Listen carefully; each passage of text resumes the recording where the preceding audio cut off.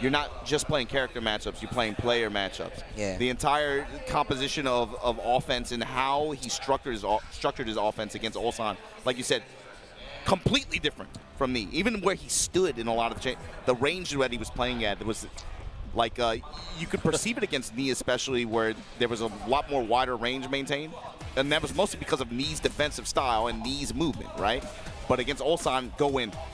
But go back, remember the first game. The first game, Mool Gold versus Knee, he was taxing them ankles. Sidestep 4, just down, back 4, just hitting, sprinkling in the lows. And then game 2, you saw Knee go to range 2, range 3, nothing but whiffs, nothing but punishment from Knee. And Mool Gold was like, you know what, let me back up a little bit. And he was like, oh, thanks. Now you open up the floor for me to go crazy. I feel like that's the natural bait, though. Is like, I want you to be confident that you could go for these moves, then I'll seal it away when I need it. Yep, that's absolutely and on his true. side, then he starts going in the cannonball straights and, of course, some of the mid options and movement that Brian has. But before we get to our next match, we got to give a special thank you to all the people that helped make Evo Japan 2025 possible. And, of course, that's PlayStation Tournaments. And, look, if you guys are watching, you're enjoying seeing all the games and seeing the crowds, seeing the events that you guys are watching here, you can be a part of it, too. You can combo the competition, and we'll combo the rewards. Make sure you guys look up the PlayStation tournaments that are going on in your region. They got them for all different kinds of games, all different times of regions, and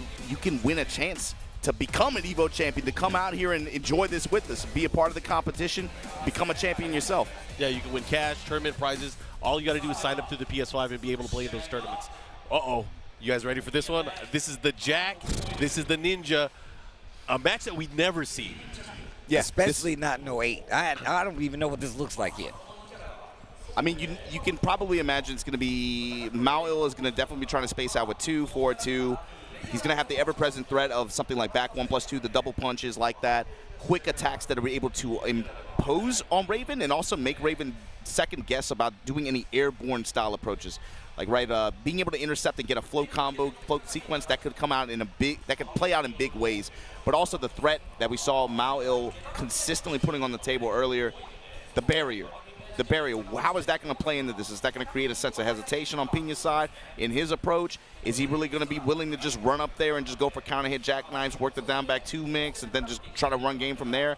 Is he going to try to open with Soul Zone, back up? I don't know what this looks like either. This comes down to ninjutsu science, man. What is stronger? Is it the chakra? Is it the shadow clones, or is it the molecular level of machinery nowadays? Man, there's ninja tech now. Ninja science, bro. I don't know, man. We can geek out on this all day.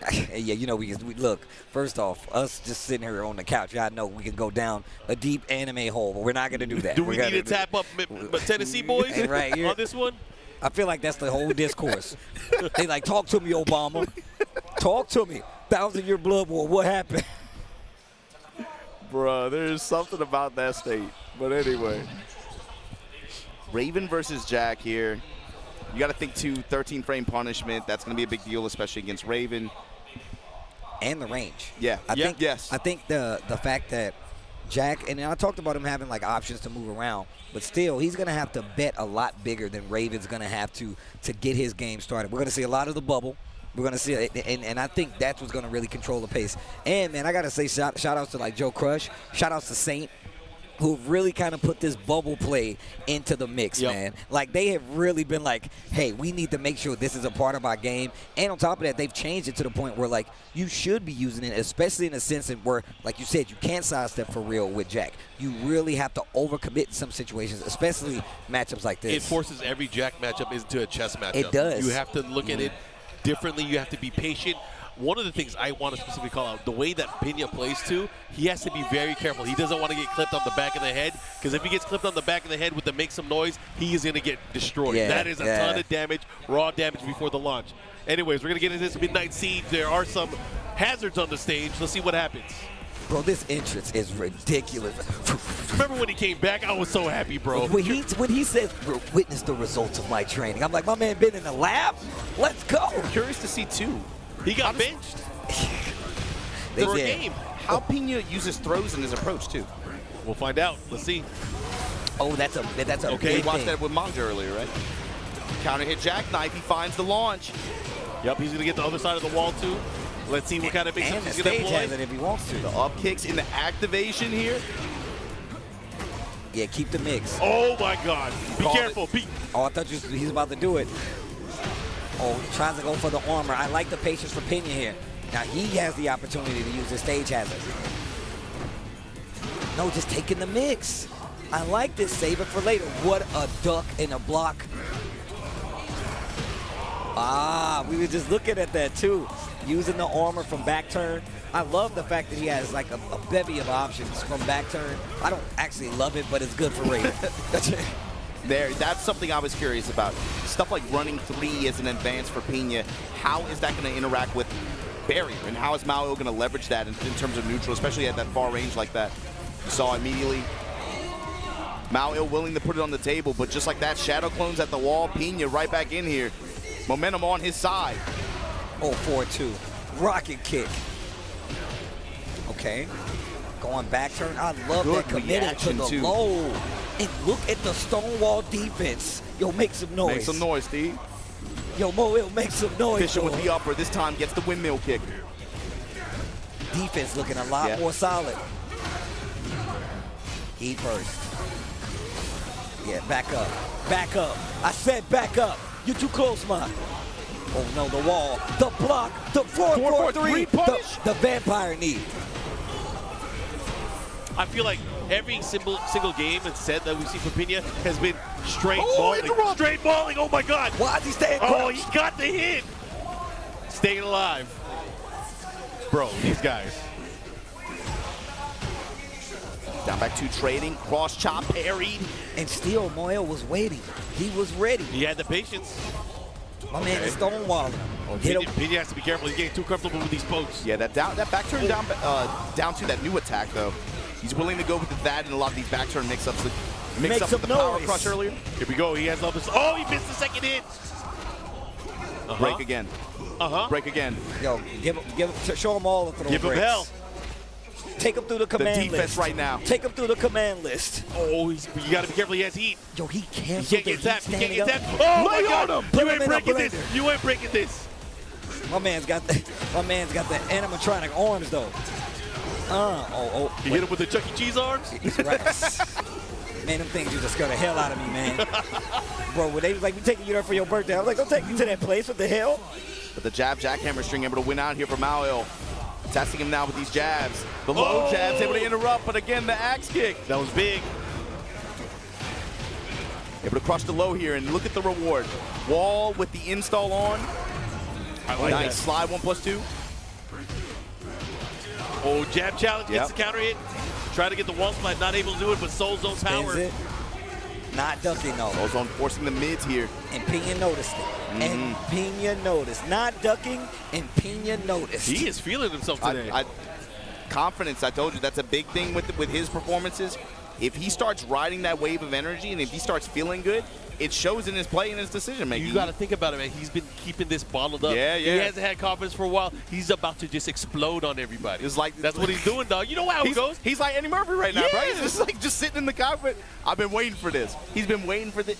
And again, it's like I said, I feel like there's been a sense of pressure on him just because everyone else on his squad has had some level of success. Yes. And so when you're the only one that isn't posting some kind of results like that, and even though, everybody's friends or whatever, they're not going to, like, do it like, look at you like that. I'm going to be very honest. Y'all must have forgot about Pina. Obviously. Not us. Not us. We're We professionals. know. But everybody else, they definitely forgot about Pina. Yeah, they look at the hot numbers, bro. They don't care. Oh, bigger stage. Here we go. Pina, again, he has been putting everybody through the blender. This time going to be a little bit harder to find the wall, but now you see the Pina step starting to come out a little bit. The movement tech, counter hit jackknife again, willing to challenge in some of these situations from the crouch dash, and he's had great return so far. When they end with the 4-4-3 there, going in the back turn, finding a lot of straight hits, whiff on the 4-4-2 there, back turn, low step, and get out of dodge. Yo, make some noise, though. Of course, a 4-2 this time. The low options, and again, finds another counter hit upper. Making these slower attack choice from Moel really hurt him. I mean, obviously steering away from like the 2-1s, going more for these lows, and it's really getting him in trouble. Yeah, he's trying to deny him the pressure, but he's pressing into the counter hit while standing 2 option each time. I like what he's doing here because he's forcing him to go for these smaller pokes, but then the jackknife has been coming out, stopping him. Yo, get hugged. Okay, let's see what he does. Yo, make some noise, though. Again. I said make some noise, though. I didn't hear you the first time. Okay. Oh, God. He almost got him with the punish there, too. That would have been sick. Working the full crouch mix there. Oh, that was godlike. counter, That my God. exchange The counter was teleport. ridiculous. Back 1+2, the great equalizer with the dash to follow it up. That's the layer 2. That's layer 2. They Fine, you want to literally run right- the barrier? I got the ninjutsu. Right? The get jutsu, bro. okay. Down back 2-1 this time. Let's the high string rip. Working the low jabs. I Stand like jabs that. to interrupt. Rocket 4-2 with kick. the upper. Oh, the blue stuff. Oh, the bull rush. Astaroth. Oh, dang. Now Nice, that you put just a lip said that, that's exactly what it is. That's crazy. Oh, he got him. He caught him. Whip punish just in time. This is big for Moyle. Yo, hit him with the flex, though. Oh! This is huge. He has rage. And he's gonna gotta use get a heat. lot of He's gonna life use back. the heat too. I would do it. I would do it. Get rid of the gray and stuff. Yeah. He's not gonna kill. He's gonna put him into dash. Makes him still has heat. Yo, This is in his advantage. He's gonna pull out his homies for sure. the added utility of using, rage art, making cash out early so they don't get recoverable life is something that I love about the meta of Tekken 8. All that just to slide in with that low chop and put Pina on set point against Maui here. Oh, too slow. 2-4 punish and then 4-2 to interrupt. Get the aerial advances. How many times? He hasn't gotten clean floats, but he's had a lot of interrupts on his advances through the air. Down 1, 4-2, two of the options that have really been helping him out. So he's got to be careful going to those lows. You can see Pina kind of stuttering, showing it in his face. Too, yeah. He knows to look for these Bait jabs it. and these highs. Look at the patience. The wall, I said make some noise.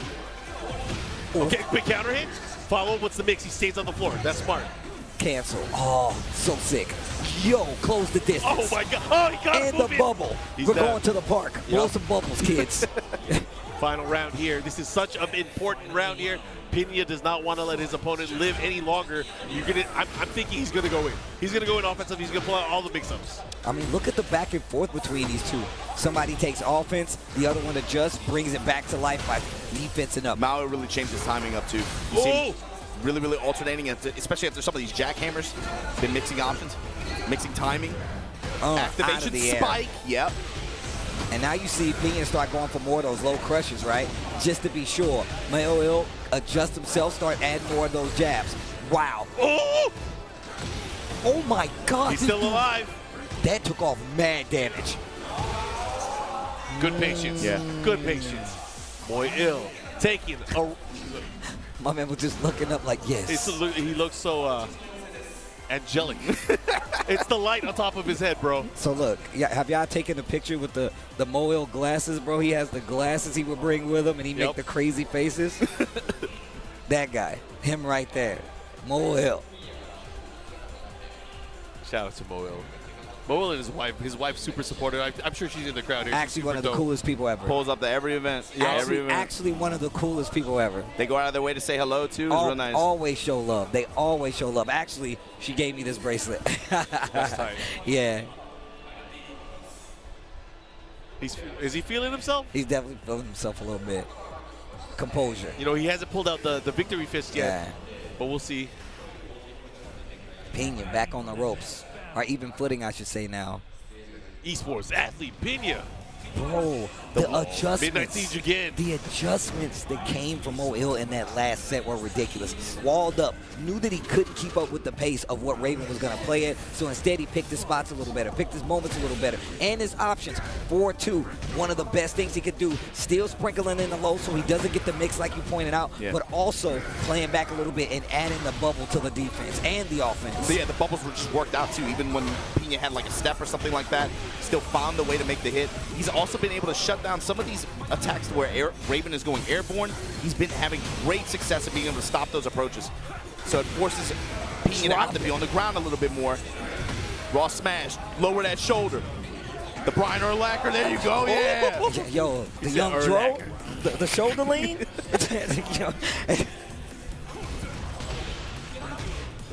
Full crouch mix working out here. Instant break from Pina. Counter hit jackknife, but no one not able to get the return this time. Finds the upper. There's your spin. Wants to just take the real estate. Fine. Work the throw. Lowe's able to interrupt the first activation. Just goes right back to it. And here you go. The rocket kick at the wall. Stomp on him. Mix up, he went for the mid that time. Bro, I thought he chased him with to make some noise. I thought he chased him with it. Oh, you gotta be careful. He has range though, he has range. This is huge. He has heat too. Yeah, he should be able to find the wall. The wall? I don't know. I don't. Yeah, he's still alive. Guess for game. Oh, spring kick and the punish.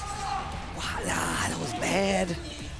That's a huge round. Yeah, that's a huge round. Momentum. Yabari jabs, jackhammer able to spike him out the air. Down back 2, working the lows. Jackhammer is the one that has been missing from this.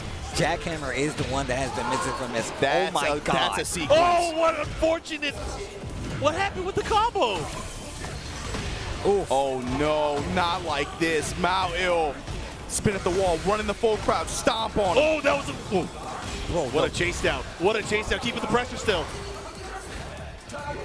I said no. My man said close the distance. Oh, dude, the plumber. Oh my God, the way he is using Jack right now. Low parry.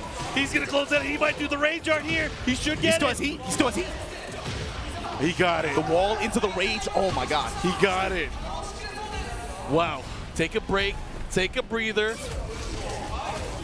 The adjustments that have been made on both sides in such a quick succession from round to round is amazing. That round specifically was a crazy back and forth. What? He waited the whole set just to let him. It's a little slower. The confidence. It's a little slower. You know what I'm saying? Just a little bit. Just a little bit. Uh-oh. Oh, he was looking for the sweet chin music too. Pina with the down back 2. Shadow clone active. Got the wall now. Oh, down he's back hitting 2-1 everything. sequence. Drop it on a big damage. This is the chance. Abari heat smash. Mao with rage. Oh, man. Oh, he caught him moving. Did so much life. Plus range. He's healing up. Punish. Oh, he got range too. And he it's has over. Range. That should be the end of the run for Mo Hill. He's going home. Pina is going on. And man, I would love, we need to talk about this. The fact that both of them made the craziest adjustments to make this round happen, to get this W back in there. That last series coming from Mario right there was absolutely ridiculous. What an amazing set. I can tell you, Pina has been wanting that for a year. He has been sitting on that. Man, I had to watch my teammates all qualify for EWC. I had to watch. He just got in. He just locked it with a hell of a set too, by the way. I loved how from game to game you saw layers of that matchup develop. Bruh, beautiful set. The barrier versus the ninja parries. And then Mo had answers for that. He was ready with the back 1+2 several times after some close quarters parries like that. And you saw the plays and the Yomi layers develop so much around the threats of counters and parries. Yes. That was a mad fun set to watch. Oh my God. That's why they don't give it to us all the time. We don't see those characters. Yeah. Because it's too hype. What's up, girl? My name's Pina. I'm trying to put it in you. That's what I think about when I see that smile on his face. He just got in EWC. Who let Marquez drop these bars like that? Bro. Who let him do that? Yo, you hit him with the Zeddy. I had to hit you with the Pina. I didn't know it was a competition. We're waiting for you. We're waiting for you. You're going to be waiting a long time. It don't go. I ain't got one of them. I ain't got one of them in the tank. I can tell you that right now. Oh my God, that set was crazy. Oh my God, it was fun. From 2 characters. We were just talking about how we don't even see that matchup like that, and we saw layers of how that matchup can be played across the board. The fact that people would say that extension from the bubble, the follow-up kick. A lot of people will tell you that move is useless. It's high. It doesn't do anything. Look how many games that you saw Mao using the bubble before he started using that attack. He used it 3 or 4 times in succession. It hit every time. Yeah. It was so smart, and it played out so well. Especially game 1. Game 1, the bubble representation was great. Dude, that set was so sick. Oh, that set was sick. And you know what? We got more bangers after this. This true? Was a great loser bracket, but we got to remember what we got on the winner's side, That's absolutely true. Oh, man, I can't wait. That's absolutely true. Offline Tekken is the best. I mean, I'm still interested to see what happens on this next set. Because that sets up Mulgold versus what, Pina then, right? Am I tripping? But nah, man, dude, this set was ridiculous. This set was actually ridiculous. Bro, the bubble. I mean, not having seen this matchup a lot, it was such a treat to see the strategies they have employed. Again, just to kind of take each other's turn back. The spring up here getting them killed. The Pina step to make you think I'm going to do something. and the way he played crouch dash the entire time. Look at this. Look at this, bro. Oh my God. Bending, and then finally I'll leverage a bet. He waited the whole set. He waited the whole set to finally take it.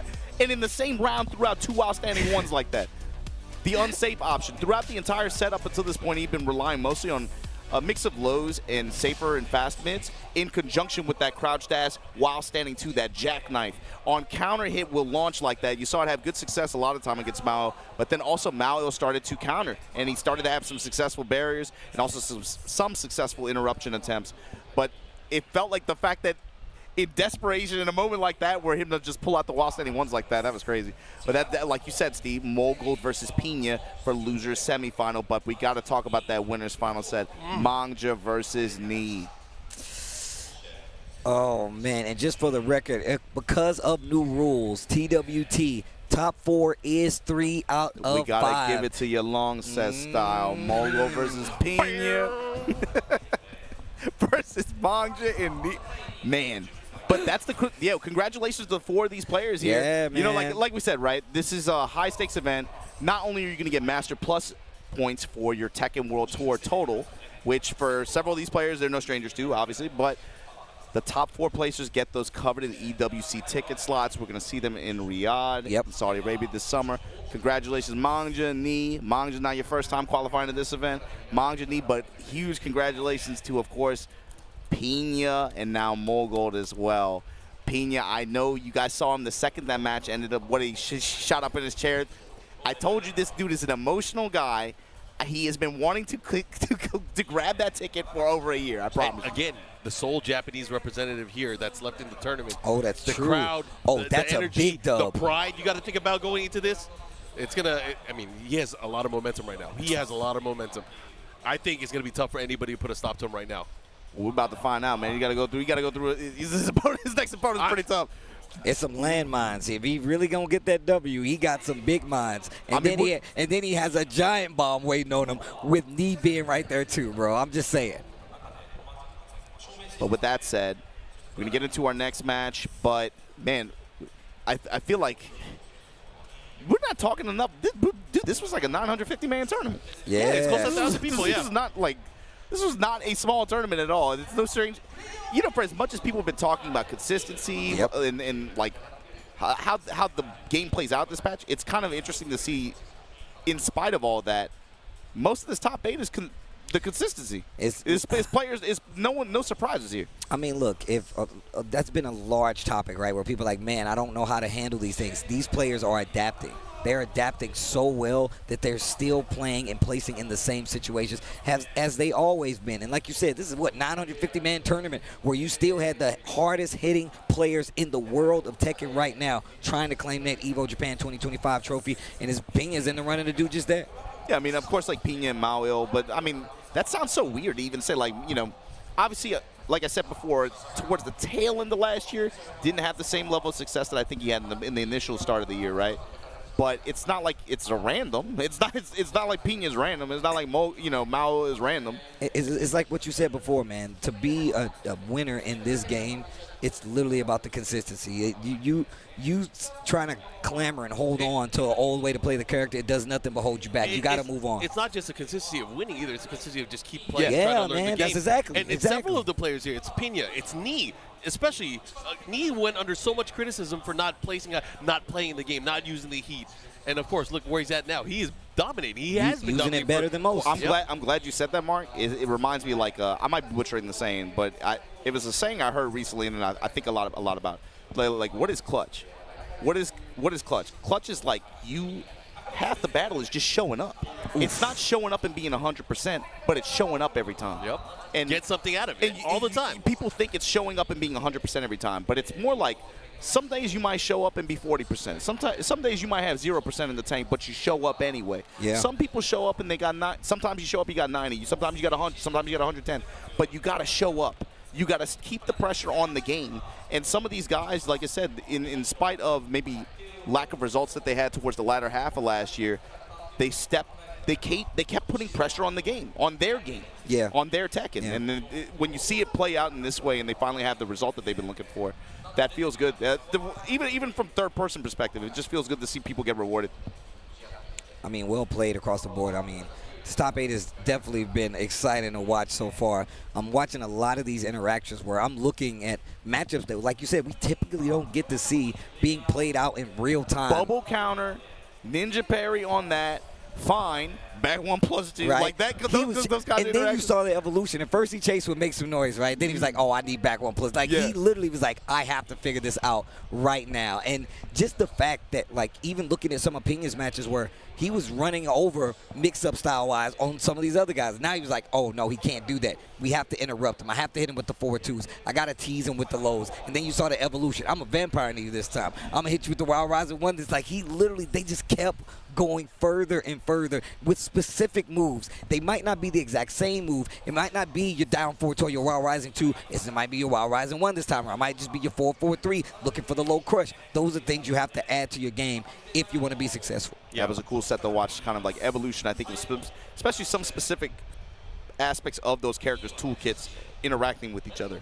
But coming up now, you see them on stage, winners final. We're going to run it.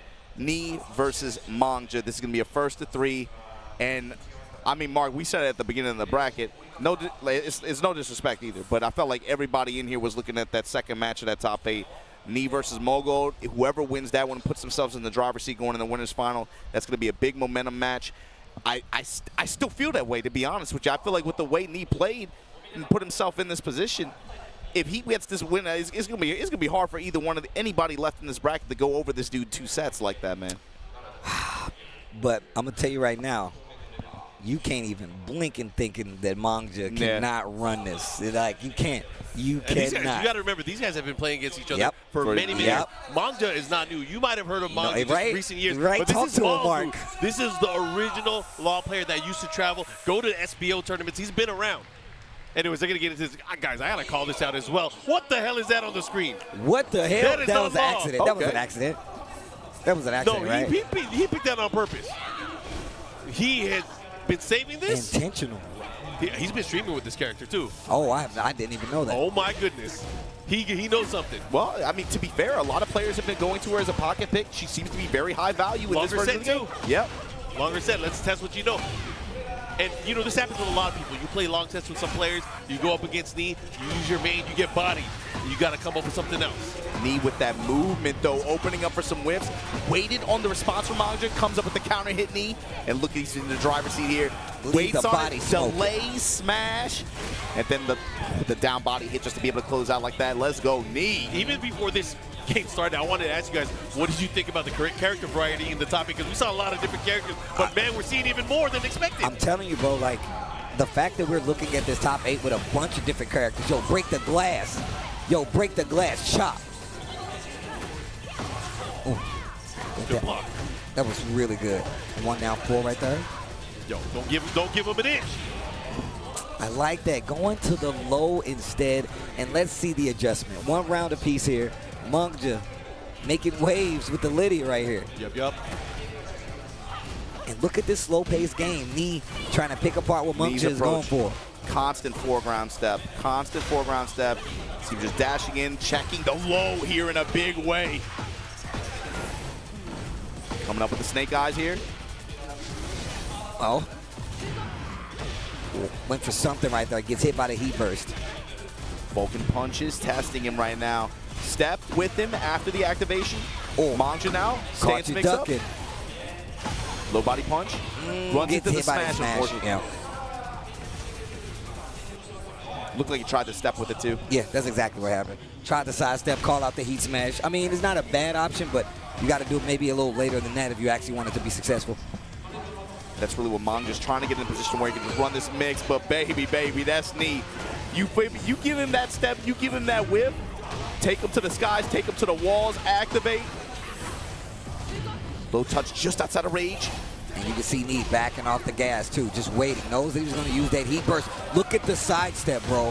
While rising 1, you should be dead. And Knee is going to take it to a tied round count here in the first game. I have no idea how this is even on rounds. Knee's defense and his movement have been so good. He's had such high impact steps and just being able to find huge whip punish opportunities and put him on the wall. While standing forward, just back off now. Small That's what pokes, looks- yeah. nothing big, nothing big. Look at the side He's step. constantly looking for the opening, and Manga, you're going to give it to him? Rotating around that foreground step, and here we go. Just outside of rage, once again, same situation as last round. Oh my gosh, charge it. I just thought about Falcomon being back and what Brian just did, and Jesus. He's back. His movement right now is, oh my God. He is, this dude need, it's not even crazy offense. It's defense It's that's the winning him. defense. It's defense that's winning him this set, bro.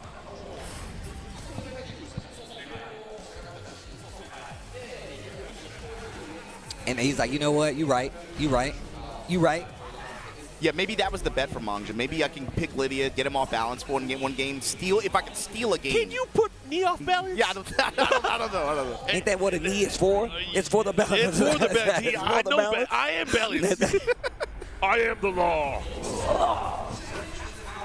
Yo, Brian is so cool. I But like this the little outfit, touch with his tongue out. I mean, that's big. Oh, bro, that is the GOAT outfit. I'm just Shout saying, out to though. Bruce Lee. Rest in peace. I'm just saying, Rest in bro. power, I don't know baby. whose idea that was, but I love you.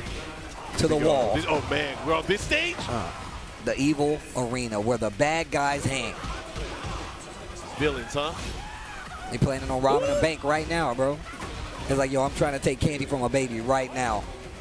Who's got eyes on a baby? I want its candy. No, 1-4. And still, this small tech, not like really big options going for gets the slide, though. Yep. Important. And that's usually the sword that kind of Manga lives and dies by, is his use of the slide. But, you know, he's one of the best in the business when it comes to it. And look at how Lee is using movement, the double dash forward jab, just to make sure, even if you do go Right for a there. slide, dude, Bro. slash kick, little down forward, side side step. step. Oh my God. Precision. Cutting him like a knife here. Look at the time. Look at the time. He's got rage right though. He's got rage right though. Oh. He's got rage right though. He didn't use it. Oh, Back doesn't need one. to. I Don't don't need to. need it. That Well, was going to get close. That was crazy. I don't know why the he did that. sidestep, bro. Oh, he got him. He got a move. He tried to sidestep there. Ran into the down forward two. Migiyapa. Classic usage of a down forward two. On the walls. Sidestep to the left just a tad. Didn't get the burst. Didn't get the stage explosion. I love that move. Oh, yeah. Okay. Yo, the cannonball straight. You got to watch out for that move. That move is sick. It's like getting hit by a coconut. Okay. Chop away. Activation here. Back to the wall. He has to be careful. His life bar can deplete. Oh, my God. Here we go. You better be careful how you get up. I think you he better got be careful how you overload. get up. I'm pretty sure he got overload. He was Oh, waiting for the second slide. hit. Punish. He's not dead. Harada, you do care. Oh, my Harada, you goodness. do care. Looking for a duck. Maybe a sidestep. Got a little life back. Not enough to survive the exchange. 13 seconds left on the clock. He is so ballsy for going for those Yeah. lows. Bro, he knew exactly when he wanted to go for slide, and that's why he went over the low with the heat smash. What the? That was scary. Delay on the string. Challenge with the wild standing four. Spins the rest of the heat on the dash. Or sliding. Get up. Dancing a little bit. Okay. Slower Tekken. Keep it there. More Oh, the counter composed straight. Tekken. They trade. He didn't get a full combo, but he got that guaranteed hit afterwards. Let's see what he does with it. Oh, my God. The dancing. Oh! Big counter hit knee. No resources, though. You need to get to the wall if you actually really want to close this out. And he does. Yo, he's good at that. Leave the body smoking. Oh my God, the sense of timing, Leave the man. body smoking. This dude knee is He really ridiculous. does give you a Viking funeral like that. I'm just saying, he's leave the body smoking. Send him out to And sea. he's like, Right. While he's jamming it. using your body as a guitar. I'm just saying, bro. Okay. The pickups with the knees. The follow-up here. Good position. He's going to activate. He's going to get the wall, Oh, too. you're definitely getting the wall. Oh, No. not if the second hit doesn't land. Okay, crash impact here. Gonna try to keep the pressure as best he can, but Law in heat. Oh, not Gets so the easy. parry. He gets the parry in heat. Quick sidestep right knee. Still had the time to block it. We saw him earlier sprinkling in that down forward two after he was realigning with the dash jabs to make sure he was in his way, making sure he was in alignment so he'd have to block that jab. He's not afraid of the lows. not afraid of the lows. He don't He's need not to afraid be. of the lows. That's why I said it was so scary that Manga was going to go for that, because you know he's going to make that adjustment when he needs to. There's no time. Oh my goodness, there was no time. Oh my Come God, on, bro. 2-0. 3% HP to separate. Come on, bro. These sets are crazy, nah? Come on, man. Steve, you get. I'm actually getting Don't make me. You're gonna start. We're gonna get in trouble. Don't go in the defensive stance. I'll keep it. Don't go in the defensive stance. I know what you're going to do, Mike. Don't do it. I'm gonna start standing up again. Don't do it. Just in case any other commentator wants to know, the only way you can get Steve to not grab your arm is to stand up. Yeah, that's it. That's the one. You still gonna take some chip damage. No, you still gonna take Steve will not grab your. That's broken. Oh my Oh, God. look at me. He has this. I hope Manga doesn't get God impatient. He got damn impatient. it. He got impatient. God The damn confidence it. right now, man. This is crazy. And he still got the heat active. The oven's still on. Bro, what is his hit percentage on just raw heat smash today? That's crazy. Jeez, bro. Oh, the banana peel kick? No. What is winning these games? Defense. Yo, this is a beyond. What is beyond master? This is beyond Masterclass. Wow. Of spacing and defense from Neve. This feels like what we've been waiting to see from him, man. It's not even just about what his offense decision making, like that's cool, but it's being able to see this style of play, what he's known for, work in this game like this. Mom just says, yo, you're getting a little too hype over there. Yeah, he heard us. He heard us. He heard us. He's like, you're getting a little too He's hype like, I don't over like there. what you said about my haircut last year, so let me come back. It's a nice little bow. What, he's got the little bow cut? He got the schoolboy cut. It's fine, man. It's fine. Sprinkling in the lows. Try to get one on me. No, Ooh, thank the you. Cannonball straight. Yo, getting hit by that coconut hurts. Okay, you gotta be careful here. Oh, that low, he didn't eat it. Yo, fuck him, Mom. That dude is back. Oh B. my God. Bro, didn't need the hit confirmed because he had the plus frames. This Nah, guy bro. knee. Nah, bro. Balance is in the knee. It's in the knee. I am the balance. This is gonna be tough. like man. he's Batman. I am the This is balance. gonna be tough, man. He gave him a charity perfect before that. That's messed up. Oh, Counter Counter hit. hit, He just, bro, his sense of timing today is crazy.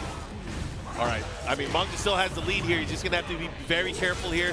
Unfortunate drop there for knee, but he has the wall positioning, which is, of course, where Brian is always the scariest. Yo, Whoa. oh my God. This dude, he's used, I feel like he's used every Brian move. If he do Chains of Misery, we in. Give me a taunt jet up or you done it all, 100%. Nah, don't do it, man. Don't do it. No, Manga, stay alive. Stay alive, Manga. No, it's not happening, bro. It's not happening, bro. It's The not knee, happening. Put the knees taunts. on him. 3-0. I am the balance. To punch his ticket for grand finals on winner's side. Change my move. He looked at the move list. He says, "Soul erase. Let me erase this dude's soul. Erase his presence from the winner's side of this bracket." Yo. I mean, exactly what it says on his shirt. Annoyed. Annoyed that he couldn't do shit. God damn. Mark, you making me hype. You got to chill, bro. It was So I'm sorry. I'm about to do the 3-point. I got to be careful, man. The counter hit launcher. It's all the offense was great, right? Counter hit launcher. You saw him successful reads on several parry attempts, and then just the combo selection. He found the Oki's MA, just doing taunts, all that stuff, right? His movement and his defense to me was so. That's like, especially in this game, if you play actively like that, that's inspirational because you try to find that kind of style and find success with it. It's just seeing it work like that at this level. That's something that makes you want to play that way. I'm dead, dude. I've said this. I think active defense, bro. Like you gotta be like, yo, I'm gonna be right here in front of your face. Make me move. But everyone says that doesn't exist in this game no more. I mean, hey, Proof is in the pudding. I'm just saying, bro, the way knee is moving around the screen, not versus just this last matchup, but all the matches when I first called this match earlier, I mean, I came here Friday and we was talking about Tekken, and he was still playing the exact same way, getting the exact same results. One of the reasons he's here on this side of the bracket and about to be one of them. He's in grand finals, bro.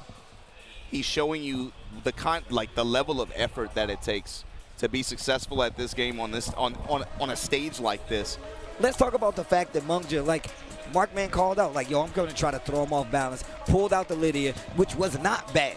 And I'm sure it would smoke a lot of other people out there going up against this character. But even still, having the composure to come back to the law, but it didn't seem to even put a stop. It didn't even put a hitch in his step. My man went still full offense and got the round. But Come on, you can't bro. outsmoke Smoke Dog. You can't. You cannot, bro. The anticipation on his end, dude, it felt like Nee was a step ahead in every interaction most of the time. Even on like heat burst activations, on some Albare swings, it felt like his step was always premeditated and he was able to take advantage with very high consistency. Towards the end, the latter half, the use of forward 3. Counter hit, bomb. Counter hit, counter hit, counter hit. You hear the crunch noise and it's like, you know what? That's a wrap. I look away, I was like, you know what?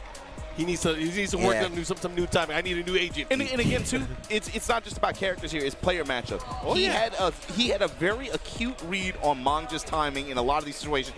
After long, awkward pauses and delays, he's like, I noticed. Watch. There it is. Counter hit. Oh, I'm excited for this one. I am excited for this one. Oh, this is going to be a banger. Oh, this is going to be a banger right here. It's going to be a banger, or it might be real sleepy, man, depending on how Mogo wants to approach this. But the thing is, Pina is forcing craziness. That's his style. That is his He's forcing the chaos. There's no way. I mean, Mulgold naturally is a space defensive kind of guy, right? And you're going to go up against a character that's strong. It's probably going to be Claudio, but if Raven's not partying, what's he doing? But listen, we were just talking about Nee's defense.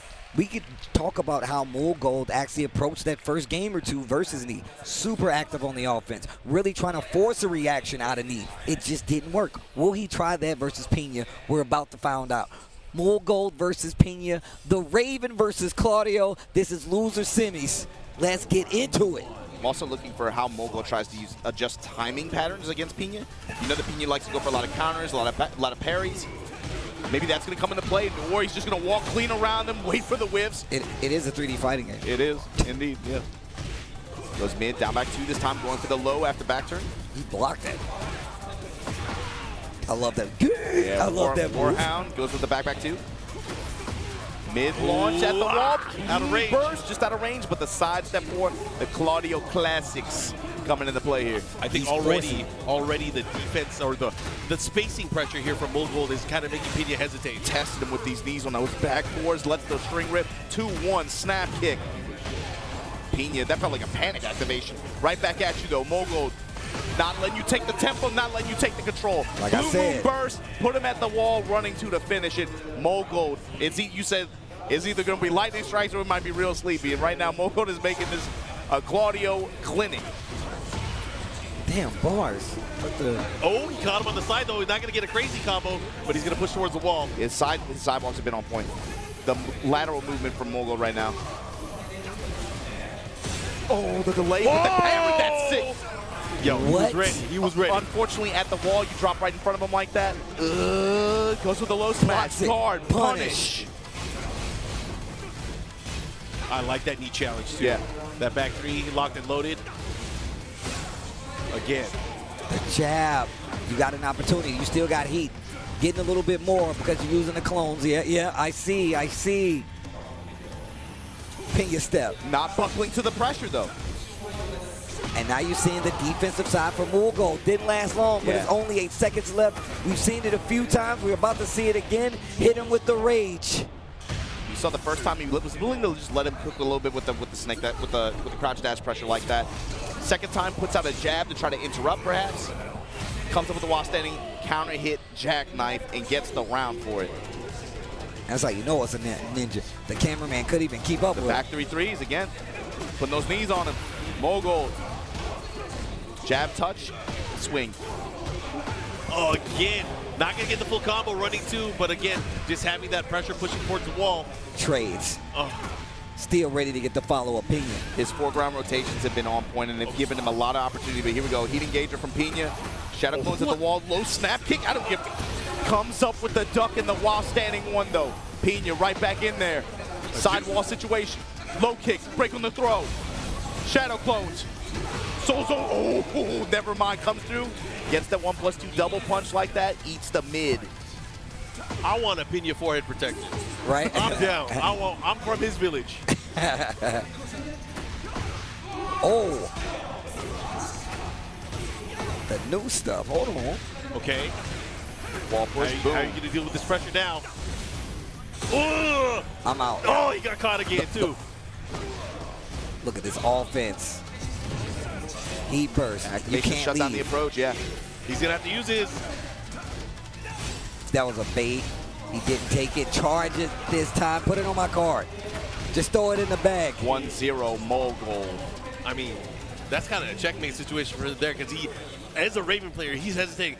Do I do the clone? And then he got caught. That was like the third instance in that set alone. Especially pinned against the wall at that angle, too. Yeah. He got chased twice for it. Third time, he just stood there and took it. Rough. Again, pretty close, but still rough. Let's go.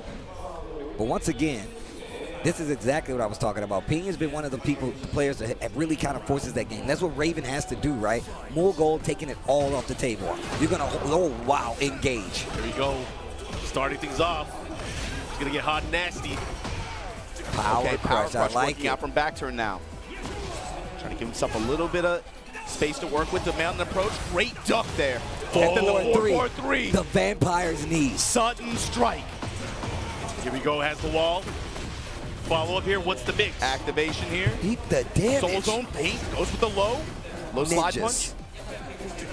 Might have a chance again. He dash cancel. After the 4-4-2. Looking for the highs, trying to crush it with the sweet chin music. 2-4 goes with the low after. I like it, I like it. Fast offensive pressure here. You know, it's very different too because towards the end of the round, he was pure offense. Wolfwood was having to react there. This is the pace that Pina wants. He wants to be able to force the offense on him. Spin that heat. No, gonna hold it. There's the back bop. Mogul testing him with these mid strikes. The threat of the follow-up. Pina not Side budging. step 4. Wall There's your split. flip, yep. 1 and He's 2. done. He dash extend. Mogul closes it out with a perfect nonetheless. This first game, 1 round apiece. The pressure at the wall from Mogul too. Just like, man, you know this guy's good at poker. Just no scare. Okay. Oh, what a step. No, the Troubadour did Got the it. down hit, but got the Still low ready. parry. Still ready. Carrying him with the knee. Spike. Okay. He's going to get the wall here. What are you going to do? He's going to have to be very careful for the charge. Oh, my gosh. The float and the interrupt. Let me get some more heat. Hook it up. Second Finish. hit, got caught. Counter hit, the throw. Time's a wasted. He's able to 4-4-2 use with it. the dash. Another trade. Trade in his favor. Mogul. He challenged, and he's going to pull off the win. That was a sick challenge. It's important to note this is a 1-to-3 set. Yes, yes. You got one more. You got one more. Nice. Counter hit jackknife goes to the Sky Slash Nova. 2-4 punish from Pina. Now the meat hook. Ain't gonna find the wall for it. There's your spin. There's your activation. Yo, he's going to add it up here. What's he going to do? What's the mix? Goes for the mid this time. Mid and the low. The windmill kick. One more time. Uh-oh. Big wall's block, gonna mess him up. big launch. No, it ain't. Uh-oh. Never mind. There's no way he's going to get another wall. There's no way. Drop it. Down by 1+2. Okay. I'll spin mine too. Oh! Kick. Nova! The first one. The first one. Charge it. Just throw There's it no in way the he's bag. gonna And do it the again. splat. Oh He my can do God. it again. 10 seconds. Run up throw. Break it. Oh! The third dimension. The low snap kick. Back one. The Oh low. my What a God. comeback sequence there from Bull Gold. Yo, it ain't Bull Silver, it ain't Bull Bronze. He's going for that gold. More gold. Put it in a safe deposit box. Save it for later. Damn. He hit the pose after too. He adjusts his glasses. Oh man. All according to plan. Right? Al coming up to the stage to talk to Pina. I would say 2 for Pina. This kind of opponent in this kind of situation, even when he was at his peak, I would say in Tekken 7, this kind of situation is where he would run into hurdles and where he would run into, I think, problems with trying to get over these players in this situation, right? he was able to find himself in the top of some events, find himself in some top 8 brackets or deep in the top 16 in big events. But it's getting over an opponent like a Mogul or a Knee when they're hot. Some kind of situation like this, especially when you get in the long set territory, where he would find himself kind of gate kept a little bit. So especially for him, on the back foot here, down 2-0 against Mogul, but you've had a great day so far. You've already, again, I think, big dub, just being able to qualify and make it this far in a Master Plus event. But do you have something left in the tank to be able to kind of put yourself back into the driver's seat here? Because right now, Mogul is sitting pretty. 2-0 advantage here in Peru. Back 3-3, lets the follow-up rip right back at you. Pina said, I don't care. Jackknife and its counter hit. Launching at the wall, driving. Down back 2, looking for the 1-4 wall splat sequence out the back turn. Mogul denies him. Testing him with the mid kicks, the mix of the lows. Oh, man, with the high splat. He got readjusted too. Yeah. It's a look, it's a 3D fighter. They'll turn around. Windmill kicks. Time goes for the Soul Zone 2, but the sidestep 4s. The lows adding up here for Mogul. Pina, what is your answer? Down back 2. This time it's only back turn. Wow, long range distance low. 4-2. The back turn low, but denies him with that Sky Slash Nova, and here you go. We gonna break that wall? Break that. Break it. No? No, we gonna keep it. We gonna hold it. Yeah, I want to hold you on the wall. Yeah, I want that pressure. Oh, wow. There we go. Big damage. Carrying it with those knees, man. Then the splash damage.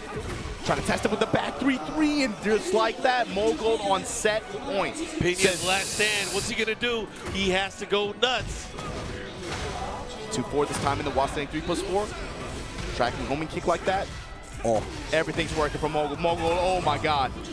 Activation through the hop kick this time. 4 again, that's the second time we've seen that. Get off of me. Heat dash. This is not looking good for Pina at all. He's going to need a miracle, and it's not going to come this way. Mogul eliminates Pina, but what a placement. What a run, like you said before, man. Pina's definitely been looking for this big placement, especially being under the pressure of being on one of these teams where you have so many successful players. But look at the showing he gave us with Raven nonetheless, and at Evo Japan 2023. Those are points on the board no matter what. When you're on a squad with a bunch of 4.0 GPA students and you got the 3.0, like everybody's looking at you like, hey, what's wrong, man? Right. But when you show up to an event like this on home territory, you have results that people forgot that you can post for the past year, and you have the success he did to be able to not only get the Master Plus points that this offers for the tour, got that coveted EWC ticket. You're going to see him in Saudi Arabia later this year. But also, just congratulations on the 4th place finish for Pina. That good stuff.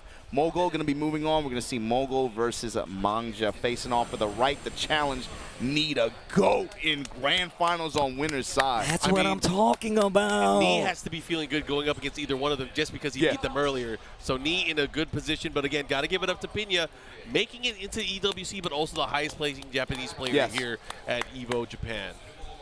Well, hopefully you guys at home have been enjoying these matches like we've been enjoying these matches. That Maui Raven said that Maui Pina said was really good, man. Listen, I live for this shit, man. I love it. I love the evolution. I love them playing the game the way that they're playing it right now, because it shows that they put in the time to actually earn the spots, man. And the fact that we have Knee here running a clinic on a lot of these players, not only just with the wins, but with the defense, the movement, the choices. He's really playing Tekken 8 right now. I said this early in the year when I saw some of his victories. It's now even more clear that, like you said before, the adaptation and the dedication is going to get you the results in the game like Tekken 8. Active defense is alive, bro. Yeah, one of the things I really want and kind of hope for the community is that we uplift each other more to keep playing the game. We know updates are coming, right? Bro. We know they're coming.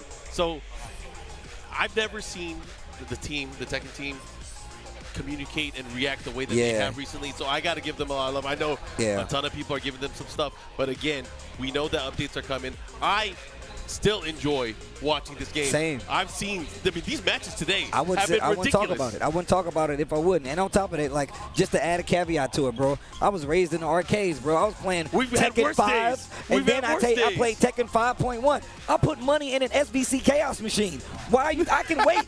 I'm telling you right now, either you can stop it, you keep going. No offense to that game. I love that game. Yes, I love that too. game. And all I'm saying is, we know about Mars people. We know. yo, I'm just saying, bro. Jeez, Mars Peoples, which, oh my Yo, God. Zero is crazy in there Yo, too. Tabasa, nah, bro. Anyways, all I'm saying is, like you said, man, you know they're actively trying to fix it. I commend them on being open with the approach to do so, and even coming out on the stage today to be like, look, we gonna line it up for you so you can clearly understand what's coming down the pipeline, and even more so, have a clear message for the fact that, hey, we've been listening, we've been trying to change it, and we're trying to change it for the better. So, yo, shout out to Bandai Namco. I'm going to be real. And in case you missed it, we got a patch coming in on Tuesday. We got one for June 3rd Coming in hot. and another one coming in the summer. So we have a clear path for updates. And it's like we said at the beginning of the stream, too. I think it sets the expectations and the tone for what they expect for the rest of the year. The fact that these players are playing on this stage and playing on this version of the game, we've had 2 major patches in the past month, right? You got to think what they showed at the beginning of this presentation, it kind of shows what they expect for the rest of the year, and it's, again, going to put these players in a position where they are going to have to be on their toes and be able to quickly adapt on the road as they get out here and try to compete on the tour and be able to try to secure these points, these tickets, and these championships. It's really going to test the players' ability to quickly adapt with the flow of the game and how that changes. Yeah, no, absolutely true. Absolutely true. Oh, man. I can't help but think about Fakaram. Every time I saw Brian on the wall, bro, when he hit the charge, I'm like, oh, God, he's back. All right, guys, we are at our losers final. We're going to have 2 standout players from Korea. We got Manga, we got Mulgold. They're going to be going at it. One of them will fight for the right to go into our grand finals and go up against the legend Ni. Man, I can't wait to see what happens after this. TWT well underway now, especially considering this is the ribbon cutting ceremony for the TWT 25. It's going to be a good one. I can already see it coming just by the matches that we have here right now. And one of my favorite parts of any tour is just the international competition and how they're going to evolve. Obviously, we already talked about the challenges, the Masters, and the Dojos events, respectively. That means we're going to be seeing a lot of high-profile, high-level Tekken, and a lot of people traveling to these different regions to get those points and those spots for EWC. And then once again, it just sets a precedent for the game to grow in a great way, especially considering they've given us the roadmap. Something else I've been thinking about, too, just looking at this, we talked about earlier the fact that the Pakistan community doesn't have representation at this event, unfortunately. But after the Pakistan versus Korea exhibition, I think it was interesting how at the conclusion of that event, okay, Pakistan, clear victory. This is the response of the Korean community. Yeah. We took the L, but if this is the response, I can't wait to see a showdowns when we start to get on the road and see those big international We have circuits. one coming up soon. We got another Master Event with Combo Breaker, That's and true. we know a lot of the players from Korea, from Japan, obviously from the United States, but of course from Pakistan, they're going to be there as well. Actually, I got to give a lot of love for Pakistan because Shout out to it must be Pakistan. frustrating to not be able to come here just because of just the state of I mean, it's bigger than us. It's definitely bigger than us. I wish they could be here, but again, I can't wait to see when we get to see them again. But I gotta say, man, some of my favorite players are coming from Pakistan at this point. I mean, I love the John, man. I always tell Arson Ash how he changes the game. I want to see more of these. I want to see Honey and Wise comes back and give us some of these games, man. I want to see Hafiz Tanvir. I want to see all of these players come back and represent. I tell this to all of my favorite players in the States. I want y'all to travel more. I want y'all to get out there, get that experience so we can see these big events play out the way they're supposed to, and we can have these exciting battles again, man. So, look, if you out here still repping, traveling, and you're playing the game, I commend you, man, because once again, it's one of the reasons I keep watching the game. I like these high-profile competition for real, man. I really do appreciate that, man. I have to thank players all the time for giving me matches to commentate, regardless of the game. If I talk about the game, I'm going to tell the players once it's said and done, yo, thank you for giving me these matches to get hype about and talk about in such an exciting way, and it inspires me to go and play the game, and it's been amazing, bro. Yeah, it's going to be a busy couple months coming up. You're talking about Combo Breaker, Mark, but it's like once this stuff starts, it feels like a whirlwind, especially in the summer, right? We go Combo Breaker, then we got Melbourne, then we got something happening. It feels like it's something every week. If you guys if you like the matches that you've seen and the match quality that you've seen so far today, you are not going to have any shortage of it coming up in the summer months. Yeah. And it's going to be one of those things, too, because we have this as our personal friendships. It's like, I'll see you at the next one. See you at the next one. I haven't seen you since this event. It's going to be one of those. But anyways, we are getting ready with the games. The final 2 sets that are going to be coming up. Losers final here. Any thoughts? You guys got a pick? I mean, I like to typically just go straight to the matchup. Character matchup? Yeah, go to the character matchup.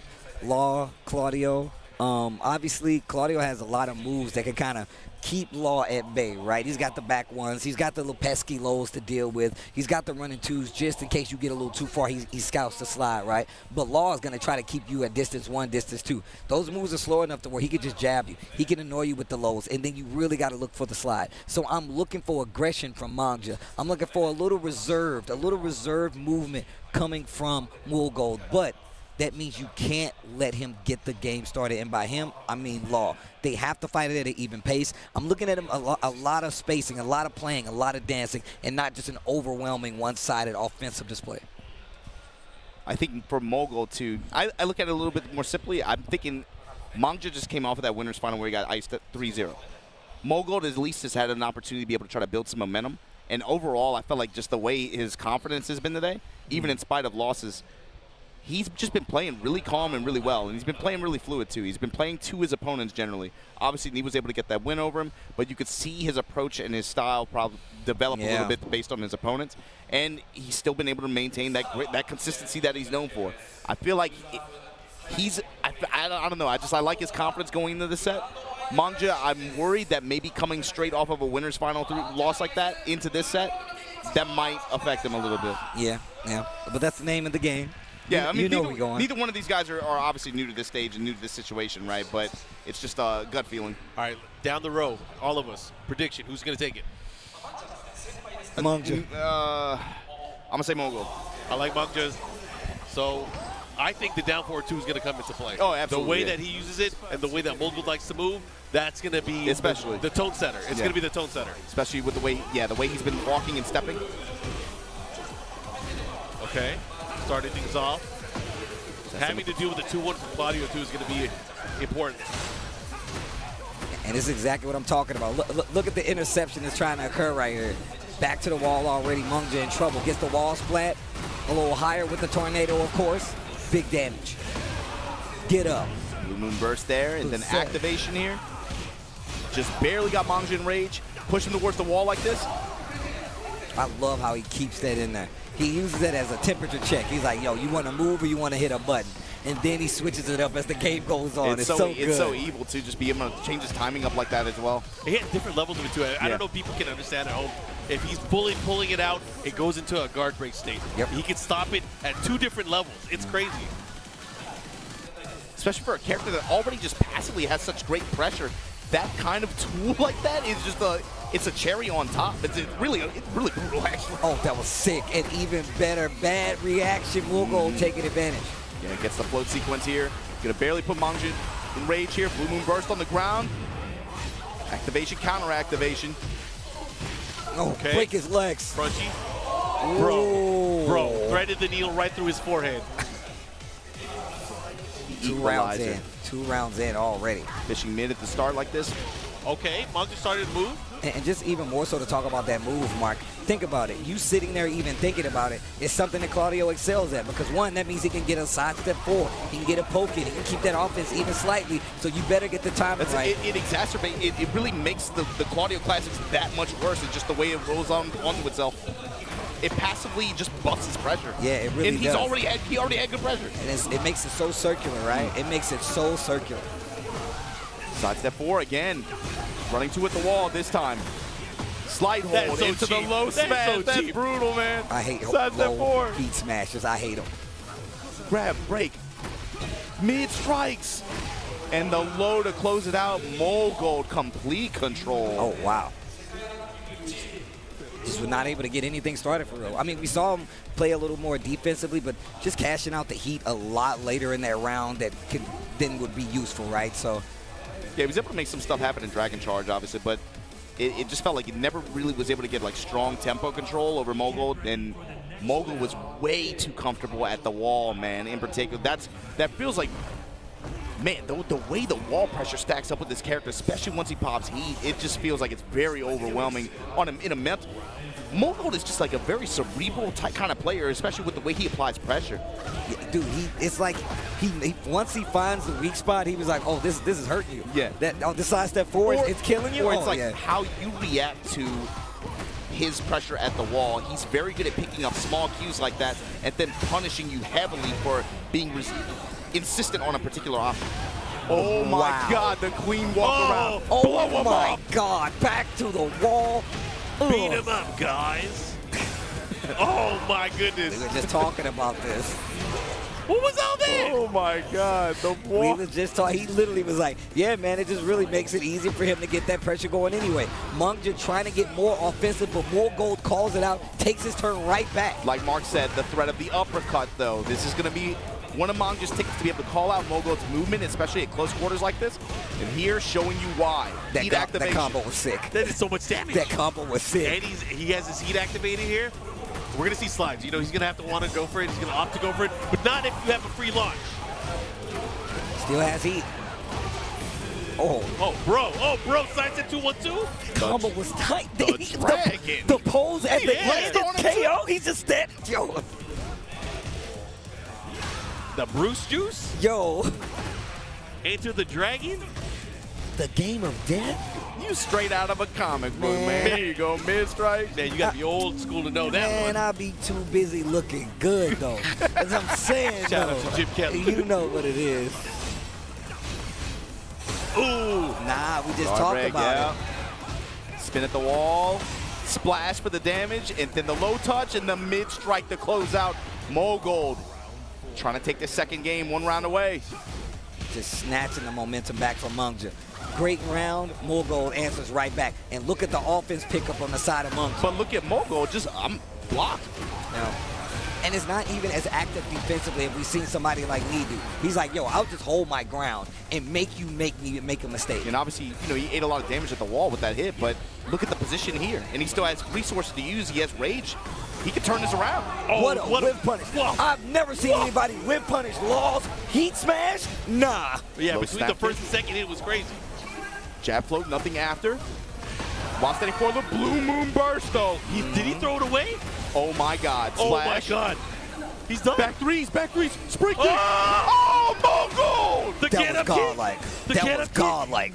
The Oh, camera that angle was threw me godlike. off. That was godlike. I think you punctured my shoulder. I'm sorry, bro. I am so sorry. It's cool. Right. It's cool. What did we tell you, man? The health insurance policies, dog. You know, Tom. Oh, it's I'm sorry, bro. Pukaki, bro. I'm The sorry, bro. economy. We're international right now. I'm overseas. Right. Oh, that's going to cost you even more, bro. Jesus. Nah, that was tight. That was tight. Dude, it was so sick. But it sucks because he's down 2-0 right now. Oh, man. I've never That's seen a gotta slow-mo hurt. like After that. a round where, again, he was laying on the offense, he had him cracked, he had him in the critical HP. Mogo was like, hey, I'm going to just block. Okay, yeah, you did that wall combo. I have rage and I have heat. And he's done that multiple times in the set already. It's like, I am in it. Punish. Mogo is inevitable. Yeah. He's snapping on him. Look at the offense. While standing four and then again running the pressure after. Mangja's had good success with it, it's just unable to close out. Activation, counter activation now. Nunchucks running with the wasp. The running two, spin a Rooney, and here we go. Mogo taking his game back, trying to take his turn back, big damage.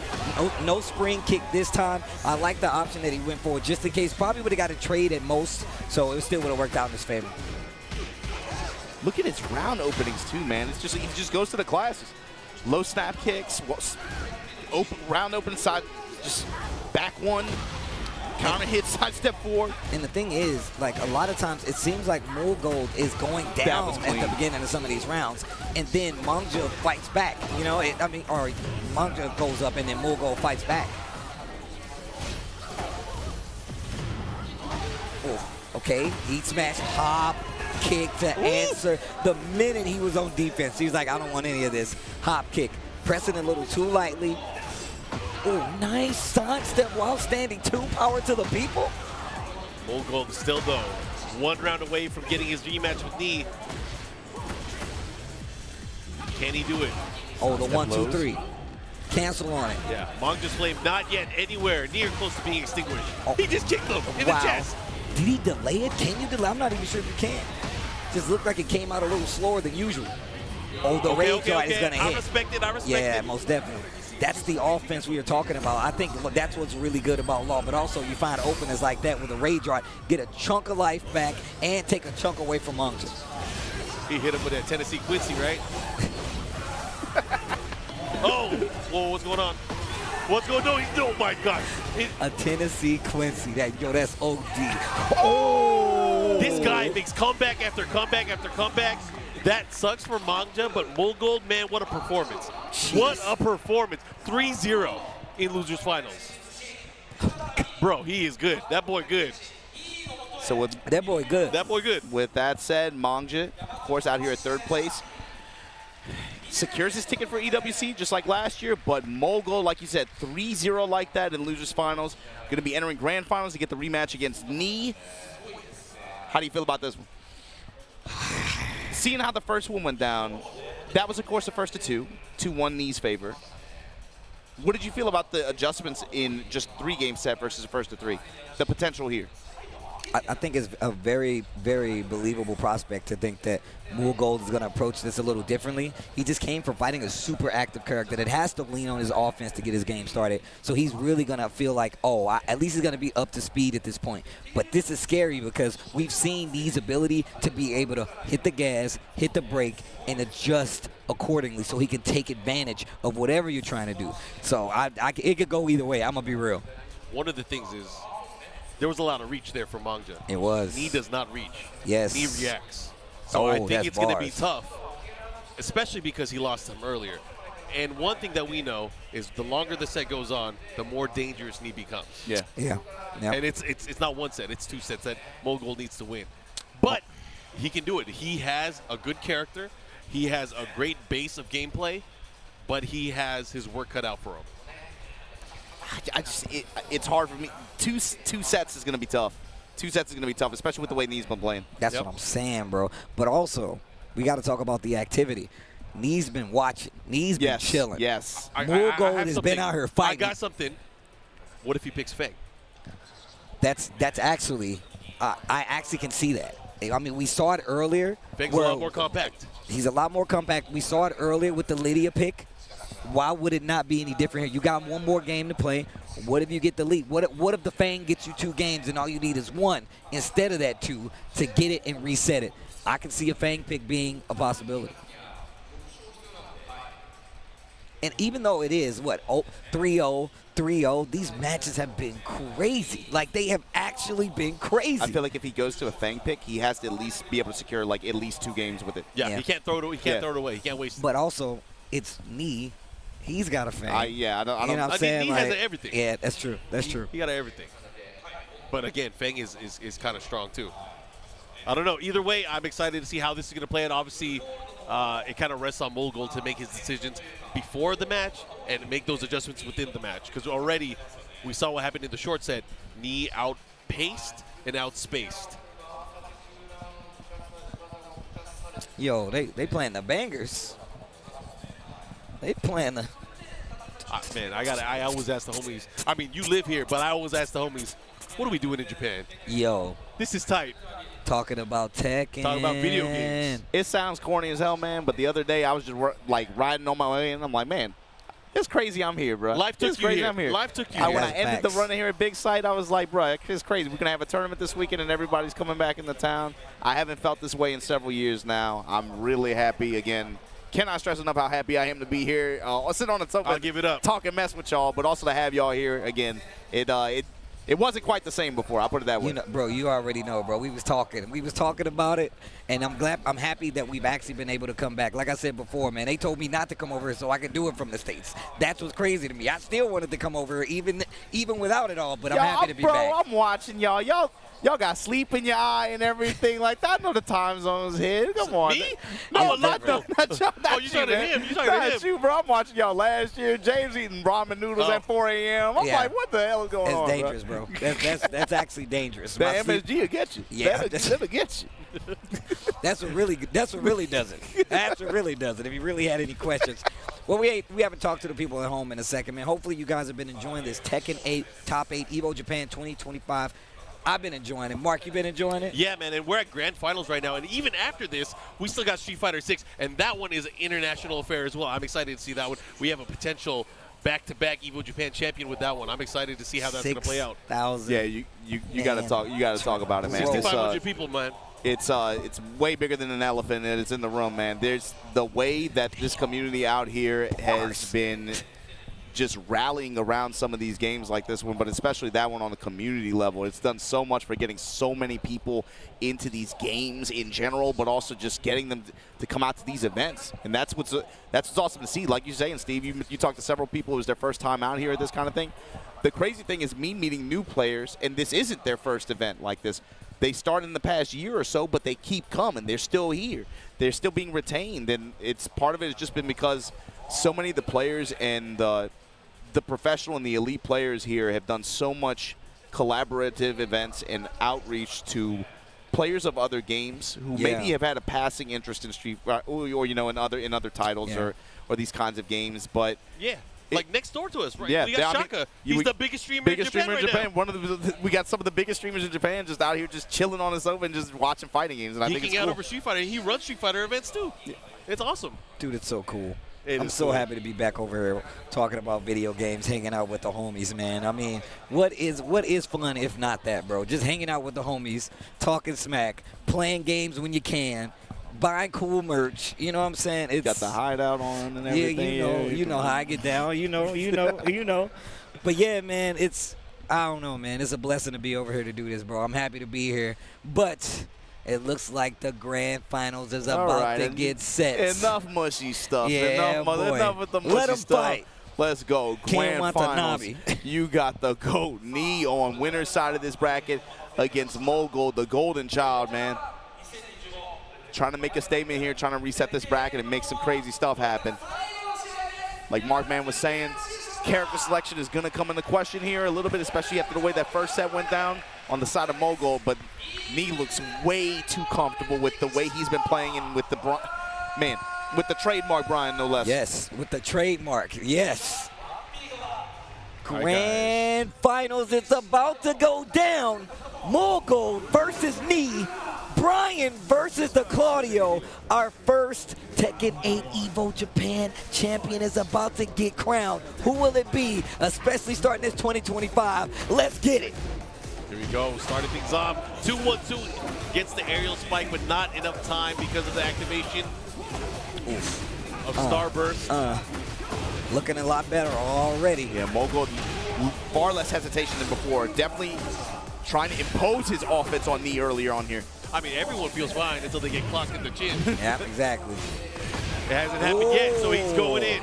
He's taking liberties at the moment. I like that. The jab at first and to be able to offset like that, and then goes straight in the Blue Moon Burst and heat. And look at the whiff punish. Testing him with these knees back and forth. Both of them trying to put knees on each other. I mean, Nee hasn't even thrown out anything. He's already shown the threat of the sidestep. And we saw this is how the first game started. Oh, those sidestep fours, though, they added up. This is how the first game started. Dash, delay, dash, sidestep forward. And it's one of those things, if you look at what Nee was doing before, dash up, jab, dash, jab. I don't want you to be able to sidestep me. And then you start adding in the lows. There's a lot of realignment and timing adjustments that you're watching here, and it's like very, very fine.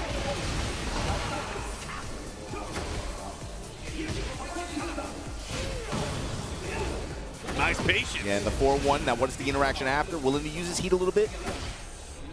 10 seconds. Not dead just yet. Rage Rod is there, though. Look at the time, though. That low touch might be, oh man, the mid strikes in the back one. Two rounds already for Mogul. A great start so far. He needs to close it out, though. It don't count until you get 3 rounds. Bro, when he steps and doesn't pull the trigger, that's what you're like, oh man. That you get thinking you get away with it. And this is what I was talking about. The fact that he's starting to turtle up a lot more. Mogul even holding his ground. He's not even pressing anymore. He's literally like, nope, I'm not taking that bait anymore. I'm going to make you work all the way forward. But we saw this when he was going up against Manga too. Willing to just stand there, not even move around as much as we saw Nee with that active defense, stationary defense, if you will. Great punish there. Pushing towards the other side now. Slight life lead for Mogul, but Nee making the comeback here, about even on life. 4-1 presses safe mid, then activation, betting on the press after. Back one at the wall, this time crash impact, gonna put the dash behind it. Oh, this is scary. Oh, what a low parry. Dude. He's gonna rage art. He's got a rage art. And the Tennessee special. Tennessee Quincy special. The Tennessee Quincy special. Put that on a bumper sticker. Nah, bro, for real. The Oreo Ishida with a little bit of Bojangles. I like it. Yo, Sheeta's pretty cool, though. I'm just saying. So stupid. All right, here we go. Brian, Claudio, straight to rematch random stage. Nah, be real. They really do like them some bleeds. No, now. they For some do. reason, I don't get it. Yo, that Tennessee Quincy line, that was OD, bro. Oh, my God. My man Mark just started a gang down there. We're the Tennessee Quincy. What do you mean I started a game? I felt the effects of that in past events. Oh, my God. Bro, they gonna be running around in the streets in Memphis with chains and monocles and right. stuff. That's why I didn't go to Combo Breaker last year. I was afraid. Anyways, we're going to go back into this, guys. Mongols with the first game. Now in the life lead here in round number 1, game number 2. Yeah, with the wall behind him, too, running to ender there. Splash damage to kill him off that. The combo recipe. Ugh. You saw that the character in the background just leaning like, damn. Like, he hit him, damn. But yeah, man, and just to compare the styles right now, like I said before, more stationary defense from Bullgold, who's not really doing too much movement because he knows he's going to expose him, whereas he's looking for these big side steps. He's using the back and forth. He's not even pulling the trigger every time, too. It's just like constantly, very patiently just waiting for the big opening and then willing to take it. Again, crash impact here. Back 3, and then the delay blue moon burst. Did you spin the wall? Oof, not dead. Mongol. Back 1 blocked. Spins the rest of the heat, looking for something big. He needs to spin, and look at that double dash forward, sidestep forward. Like he knows that he is looking for these big openings, and the big counter hit started on this time. I'm gonna realign and still employ my offense just with the delay timing, be able to try to catch you trying to move.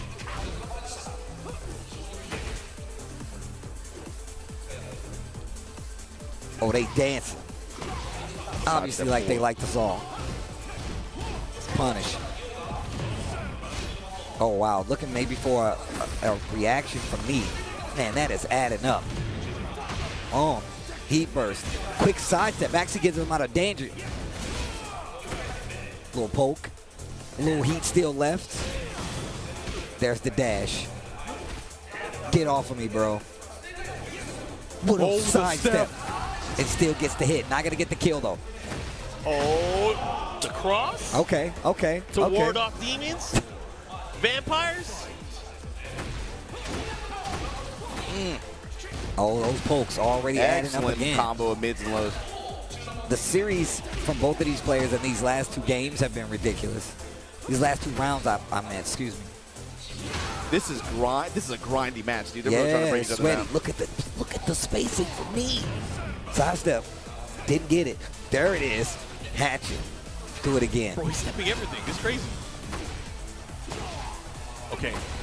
Man, I think he's baiting him to do that sidestep 4. Yeah. If he orbitals that, I'm going to throw my phone. Back one. And you saw the sidestep. You caught the sidestep. Especially in that corner positioning on that stage there. Probably anticipated the step. Back 1. Infested running up on stage here, who has moved more into a coach position for the DRX squad. Last year, he got top 8. Yep. Yeah. Here at this event, the debut Tekken 8 event. What is Megane-kun going to do here?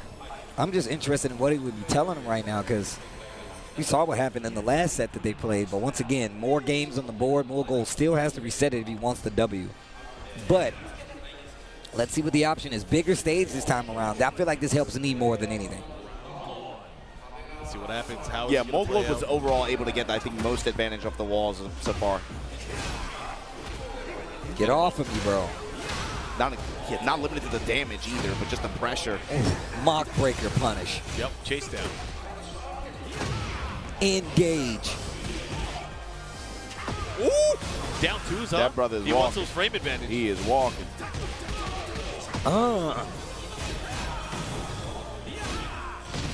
Strikes. I love that punch barrier, dude. It's so sick. That's one of the coolest punch barrier effects in the game, I think. Yes. Yeah, you It's think very you got dramatic. him? Yeah. It's like, you think you got him, you didn't get me. You would have me like you never had your car. Oh, wow. Uh-huh. Ooh. You never had your car. Oh, almost had you. He was ready. That was so quick. It was like, oh, you're going to finish it? Let me go. Picking up the pace a little bit. Oh, again. Cannonball straight to open here. I think that's what Infested said. Do that move. Keep him from moving. Wow. Oh my He's God. catching mad side steps. 444 blocked. Heat burst. Bro, you gotta watch out. Those side step fours, man, they're so good. Spins it all. I love the cancel. I love the cancel. Side step 4 again. Trying to bait the duck. He doesn't take the bait. Is he gonna go for the heat smash? Oh, Punish. nice punish. 4-1 in the smash. But still got Side snake kick. eyes. I said get off him. What a whip punish. That was insane. He's not dead. Yo, this guy, Jeez. robot. That's a cyborg, B. That's a cyborg. Get off. Uh-oh. Okay, He's starting to scout now the he's starting to lows. see it. Now he's starting to see it. Did he just turn this on switch or something? He got That's the Zenny crazy. glasses on. That's what Yup, Infested yup. did. Infested went. He put the glasses on. He went up there and turned them on, turned it back off. He's like, there you go. Reboot it? Yeah. Good old IT check. That's what Spencer. Oh my God, the knees down too?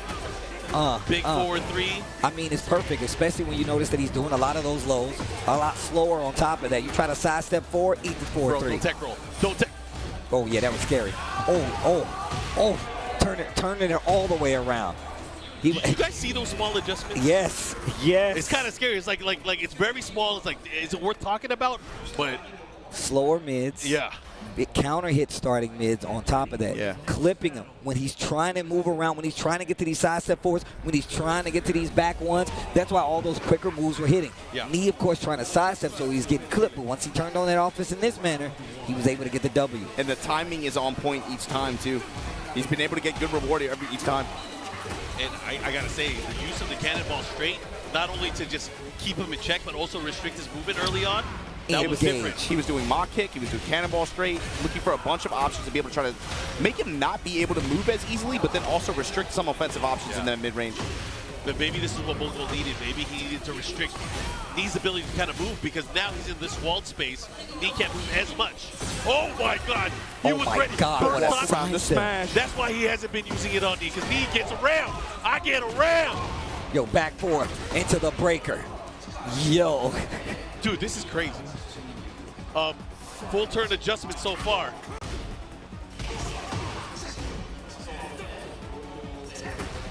I like that little poke on the low.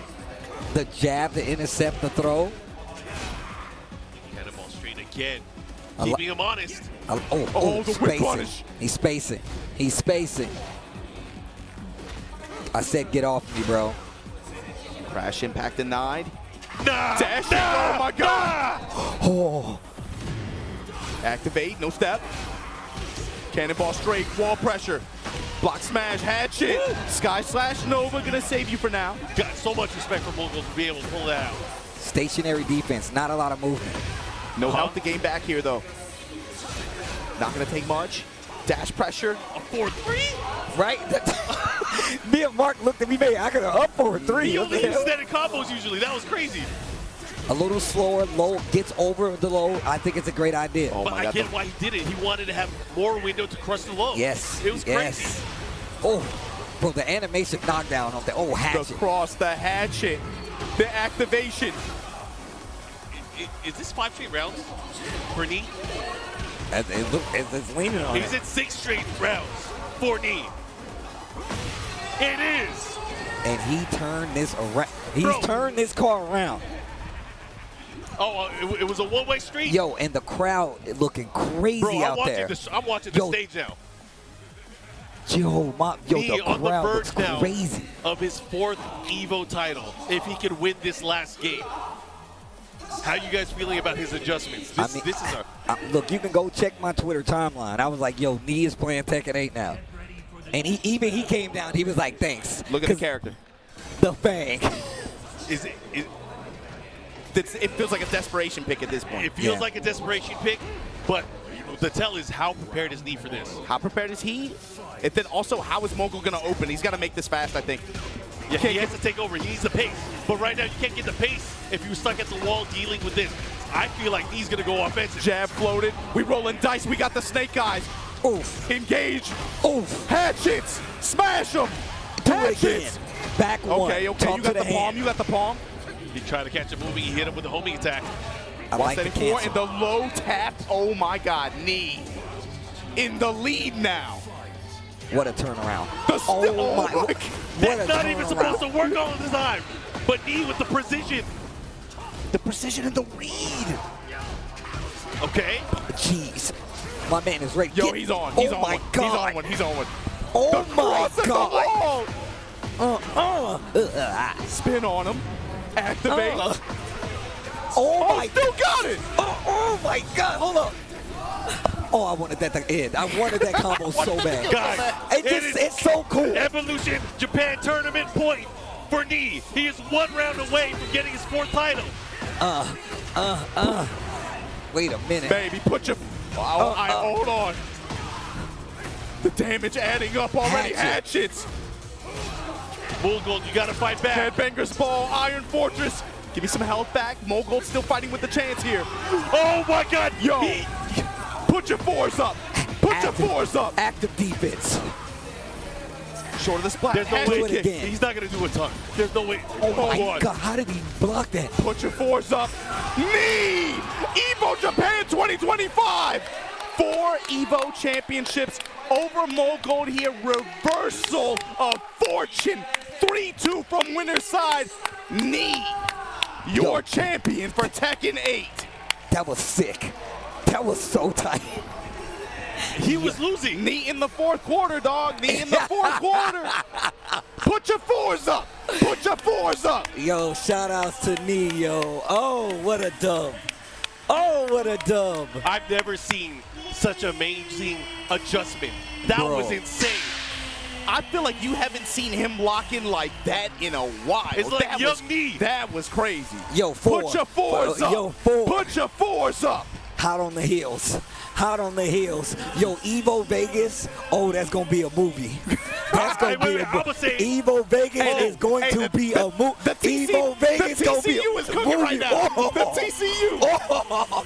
The Tekken Cinematic Universe. Oh, Arson, you got 5? I'm coming I'm for on you. your ass. Oh, I'm on your ass, Arslan. Let's go. man.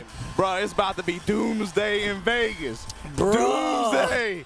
Oh, my God. Let's go. You saw Hamiko and Genya over there geeking out too, but that was the conclusion here of the Tekken 8 tournament here at Evo 2025. You just saw Knee with a 4th Evo championship title in incredible fashion, bro. It felt like the whole weekend, but today just lights out. And he did it in a way that I didn't expect to work the way it did. But to me, that just talks a little bit about the effort that he's putting into this game. He's found a way to make his defensive approach, his spacing, and his sense of timing work on this stage at this level of the game, and it put together a championship. And just like you said, now I'm looking at Vegas, and look, y'all better get your tickets. You better register. June 9th is the deadline. Do not be late. Please be on the lookout. That's going to be a movie. And don't DM me saying you forgot. I don't want to hear none of that. I'm telling you, it's going to be a movie. And you know, yo, the pop-offs. The pop-offs, though. Look at the representing. stick. Look at the stick, though, Shout out to bro. Chanel. The Shout out DRX to boys the DRX boys in the building. Let's go. Obviously, they were cheering on their boys. Listen, I'm saying this right now only because Knee is conscious of this. My man went straight to the 4. He's like, yo, that's 4. That's 4. I'm on your ass. Knee in 4th quarter. Let's go. 4th quarter, bro. Let's go. Look, man. And I'm glad you said he found out and did it his way. We saw 2 different ways of playing defense from 2 different players. Mogul played a very stationary defense, looking for you to kind of space out, looking for great punish, looking for these intercepting moves to try to take advantage. Yeah. But also, but also just the fact that we looking at Knee being like, hey, I'm going to sidestep. I'm going to make you whiff. And I'm going to make you go out of the range that you need to be successful and get these combos, and then I'm going to hit you. And when it's completely overwhelming, I'm going to finish you. This performance felt like him cashing chips in on the experience over the past year, but then also, again, adapting to this new version of the game with the improved movement, with the improved sidestep, and then being able to leverage that in spite of all the offense and volatility that this game can have. He said, wait, I can impose my will beyond all that. And then taking the win the way he did, that was crazy, man. Real quick, got to give it up. Mogul, the golden child. Yes. Star out of Korea, did an amazing job, but again, sometimes you run into some tough competition, but he still played out of his mind. That's still a crazy placement, bro. He's locked in for EWC. hella points. Yes. Only knee has more. Yes. And this is a good look for him because you know he's going to be around.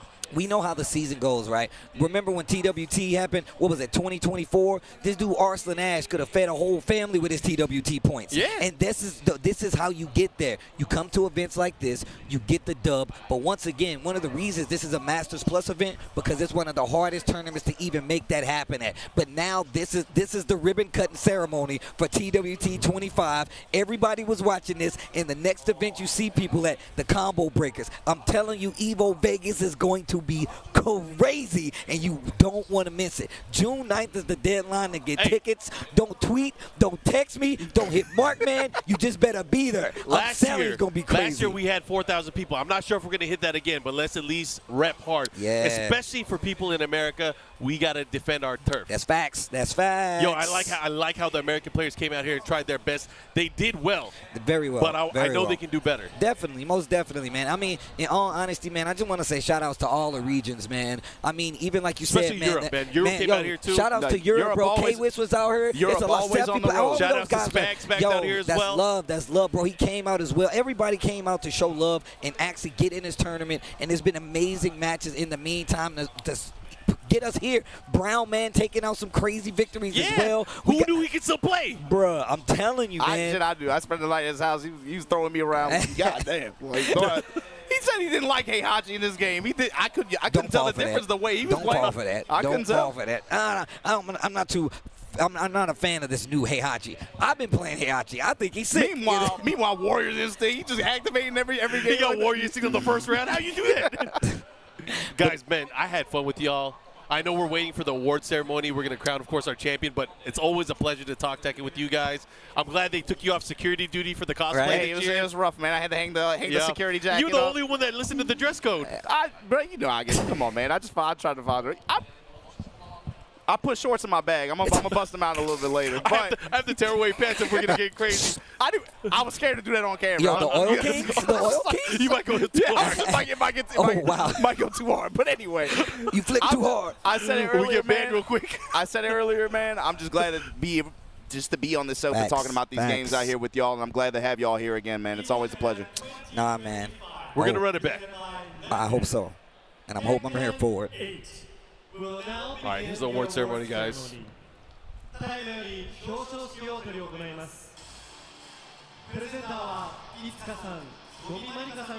got Itsuka and Gomari-chan helping with the awards, with the medals for the players. Gomari-chan, a very impressive King player. I think her husband is not in this game. She's an Armor King fan, but she's still making the adjustments to play the game. Itsuka, who's holding the medals there, she's a Street Fighter player. I think she hit Master Rank with Ken. Wow. But ranked 2 in 7th place. Yeah, I like that what's really special about this event is that it's becoming more and more community-oriented. That everyone here is a part of the community in some way. Yeah, man. Shadow also in 7th place. Big Shadow representing Team Liquid out here for USA. And then in 5th place, we got Ulsan, who really wanted to see his friends fight, but he didn't get that honor. EWC champion Ulsan. Yep, and then Moyil on the other side of the 5th place. Yeah. Moyil. Some fun matchups there we got to see, man. I love the Pina versus Mauil set. That was a lot of fun to watch. It was, for me, one of the most fun sets. And now 4th place, Varol Pina making a huge return and statement here. You can see it on his face, man. He's been waiting for that for a year. 1, Japan point leader. 2, EWC qualifier. Good stuff to Pina. Like I said, he put it in you. Manga on the other side, a repeat qualifier here, repeat top 8 at Evo Japan. Went back-to-back bookend years. Here you go, of course, the golden boy, Mo Gold. Ever-present threat, no matter what bracket, no matter what region. Always on the docket, but your champion, baby. Don't say he's back. He never left, He never left. That's neat. There you go.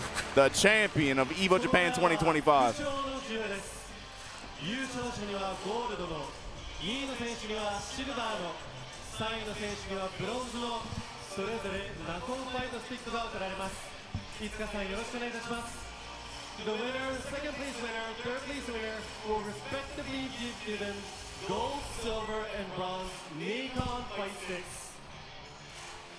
Of course, shout-outs to our partners over at Nacon, Hey. awarding 3rd, 2nd, and 1st place with these coveted trophy sticks.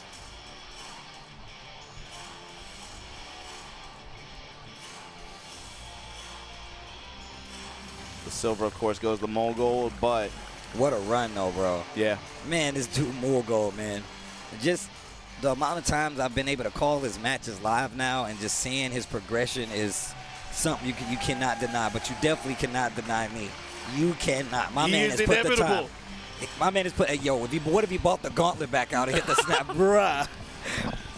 He brings the gauntlet, and then Arslan shows up with a bunch of, like, multiple timelines. Yo. Arslan, Oh, no. Yo, I'm getting too hyped. Yo, the Conqueror, Arslan the Conqueror. Oh, bro, it's going to be a movie. Oh, my God, Evo. The USA. TCU, man. The TCU, baby.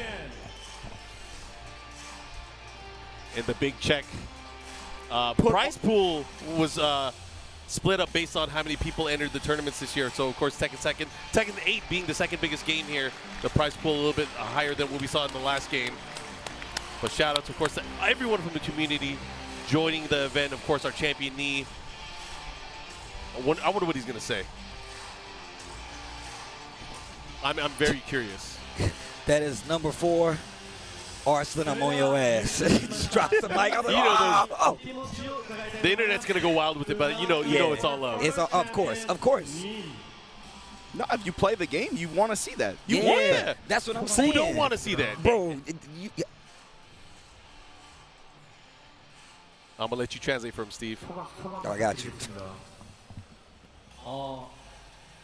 사실 이제 철권 A씨 나온 지 1년이 되는데 작년에 저는 사실 굉장히 어려웠습니다. 하지만 철권 A에 적응하려고 굉장히 노력했고 이렇게 또 성적을 내게 돼서 정말 기쁩니다. 鉄拳8が出てもうすでに1年以上経ちますが、で実際に私も去年いろいろと苦戦してて、ただ今この場にいて優勝できたことをものすごく嬉しく思いますし、皆さんと競い合えたことを光栄に思っております。 That's 4. So he said One it was more.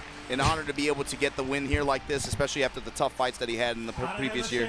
Evo Japan 2025 presented by TEKKEN 8.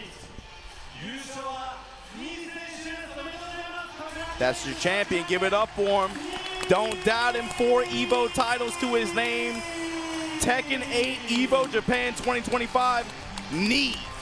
It all belongs to Nee. Man, what a tournament, though. I really wasn't able to see every one of the matches that I would like to. Obviously, we was doing back and forth, going commentary and the whole 9. So I wasn't able to catch all the matches. That just means I got to go back and watch them on my own time. But if it gave us this sick of a tournament, I will gladly go back and watch the mayhem unfold in my own time. And obviously, we got a lot of big tournaments on the horizon coming up that are worth points, that are worth spots, that are worth trips that you want to make sure you watch. The TWT kicks off spectacularly, and we already have a leader on that TWT board. It's going to be none other than me. A great display of Tekken, a great display of Tekken 8 when it comes to different ways to play the game, defensively, offensively. We had a crazy roster of characters up there, even some surprise picks that we didn't even see coming, and it rolled out spectacularly, like I said, with a great payoff, me being our first champion here for the TWT 2025. Tekken, game about dedication. Obviously, legacy can help lead, but you got to start your legacy somewhere. So you guys obviously have a chance. TWT Evo events open to everybody. So, of course, make sure you guys give yourself a shot and make it out to these events. We'll see you at Evo Vegas. Obama, what you got to say? I just can't wait to see how everyone else responds to this. I can't wait to see how the Pakistan community Hey, responds to this yes. win. It's not fun Inshallah, watching. see It's you. not fun watching one side get beat up the whole Yeah. time. But what makes this so special, what makes this so entertaining, and what carries over the hype from that we had the past 5-6 years is being able to see both sides challenge each other and each side respond in turn. And so with that Yeah. said, this was Tekken 8 here at Evo Japan 2025. It was a pleasure. I'm glad to have y'all back, man. Hopefully you guys enjoyed watching from wherever you watch from in the world. We're going to take a quick break before we get this 6,000-man Street Fighter 6 tournament running to conclusion. Top 8 bracket incoming soon. We'll catch you guys next time, June 9th. Get your tickets for Evo Vegas. We'll see you there.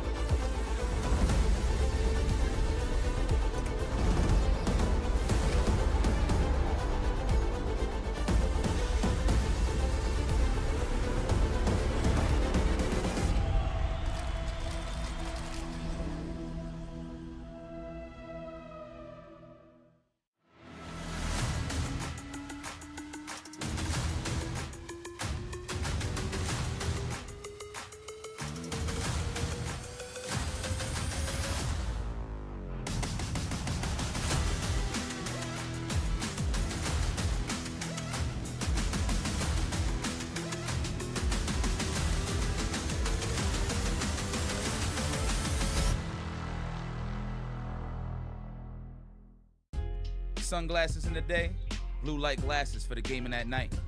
Zenny's got affordable eyewear for everyone. Vibe and style while protecting your eyes. Evo sunglasses, available now.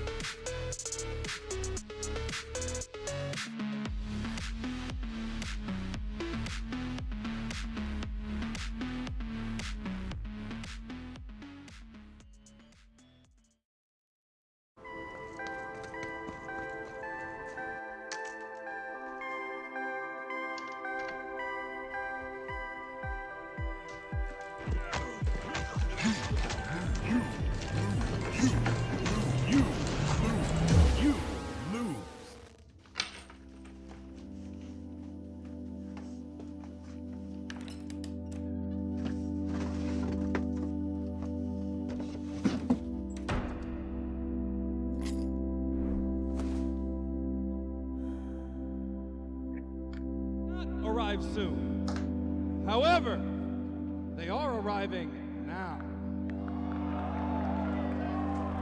Production, where are we going?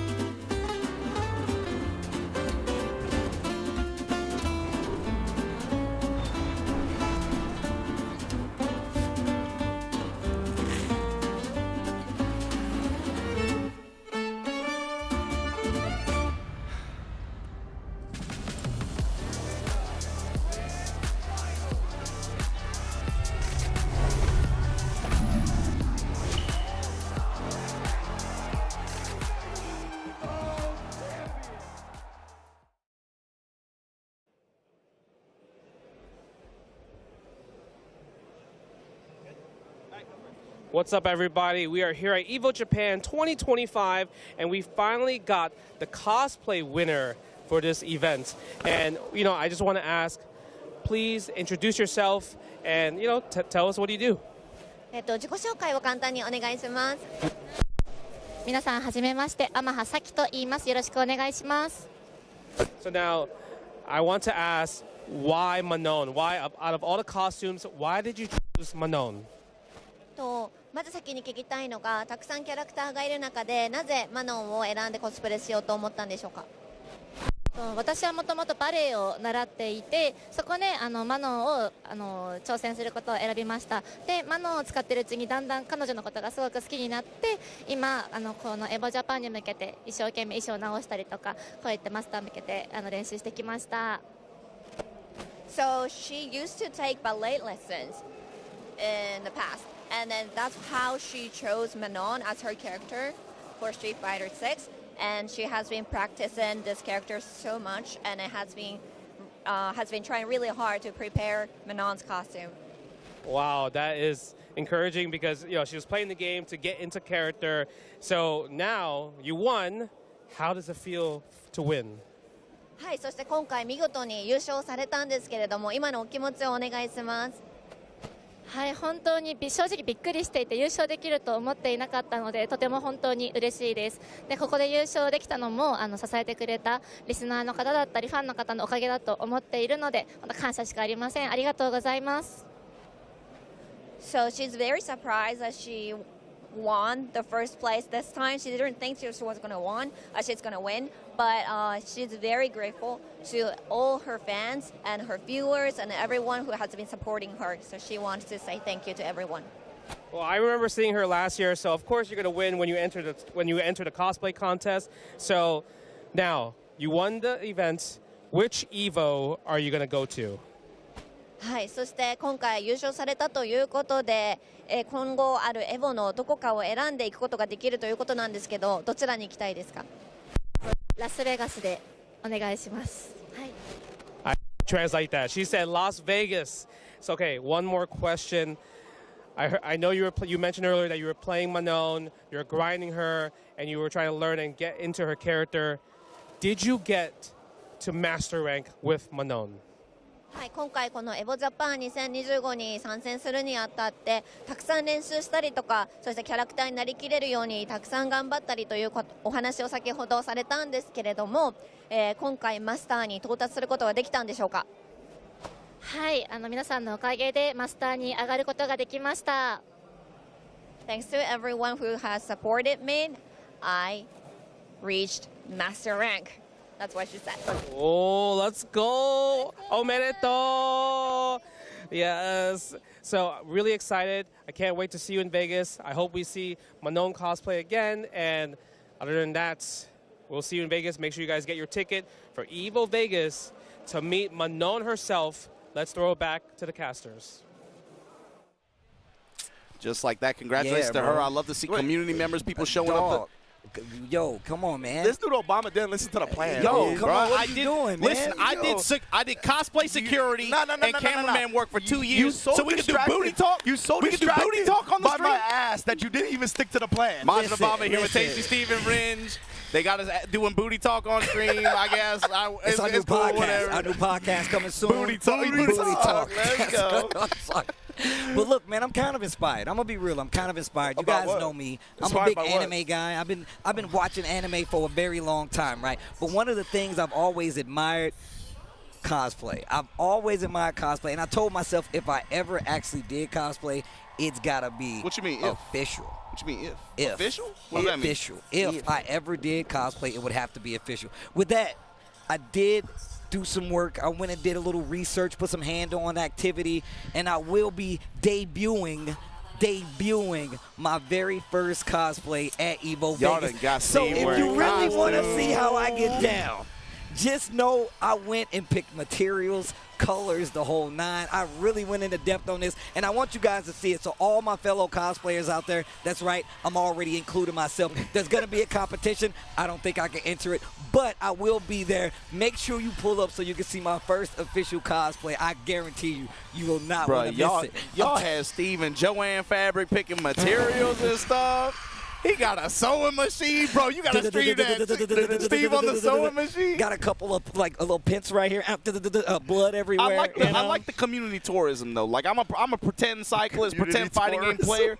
Look, but no, we hopping around. That's Culturally fine, appropriated. Yeah. I'm trying to see Steve on the cosplay grind. Let's go. Look, I'm really trying, and on top of that, I got yeah. a lot of friends in the community that already do these kinds of things. So I got a little help on top of that. But make sure you guys, I guarantee you, you're gonna love it. And on top of that, y'all know how inspired I can be and how animated I can be. It's good to put this in the physical form with an actual cosplay. He got help costume. from the pros. I'm trying to see what character. What was he gonna? Yo, chat. I want y'all to tweet it out. what character do you guys think I'm pulling up as? Because I guarantee you, I don't think you guys. But you talk about inspiration and all that, so you really gonna capture the character too. You ain't just gonna dress like it. Nah, you gonna act like it. You gonna bring the whole vibe. We bringing it all, bro. Look, if anything, look, I know we all hang out, we play games in the whole nine, but like, I really do respect cosplayers, bro. Like, I think it's one of the craziest things ever. But two, just the detail. A lot of times they are doing this stuff by hand themselves, picking stuff out. Takes months of preparation, which is one of the reasons y'all gonna see it at Evo Vegas and not right now. But with that being said, man, make sure you, first off, let me know what you guys would like to see my cosplay, what you think it is. And two, get ready for what's coming next. It's Street Fighter 6 Top 8, 6,000 plus man bracket will be coming up. We're gonna crown a winner. Stay tuned.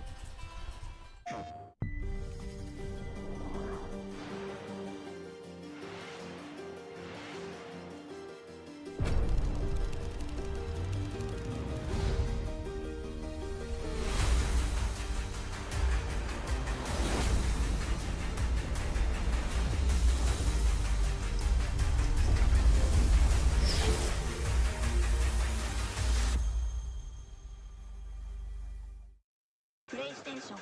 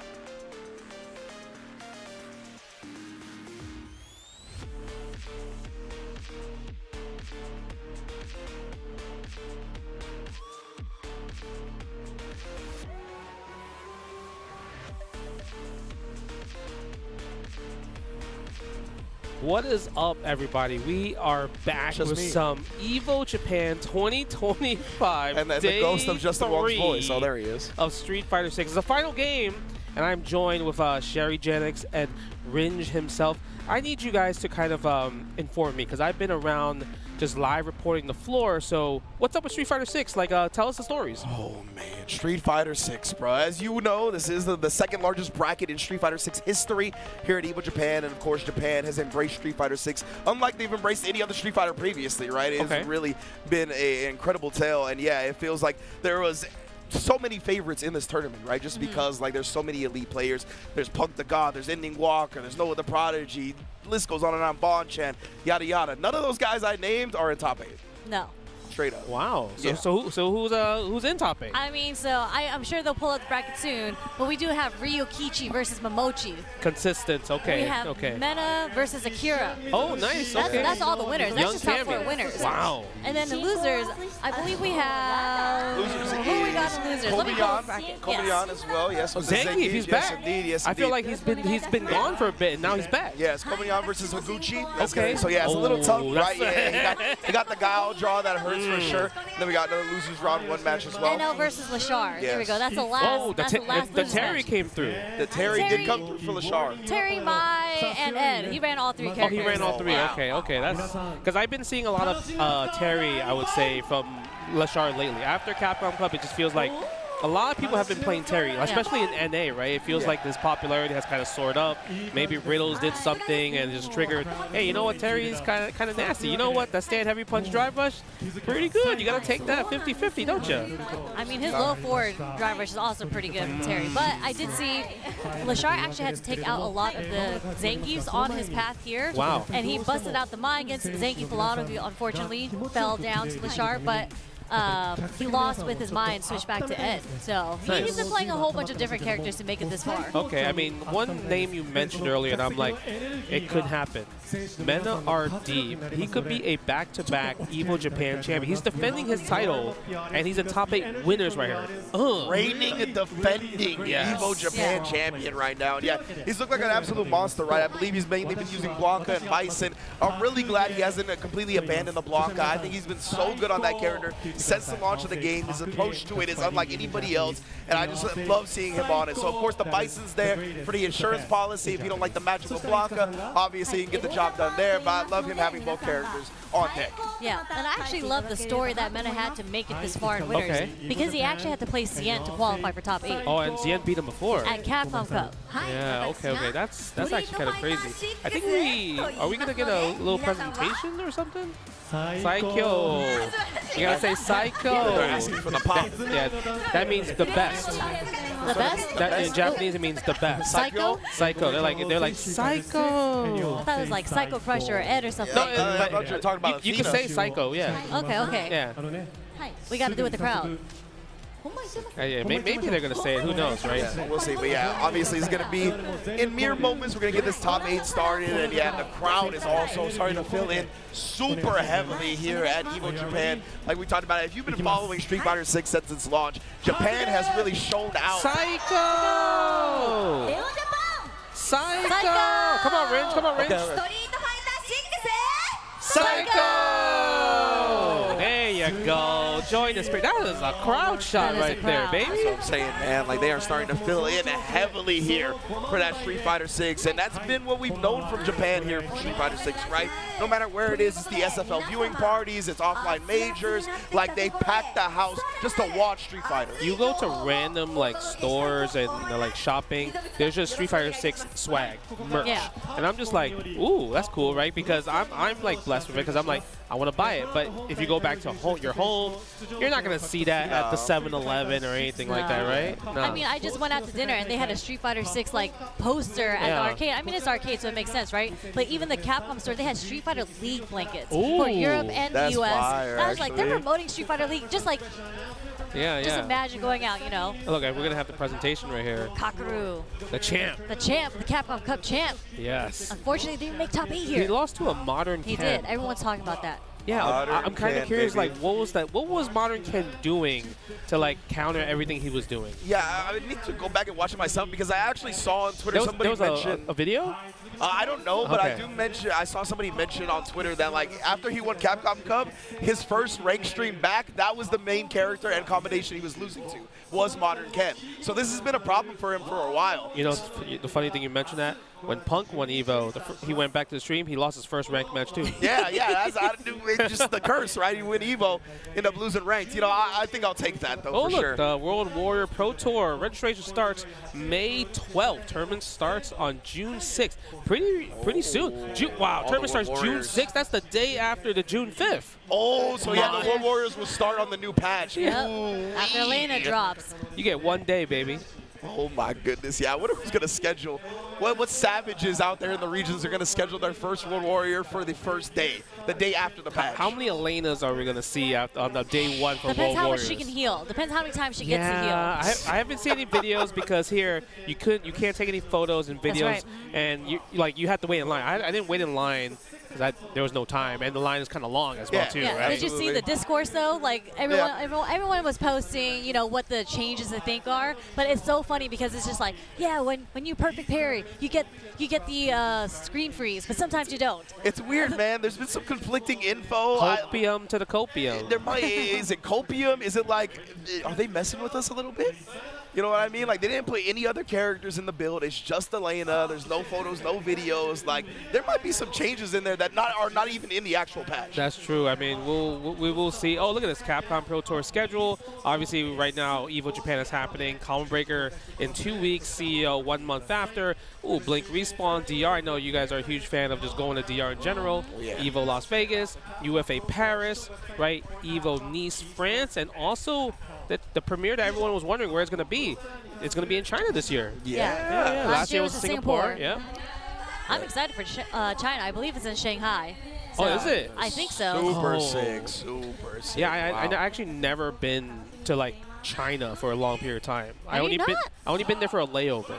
Oh wow. Yeah. You're missing yeah, out. Like not I've been to like any Hong type of Kong, stay. but like, you know, it's kind of like different, right? It's a different culture. Yeah. So I never been to like mainland China. So I might want to stop by. Shanghai's beautiful. I mean, again, I don't know if it's in Shanghai. I think it is because all the other Capcom tournaments have been in Shanghai. Well, next week is going to be Shanghai as well too. The ACL. Yeah, that's right. Yeah, for EWC.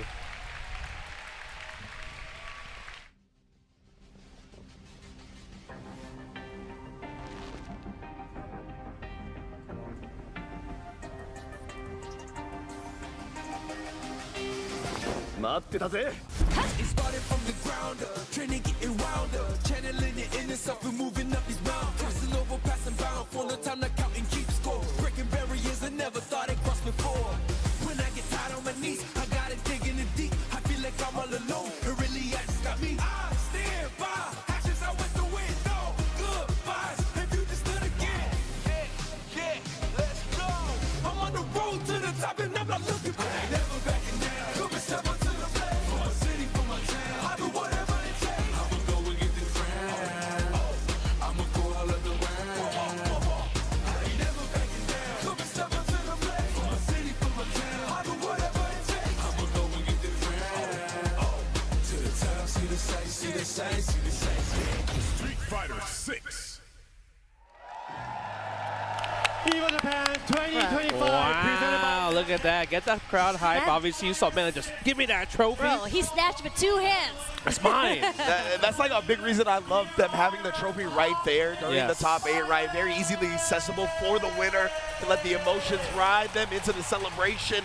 But yes, indeed, now we're going to start the intros for our 8 elite competitors that are looking to vie for the Evo Championship. It's so crazy because you mentioned earlier, there's at least probably 200 players that could have been in this top 8. 200, yeah. At least 200. 6,700 players, 2,200 of them, yeah, easily could have been in this top 8. Yeah, like so Niampi was so close. She had 9th place. I was cheering for her so hard. She was playing so sick. You know, she would have just killed the internet.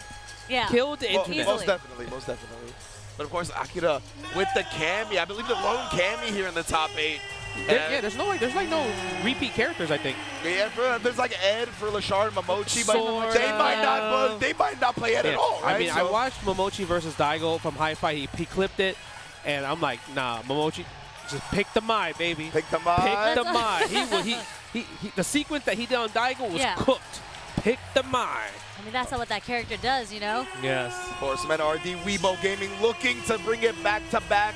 But he's going to have to face all of these competitors, including Ryukichi. I'm so excited to talk about Ryukichi because what he did to Niampi, R.I.P., but that punish that she did to the Cruel Fate. that was the sickest thing I've ever seen. But one thing he also did was he whiff punished her Lash with run DP, and I feel like that's just not something you see at all in Ken players. He's a run DP like master when it comes to whiff punishes. Yeah. He loves doing that. He does it against like Rashid Yassar a lot as well too. Oh, wow. But we have to think about this. Ryukichi, when it comes to Japan, he is Mr. Consistent. Yeah. He was also absolutely. in the top 6 last year for Evo Japan 2024. I feel like when it comes to just traveling, that's when he's not consistent. But in Japan, home turf, he's always showing up. I mean, when I first heard about him, everybody was talking about there's this godlike Ken on the rise. He's probably the best player coming out of Japan. And I was like, who's that? And they said Ryukichi. And he went to Red Bull in New York. Red Bull Kumite. Didn't do so well. He got cooked. But in Japan, as you mentioned, he's cooking out here. No, he cooks. I think NL also mentioned this is his first. He tweeted his first Evo top 8. Oh, wow. Oh, yeah, he said he was very excited Evo about it. top 8. Awesome. That is super sick. Yeah. He is going to have to face LaShore, who a lot of people believe, prodigal son of fighting games right here, has just shown out ever since he's bursted onto the scene, of course. Had a lot of success in other games as well, but bringing his talent to Street Fighter, he has not looked back. And then Kobayan, the monster on the Zangief, here to put bodies in bags. Yeah, this one I'm actually super hyped for because I feel like, Kobayan had that hot time where he's like just killing everybody, winning everybody, won Topanga, and then he just kind of just disappeared for a bit. But now the fact that he's back in this top 8, so I'm curious to see. You mentioned it already, Wrench. He's fighting against Higuchi, Guile. It's a bit tough, but once Zangief puts you in the block of a +4 headbutt, every matchup is the same at that point. Absolutely. Of course, it's going to be all up to Kobayan. It's going to be a lot of effort getting in, right? But once he does, then he could definitely, he's a monster when it comes to the reads. Bait out one, flash kick, and it's going to be all over. Yep.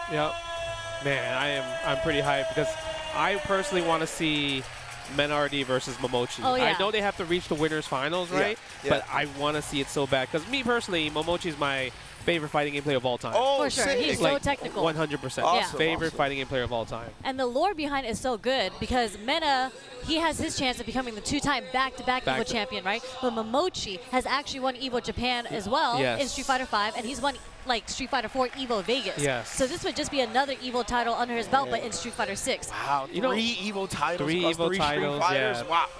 That's crazy if you think about it, right?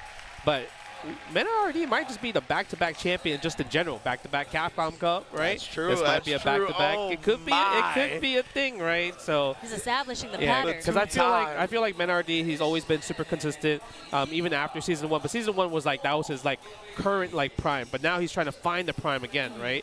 So I'm curious to see, will he reach it at this tournament?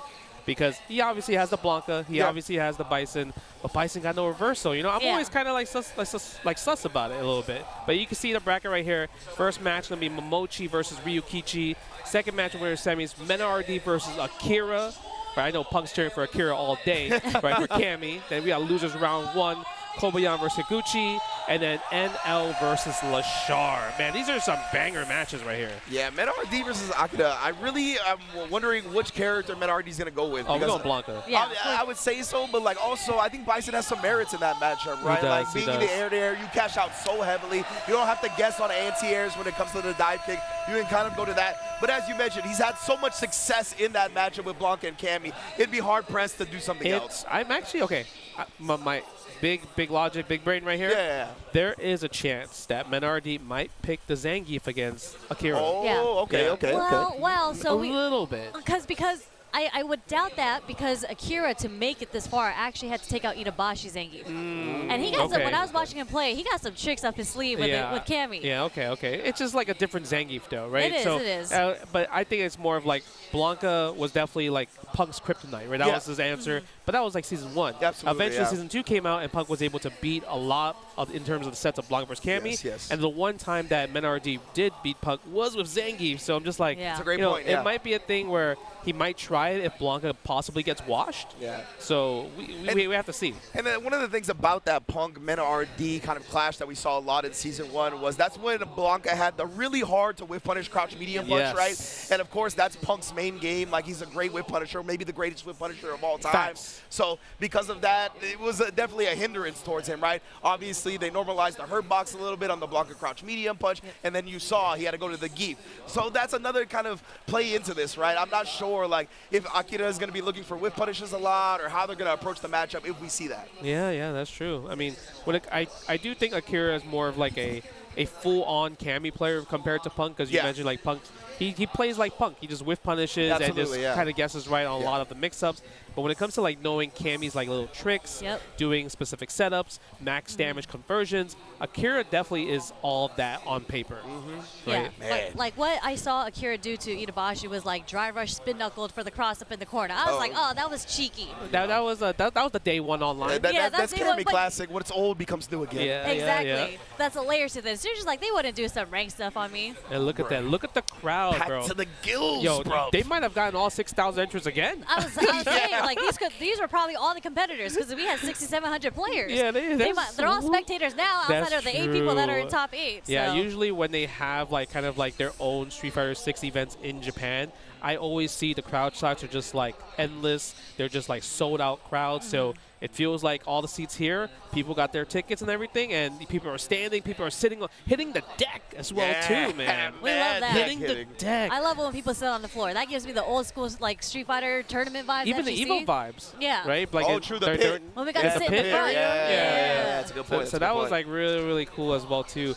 But what do you think about Ryukichi versus Momochi though? I feel like that's a tough one to call. I think. I think so too. They play each other a lot. Like when I was like diving into the matchups, like they have so many ranked matches online. I think actually it's pretty 50-50. Wow. It's not like really leaning on anyone's side. Okay. But Momochi was playing Ed for most of it, so you know, who knows who he's gonna play. And that's what I'm thinking. I was like, so we know Ryukichi's gonna be with the Ken, right? Like he's just been a Ken specialist. So I want to see what Momochi brings to the table to kind of combat that. Do you start with the Mai and just be like, how good is Ryukichi at getting through the Mai obstacle course? Everyone plays Mai in Japan in ranked though. Yeah. So the experience is so much. You also there. talked about him being the run DP master, right? That's another great thing that you can use against projectiles as Ken. So yeah, maybe we start with the Ed, honestly. Yeah, I agree with that, because I feel like if he does pick Mai, you know how you have the answer against OD fans and everything like that. Ryukichi showed us, like you mentioned, Sherry, the anti-Niampi crew Fate. For sure, he labbed what to do against OD fan, perfect parry, possibly do something crazy afterwards. So, I mean, I want to see it, though. I want to see the tech. Because that's the kind of the thing we're seeing online, like OD fans too broken and everything like that. But there are answers about it. But the fact that if you're the player and you're showing how to counter it, that's what I want to see, right? Yeah, I feel that. And I was going to say, Ryukichi, he makes like the proprietary combos, like the punishes. It's not, you know, everyone kind of knows, oh, when you block Mai's OD fans, you got to backdash, or you can do like a forward moving button that'll punish you. Ryukichi comes up with some stuff, obviously from the stuff that we've seen. So I would love to see what his genius mind came up with to go against Mai in the matchup. Yeah, that'd be sick. So yeah, I'm hoping that we get to see some counter tech perhaps. I think there's a lot of merits to Ed in this matchup as well, right? Especially the caliber of Ed that Momochi brings to the table. I definitely think just in general, the different options that Ed can kind of put out there really hinders Ken's approach a lot of the time, right? Like just having the stand medium kick, just being able to absorb the fireball with the startup of your own, blast through it, that kind of takes away the fireball drive rush game a lot of the time. Obviously the hold flicker as well in that range where Ken wants to play at, whether it be like dragon lash, crouch medium kick, all that. Ed, I think, is a little bit superior in that range. So because of that, I think we'll see the Ed, but hey, either way, Ryukichi is a monster, so I think it's going to be close. Go ahead. When I was watching the matchup, Momochi actually did something really cool, because we mentioned that Ryukichi likes doing the run DP punish, right? So Momochi actually baited it a lot by doing that charge fireball, like the fake fireball, without releasing with Ed. As a bait against Ryukichi. And I was like, that's really smart against a player that likes to react to what you're doing, right? I mean, he could take the Tokido answer, because Tokido versus Lashar, he did the run Tatsu against Lashar's hold flicker. He backed that, and I was like, there was no way he did that. So I feel like there's an answer already, and Ryukichi might possibly go for that, because like you mentioned the replays, Momochi baited that out loud. So save it for nationals, man. That's a possible thing, right? This is where you would bust it out for sure. Yeah, this is definitely where you bust, because, you know, old habits die hard. It's kind of, because you're still looking for, you're like, oh, I played you in ranked the other day, you did this, I'm going to use it for Evo, huh? Yeah. I know you're thinking about that, right? But Kobayan versus Higuchi, I think a lot of people are cheering probably for Kobayan. Oh, yeah. Zangief. I hate Guile, so it's not even about Zangief. It's about my hatred for Guile. Oh, Guile. Those two characters I absolutely get irritated playing against, right? They're two very different archetypes. But Zangief is one of those characters. I mean, as you mentioned, you hate grapplers. There's a shirt in the booth over there that says "Say no to grapplers" coming from Nemo. Yeah, but you be dabbling, though. But that's a bad exactly. You know, that's true. I'm a turncoat sometimes. You know, but that's just on the matchup itself, Zangief versus Guile. We gotta cheer for the underdog of the situation, which is the Guile. But I did watch. Wait, which is the Zangief? Sorry. So, Yeah, yeah, I was like, do not call Guile an underdog. Zangief as an underdog. My bad. Look, you almost had Ridge triggered right now. You're like, God, what do you mean he's underdog? You almost sound like a Zangief player over here. But I did see, like, earlier in the pools, making it to top 24, throughout top 24, there was Zangief Bellato versus Kaba. Yeah. And then Zangief Bellato actually had some sick plays against Kaba. So there are many tools, actually, that I think Zangief, especially with the usage of level 2, it's just like that kind of equalizes the matchup a little bit more, or like brings it closer to each other. Yeah, it's not that bad. I feel like I know a lot of Zangief players are just dooming about everything else. For sure. But the thing is, you have to think about this. You don't take chip damage. Yep. Right? Zangief had it bad when he had to take chip damage in 4 and 5 and 2 and everything like that. Here, you just don't take chip damage. It's great. Like, you know, you can walk in without having to like have a life deficit. That's the most important part, right? But now it just comes down to your mental fortitude of like how to be patient. But we're gonna get into our first matchup. It is the Mai. Wow, so he is gonna test them. Yes, Mai. Yes, bye. Let's go. That's how you feel? Uh-huh. Okay. Come on, man. I play both sides. That's facts. Capcom versus K, that's me. All right, so we're going to get into a first match of our top 8 here at Evo Japan 2025. Momochi versus Ryukichi. Let's go. Oh, my God. They're so hyped. Look at this. And they're playing neutral. They're not. Oh, there's the first fans. Immediately. That is neutral. The only fan, 100%. But you see, Ryukichi was so ready with the perfect parry. Really? A DP right away from frame 1? And attacking the drive meter as well. He's going to get the burnout. Yeah. And he could cash out, but you know what? He's going to take some chip damage 100%. before he does the drive impact. Look at that. String this man up. I'll take all this chip before he gets there, but Momochi, what a press out. Bro, Momochi is so good at recognizing that was a heavy Jinrai and how negative it was, even though he's in burnout. It's a nice counterplay from Momochi And there. even there, that's a punish on his medium Jinrai right there, too. And heavy Jinrai is actually the least, like, minus. Yeah, it would have been, it's actually plus on the burnout. So the fact that he challenged anyway was crazy. Okay, using light punch. Wow, he tried something right there. Yes, give me that Kagura no Mai. 5 stocks it up, baby. Oh, and then immediately just tapping, blessing the forehead with the stand heavy punch after the parry. Trying to wiggle out? Nah. Dude, the standing heavy punch it's so good. Patronizing, bro. It's a patronizing animation. Okay, I like that. A little right there. Take him to the corner. Oh. Standing heavy kick. This is the same situation from round 1 where Momochi's in the corner, right? Yeah. But all it takes is one hit for Mai to take you to the other corner. Oh, yo, shout out to Ryukichi for that awareness where the target combo would have whiffed on the second hit. Oh, okay. Using OD Jinrai in that situation. Yeah, he's really just poking and peppering all these Jinrais on. Thought that Momochi would come forward, try to get a DP out. Both players here barely holding on to that drive. Yeah, too far for level 3. We didn't spend the level 3 here. Oh, it's going to work out. Wow, he really was that confident in the rest of this corner sequence. Yeah. That was fortunate for Ryukichi in that situation. Okay, but tell me, what do you think he's looking for when he's every time he blocks a fan, he's doing light punch DP? You know what I mean? That's the second time doing it. Momochi didn't bite yet, so I'm curious what's supposed to happen. Yeah, I assume like this is gonna be like a trade type of scenario. Maybe one of the combo punch afterwards? presses. I don't even know if it's gonna combo, but I think he'll at least get the better OP. Ooh, where you going? Cause I'm reaching. Wake up level 1. You know what? Get up. Stand fierce. Look at that. That is such a great button. No crosscut DP. That was a little bit weird to kind of crosscut. There's a perfect carry on the Jinrai though. Another level 1. Okay. Yeah. We got 5 stocks back. Yeah, that was really good awareness from Momochi because usually that combo does not work without level 1 already installed. True. Look at that. Look at this. Ugh. Oh, he tried to run DP already. He wanted it. Wow, that hit from so far in the stand medium kick. Yeah, he's setting him up. That's why he's throwing regular fireball first, so he could be in an advantage. You know, I don't think the target combo would have comboed either from that far. That was really good from Ryukichi to not go forward with it. Oh my God. Burnout. Okay. Momochi has his defense. Oh! That was sick. Yes. Goes for the loop a little bit. Take it to the corner. Are you going to react to level 2 or what? Oh, trying to bait it out, right? Momochi has been representing that reversal level 1. Oh, but he got hit in the air. Yes. That means no DI for you. Yeah, but... OD! Oh, my goodness. Not full animation, He though. combo. Still alive. Wake up level 1. Whoa, the DP regular. He traded. That's not supposed to work. No, it's not, Justin, but it did anyway. He missed time? Yeah, he mistimed the meeting. It looks like he mistimed the meeting. That's the only way it would have worked. A lot of the time, people will do that, right? They'll be a little bit hesitant. Like, they'll try to block a reversal, maybe delay the light just a tiny bit. But maybe that's not even what he did there because he was still in burned out. Just mistimed it enough to get the trade. All right, let's big brain it, okay? All right, so wake up level 1 is with punches. Yeah. What are you going to say, Sherry? No, I was going to say, did he really mean to do that DP or did he mean to do the level 1? Because the DP no meter is a questionable decision. I think maybe he woke up DP thinking Ryukichi is going to delay button, because if he woke up level 1, the button wouldn't come out. That's what I'm saying, right? That's why I think he delayed the light punch a little bit. And it's a very popular strat in this game, right? Yeah. You just slightly delay on the opponent's wake up, so if the reversal is there, then you block it. Whoa! Yeah, that combo don't work crouching, that's for sure. Okay, nice. Desperate game. Yeah, that was tough. That was Not enough help to DI back there.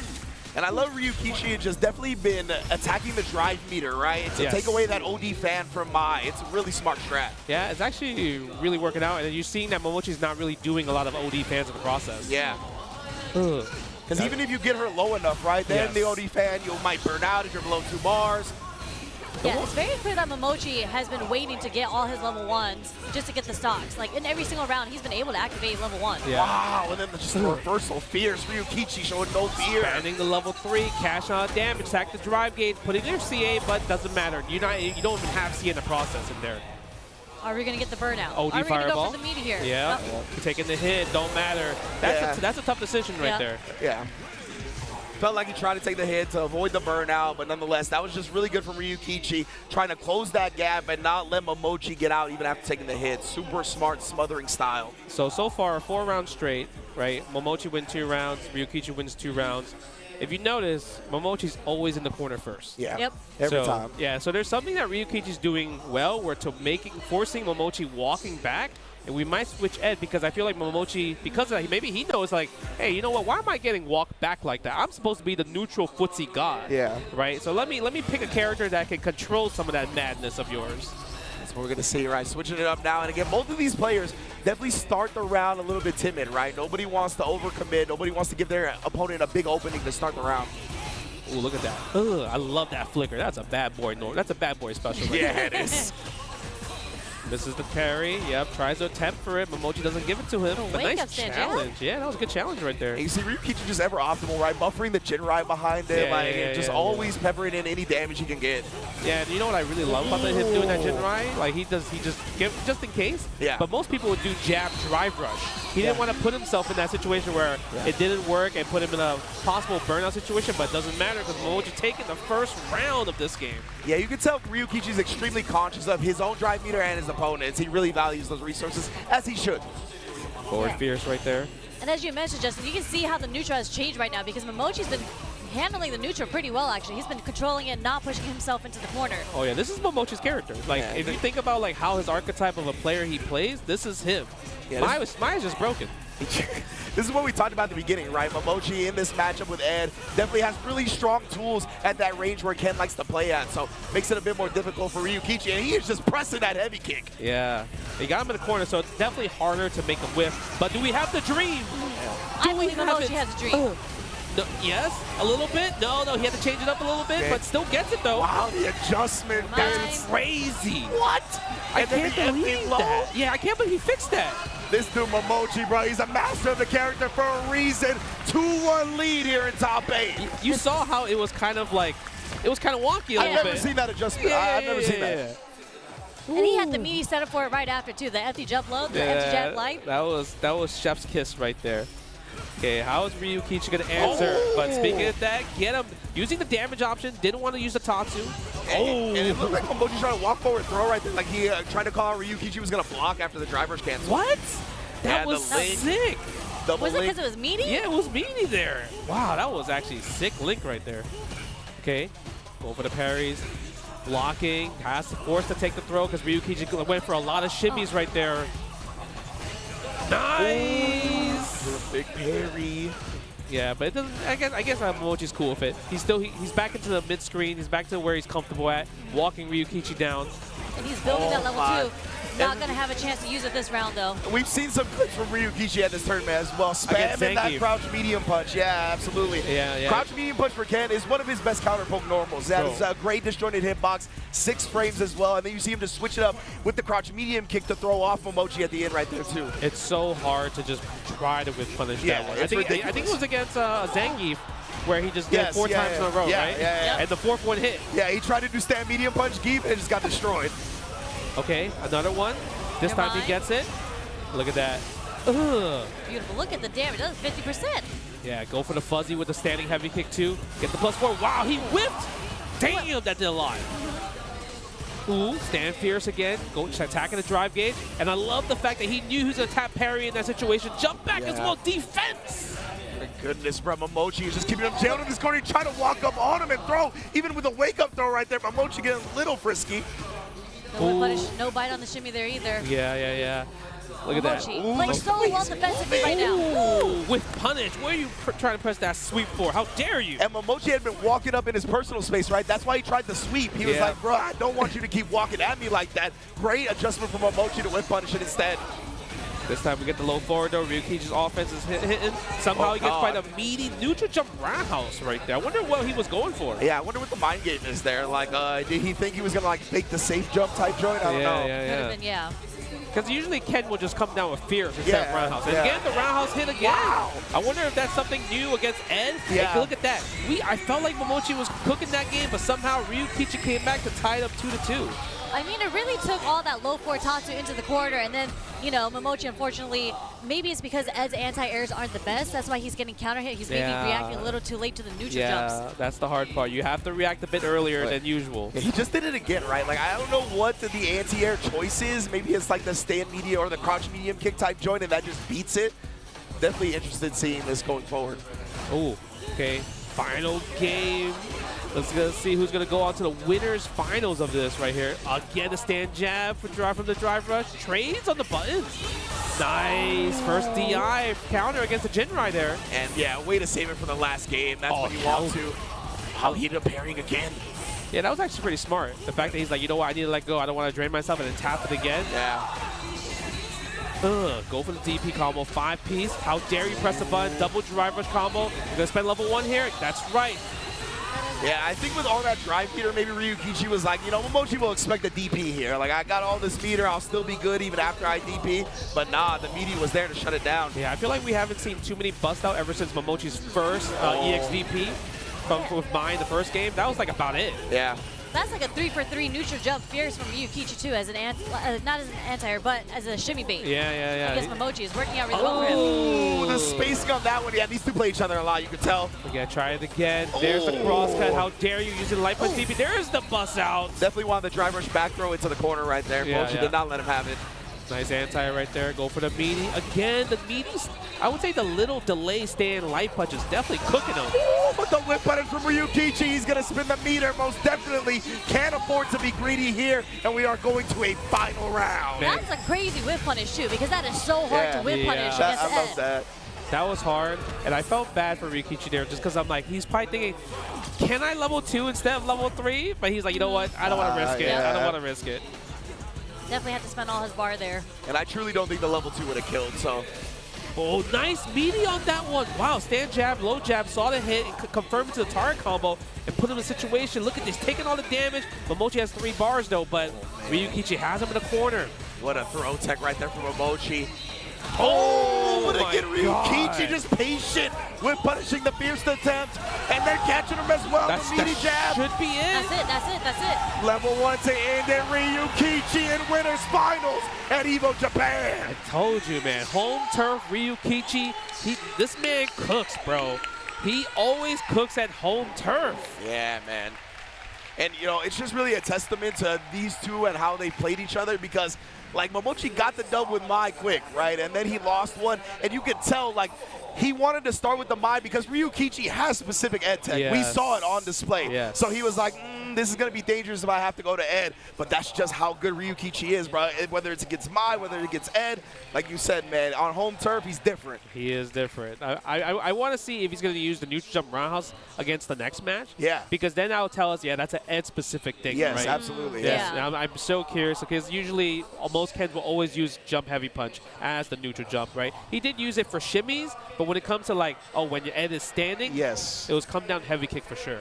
Wow, man, that is wild they're way to playing the start replay this. right now. Yeah, that was a great first match. 3-2 final round. Like, what a way to start a top 8, especially in Evo Japan, right? We love the dance, we love the adaptation, and Yes. that very last round, I feel like Ryukichi switched up how he wanted to approach the offense, because when he knocked Momochi down, he started doing a lot of meetings with lights, and it was actually catching Momochi holding up, I think, because Momochi does like an up back on a defensive read. does. So it actually caught him a lot of times. I think that's like a now more popular thing, right? Everyone likes to jump back after like not taking a throw or whatever like that. But the fact that that's why he did the stand jab, low jab into back medium punch, saw it hit, target combo and then right there. That was just beautiful because that was like a 2-hit sequence before jumping back. Because most people do 1-hit throw, but he did 2 hits because he thinks you're going to jump back throw. So good. That's the layers on layers, especially when you guys are playing each other. Again, they play each other all the time. So Yeah, and you can just normally link that stand medium punch like we saw, right? But a lot of the time, if you do stand jab into crouch jab, you're too far for that stand medium punch to connect after that. But for whatever reason, again, he's labbing out these situations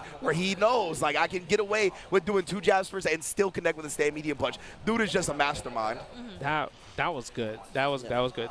But our next match, Menardi versus Akira. Yeah, I know you wanted to see Mena versus Momochi, but this match is going to be really, really interesting just because, again, we don't know who Mena is going to choose in this matchup. Yeah. And in Akira, I feel like I haven't seen too much of Akira, so this is really good, refreshing to see him in the top 8. Yeah, I feel like Akira, he hasn't really gone too crazy in terms of results overseas, right? Yeah. Right, but I feel like in Japan, he's always kind of like, always does well, but never been in a situation where he's like winning a lot. Yep. Yeah. So I mean, if there's a time to win, get a big first win, this is the time right here, especially against 2-time Capcom Cup champion, also defending Evo Japan 2024 champion for Street Fighter 6. It's a tall order to beat, but I mean, I'm sure Akira has the home crowd behind his back.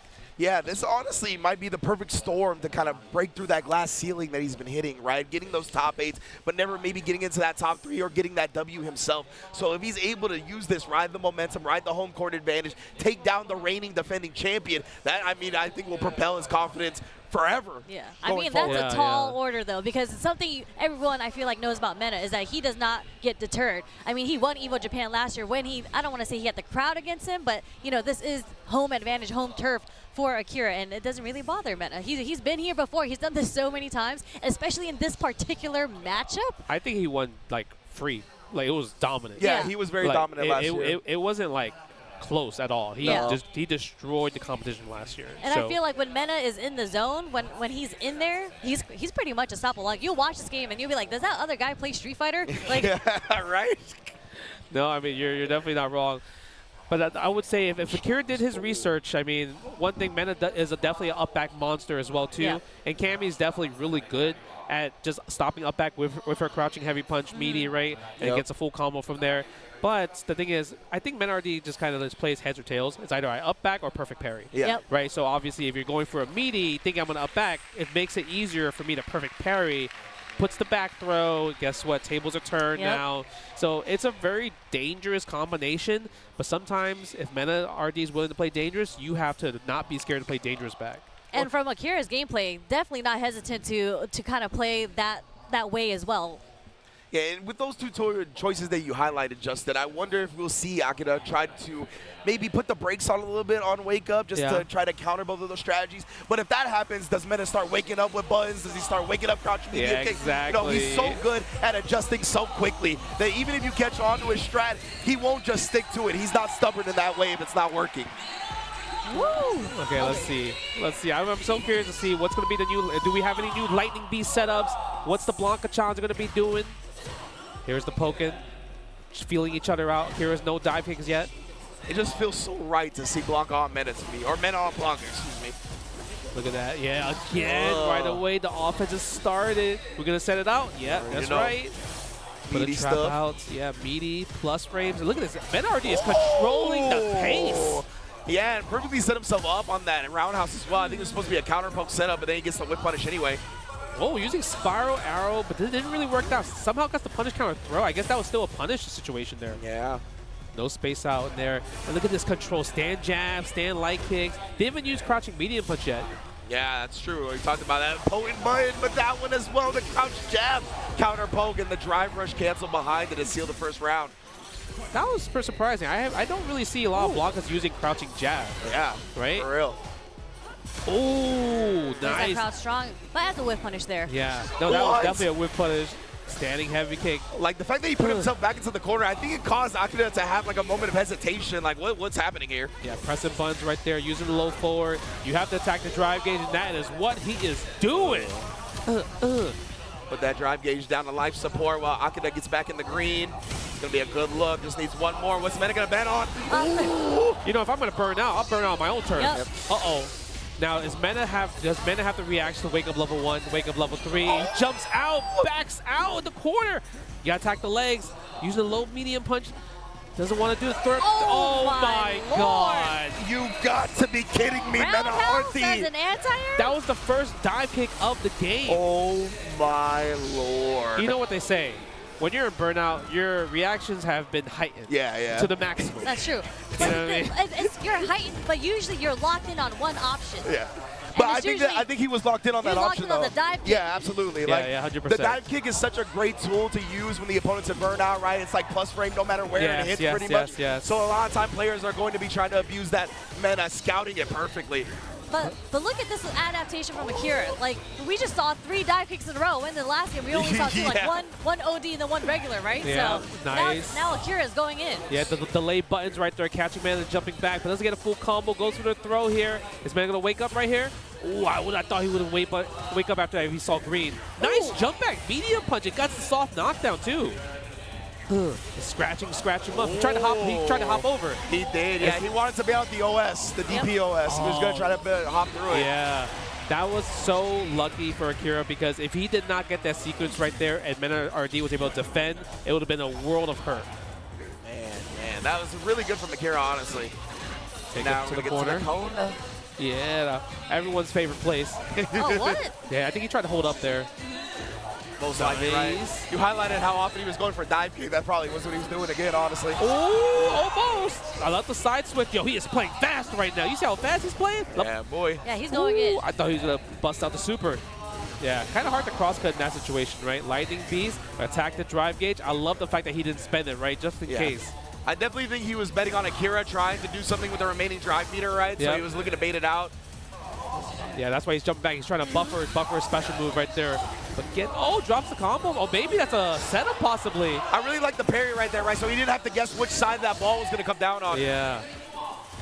Akira does have level 3. If he gets a low forward, if he gets any confirm, he's definitely going to go into it. But Mena RD needs to defend. Nice. Hooligan tried to bait something out from Mena there. Yeah. Mena doesn't take the bait. Yeah, takes a throw. Watch out. He's in that 3-meter threshold, and he spends it. He tried to whiff punish it. He saw it. Oh, Wow, he just goes into it. Off the crouch medium kick. How? Are you serious? That's crazy. That's actually insane. At least, like, I feel like if that was me, I would do low forward, like, heavy kick spiral arrow. Just in case, right? Just in case? You know, just in case if it misses, and I'll confirm from the second hit. But the first hit is insane. What's gone like it wasn't even a whiff punish. No, it was he just a did it. straight confirm. He saw it. And like when those things happen, right, usually we find ourselves in scenarios where like we just kind of notice the opponent walking forward or standing up. That didn't feel like that at all. Yo, I don't know how he hit that. It was like I put the computer on random guard and I'm practicing. What? That was insane. And look, he was ready to check the jab block up too. He was a little bit too late. Nice punish on the crouching heavy punch to stand jab. Yeah, but of course Mena, that's always a potent tool in Blanca's kit. The air Blanca ball to avoid the throw. Ooh, standing heavy kick, attack the drive gauge from that drive rush. Okay. I like that a lot. Yeah, it's so interesting that he's using spiral arrow in neutral like that. I think it's like a switch up with the heavy kick as well, right? Like as a Mena tries to get close, maybe counter poke that heavy kick. True. He does spiral arrow from a little farther away. Oh my God, I'm surprised he didn't whiff punish that standing heavy kick right there. Oh my. Yeah, Mena RD, I think he expected a dive kick. Ooh, didn't spend the drive rush there. Yeah, I thought maybe he was a jump back, but the low short, do we spend a level 2? Yes, we do. Street Fighter 2 animated movie. Backbreaker. Oh, Macchiotomy type joint. Yeah, Akira's rhythm right now is extremely hard to pin down. Like, there's so many decisions where I'm like, I don't blame you for getting hit. Like that walk back into the drive rush crouch slide kick, it's just so weird to catch him right now. Yeah, I think it's one of those things, like I mentioned, like, Akira plays kind of like he uses everything that Cammy has. Yeah, true. Right? It's not just a whiff. It's just not a whiff punish Cammy. Yeah. Ooh, get off of me. The stand light kick buffer though. It's a Lightning Beast Blanca ball. Let's go. Sick. Wasn't a punish there. Spiral arrow. Oh, yes, let her rip. Look, he's playing different. Yeah, both these players right now forcing their will, imposing their will, but a quick whip punch on the throw attempt. Yeah, I'm surprised Menardi didn't spend the double drive rush there. Maybe he wasn't too confident that level 1 would kill there. Yeah. Definitely. I think he wants to also hold on to the meter and hopefully get an early lightning beast in this round, that's perhaps. true. Okay, Spiral arrow. I feel like Akira has done such a good job on checking drive rush. Woo! That was godlike. That was so good. That was so good. Because that was a safe jump, right? It wasn't going to be a punish on the perfect parry, so it would have been a tech throw. I love him just hopping through it. Oh my god, the drive gauge is being attacked. It's being attacked, but he does have that level 3. And it's not over yet. He didn't spend the level 3 yet. He has one more chance. And now Menardi is in a situation where he doesn't have too much drive gauge What as well, is about too. to happen, though? What you Oh, got? press the button. I'm surprised he didn't go through. Yeah, attack the drive gauge. He didn't attack it again. Level 3. I was going to say, these jump backs, they can get sniped by that CA. You got to be a little bit careful. Nice. Standing heavy kick right there. Stand fierce. Oh, Tries. my. Oh, no flinch up there. He's like, I can take some throws, bro. I ain't reaching. Throw. Jump back. DP. Oh, my God. That's plus. Ooh. Oh, that's going to combo. He's going to get a follow-up afterwards. Yeah, he can go to level 1. Is that enough? No, it's not, but we're going to... It's burnout. Oh, my God. He put him on a pixel. He woke up throw. Are you serious? Menardi. No way he woke up throw. That's crazy. He didn't wake up air throw. Oh, he woke up air throw. He's winning Evo. He's winning Evo. He's winning Evo. Smokes of all reads. Nah. Not wake up level 1. That was not normal, bro. There's no way man is losing this. I'm sorry. I cannot believe what I just saw. Yeah, we literally just got off our seats, bro. That was that was insane. That was beautiful. If that doesn't make it to high fight, I know you're watching. I already got that clip. I know you're watching, bro. Please put that match on Twitter. Y'all gotta handle this for a minute. I'm speechless after that one. Legit. That's insane. How does Akira come up, like, keep going with this after this, right? I mean, he's doing just fine. He's like, oh, that's normal? That wasn't normal. Option select. Flash kick option select, I guess we call it. Yeah, same thing, right? Yep, go for the chip damage. Whoa! Not like Input this. error. Level 1? Not yet. It wasn't going to kill. He needed that meter just in case. Yeah, that's a plus no matter what. Yeah, you can't stop that. Your only option there was just you had to bust out a super. Yeah, you just had to commit to it. That was crazy. Yeah, bro. I'm still thinking about that decision, No, bro. that might be the play of the year, actually. Yeah, honestly, Evo so Awards far. play of the year already. Legit, man. Oh, holding the parry. Now he's in burn. Look at this. I'm telling you, he's still thinking about the air throw. Yeah. Yeah, had to do the level 1. Change the pace a little bit, but look at it. MenRD is healthy with the green. He's green. His drive gauge is green. Everything is green.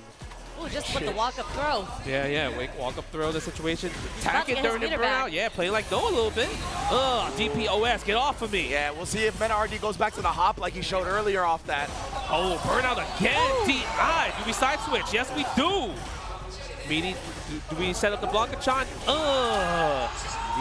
Is it close? Is it? I think this is it. I think Yeah. this is it. Oh, using the EX level 1 to end it. Do we even, Yeah, level 1. Yeah. Boom. Menardi winners Look at that. finals. Go meta. Yeah, you deserve to pop off like that after what I just saw, bro. 100%. There's. That might be That- air throw of the century. I don't know. Air throw of the Street Fighter 6. Oh my God, that Lifetime. was something what a beast would actually do in real life. Yeah. Just cha-cha-cha-cha. Wake up air throw. That is a commitment. Oh, that was insane. Incredible. I feel so bad, though, because the sequence that Akira did right before that was godlike. It was godlike, but the answer from Menardi Yeah. was more godlike. Yeah. I don't want to watch Menardi play because I don't want to lose my voice. Because I felt like I know, right? My voice cracked when I yelled I feel right you. there. I thought we were all about to yank the freaking wires Yeah, off I'm because sorry. everybody stood up Production, at the my same bad, time bro. with the air throw. I could not I believe just it, didn't even bro. think about that as an option. I 100% thought the level 1 super was coming out. I Yeah. didn't wake up air Everyone throw. thought that. And that's Yeah. why I could have jumped, right? He was like, I'm going to dodge this level 1. Yeah. And I think he could get to the other side. It would have been tough to like wake up Blanca Ball anti-air. Yeah. And this dude, the fact that Mena knew that he would go with that, bro. Like, the crazy part was how close to the ground the air throw was. Yeah, You know what I mean? Look, It was like an instant air throw. Yeah. Oh, we have the replays right here. Look at amazing That plays was from OD match too. 1 already. We already thought like, yeah, MenRD is crazy right now, right? The reactions on the heavy kick was standing heavy kick was insane little already. did we know, right? Little did we know. He got some plans for you, baby. Man, You thought the first movie was good? I got you.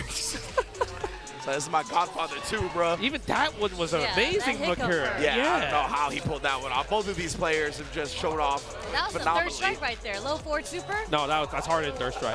That's way harder than third strike. Yeah, I was gonna say this is way harder than third strike. That was way harder than Sure. third strike. 100%. And the drop combo here, actually. Yeah, he did drop that combo right there, but man, that was beautiful. The DP, great yeah, the reaction, reaction was yeah. still there.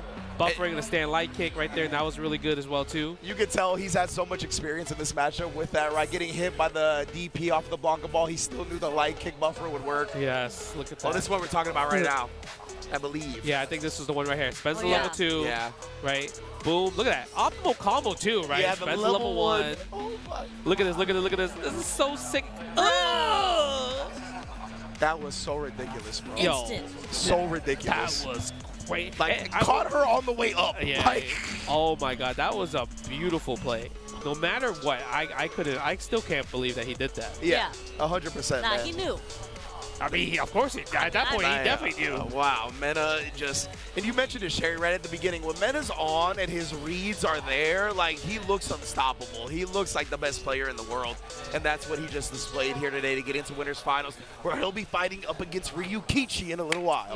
Yep, that's definitely going to be a very interesting match in winners finals. But before that, we are going to go through losers. Yes. Losers round 1. We're going to see Kobayan versus Higuchi. That's a hard matchup right there. That's I think that's a matchup where it's like a Tom and Jerry type of thing. You know what I mean? You mean like Obstacle course and everything. Chase him it's around. a chase for sure.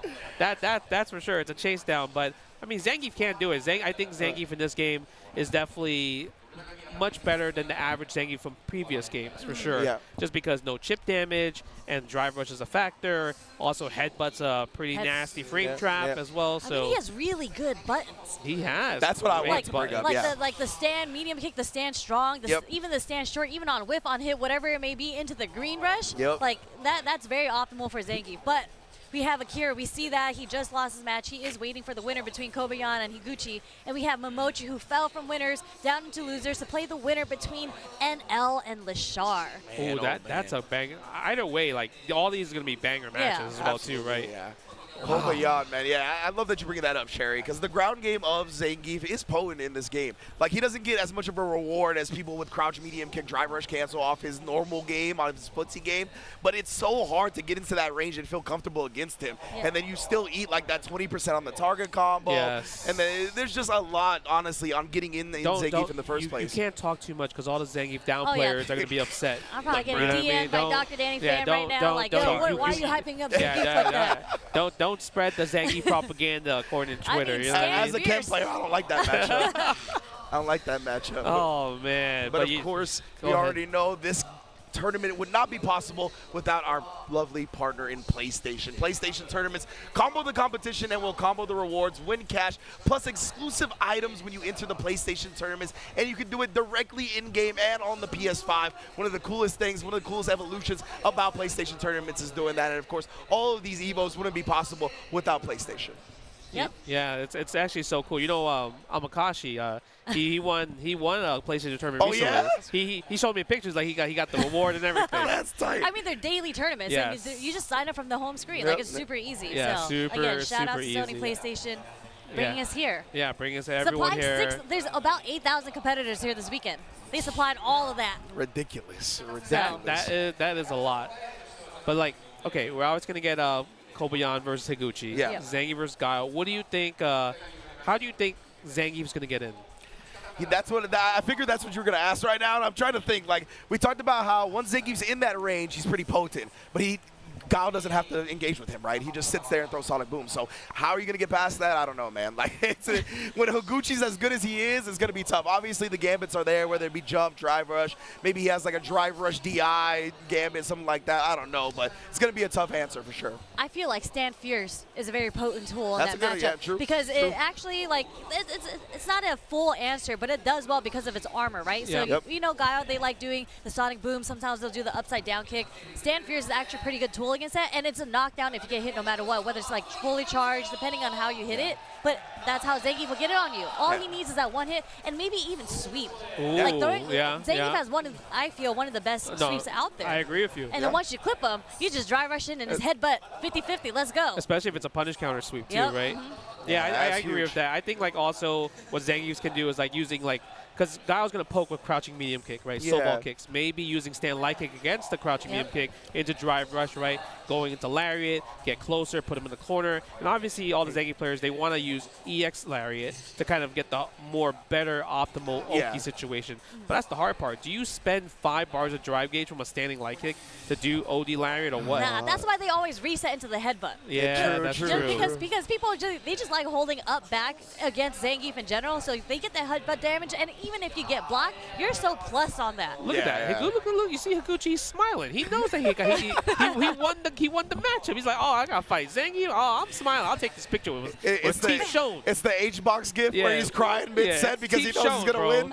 You know what movement I love with the gamer suit is I've never seen Kobayan in person before, but he's a very fit person. That boy fit, bro. There's a picture that had someone posted with like his back. No, when I first saw him at Topanga, I'm like, oh, this guy's from America. That's what I thought. But I mean, Kobayan, I think when I speak to all the Geef players out there, they do regard him as like the best Zangief in the world. Wow, okay. That's sick. So it makes sense that he is in top 8 here at Evo Japan. And there were like, Itabashi was right there too. Zangief Balada was also right under Itabashi. I think they all got 9th, right? Yeah. Yeah, wow. That would have been crazy if we had 3 Zangiefs in top 8. Imagine. Then all the Zangief players couldn't say anything. I don't want to hear anything. They couldn't say anything. Nothing ever again. Buffs are not needed at that point. Yeah, man. You know, just to build on a couple of your guys' points, actually, I really like them. You know, you brought up the Stand Fear Sherry, which I think is a very potent tool in this matchup, as you mentioned. And, Justin, you talked about poking with the crouch medium kick, right? I think that's also to combat the fears because you can blow it up being a low. So I think that's kind of where we start seeing that stand light kick drive rush cancel. Once we see the establishment of the fears, once we see Higuchi trying to beat that with a low button, that's when I think we get the evolution. So I'm not expecting that out the gate, but probably like round 2, 3, and definitely game 2 going forward. I feel like we might see OD running suplex out the gate. Out the gate? Out the gate. Like round start, 99-second round fight. He Bro, just choo-choo, bro. Choo-choo, train is coming. The Russian Express, bro. I mean, we could bet some money on it. I feel like that is. And the prop bets on what's going to happen? Yeah, that's a lottery seconds. right there. If that hits, Justin, I'm taking you to the lottery. We're going to go pick out some numbers. It might happen. We're changing our flights to Vegas going back. Actually, look, I'm telling you, if you're going to start with a bang, you might as well. It's a popular option. And I mean, it's a very popular option. Wait, popular? I don't know if that's a popular option. Yo, round 1 start. Like if you haven't fought me in a long time. Yeah, OD. Yeah, OD running bear It's fast. I know it's fast, but I would love to see it too on this stage because you know everybody doesn't want to overcommit at the very beginning. That's what I'm saying. Top 8 of Evo. No, that would be godlike. He might be nervous a little bit. Nah, but I feel like this is gonna go the standard of what we see in high-level players is when it's round start, they're literally just gonna wiggle around each other and see what they want to do. Most likely, but that's why, right? That's why you bet on that because if he does do that, he might get scooped. That would be godlike, though. We'll see. If you hard call that, Justin, I don't know. I feel like you should be on the stage. No, I'm just saying it's a possibility. I mean, you are a Zangief player. I've seen some stuff in my days. Let's see. The round is about to start. Yeah, the match is about to start. I seen some. I feel like he's about to run. Like, you know what? Let me just test the reactions a little bit. Let me see if you're gonna jump straight up. I got 3 games. I can afford it. Is if Higuchi was ready for that with OD flash kick. That's what I'm saying. I need to test. If you're locked in.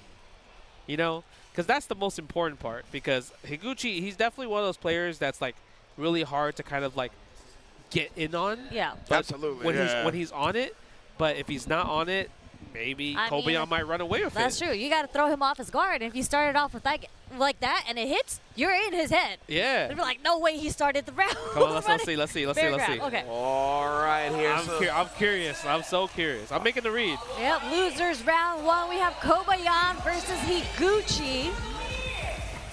Let's see how it goes. Yeah, Let's see how it starts. It's coming. Watch this. Look at that. Look. He's talking. He's got a lot of hair on his chest. He definitely. Yeah. He's been drinking a little bit. There's no way. Ha! I was ready. Okay, go for the sonic boom. Yeah, this is kind of what we expected there. Is against the crouching medium kick, stand light kick, but doesn't want to spend the bar. Can't get the confirm on the counter here on the stand medium punch as well, too. It's too far. And yeah, we actually are seeing it right out of the gate. That stand light kick has been a super good tool for him already. Oh, nice. Gets the jump out the corner and puts Kobayan in the corner now. Yeah. Okay, they both drive rush at the same time. Yeah. Using the stand fierce again. Higuchi looking good. Yeah, now it's Higuchi where he wants to be in terms of position, right? Obviously not health-wise, but right here. Oh my goodness, the perfect parry into the jump. Perfect punish indeed. I mean, that was the first jump we saw, and it connected. Yeah, it was because he perfect parried the previous boom, right? He just bet on Higuchi continuing the Sonic Boom sequence. Yeah, that's the hard thing about the matchup is like, at least if you're a Gao player throwing booms, because I know a lot of people were like, yeah, I hate Gao because I cannot stop his Sonic booms and everything. They recover too fast. It's hard to jump in against them. But if you perfect parry the boom, usually most Gao players will just flowchart and throw another boom. Precisely. Right? Yo, Kobayon's kind of cooking this Gao. You sure this is a bad match for Gao? That's what I'm saying. Like bad match for Zengi? I don't know if this is a bad matchup for Zengi, but I'm seeing the way that I'm seeing Kobayan playing the neutral right now. Yeah. He's getting so much mileage off the stand shorts and the stand medium kicks and strongs. Yeah, parry's available. Nice, using upside down kick. We might see the stand fierce that you mentioned. Oh my god, he tried to walk up in there. Did we spend it? No, we didn't. No cancel on the flash kick as well. Oh, Higuchi's trying to switch it up a little bit. You see the jump back into the dash forward. Yeah, he's trying to bait something out. Oh, get off of me. Protect the skies. I mean, he is concerned with the level 3, right? So this is the range you want to stay at because you don't want to be concerned with that. We just have to be worried about the level 2. Yeah, exactly. That's why Higuchi's not throwing Sonic Booms anymore.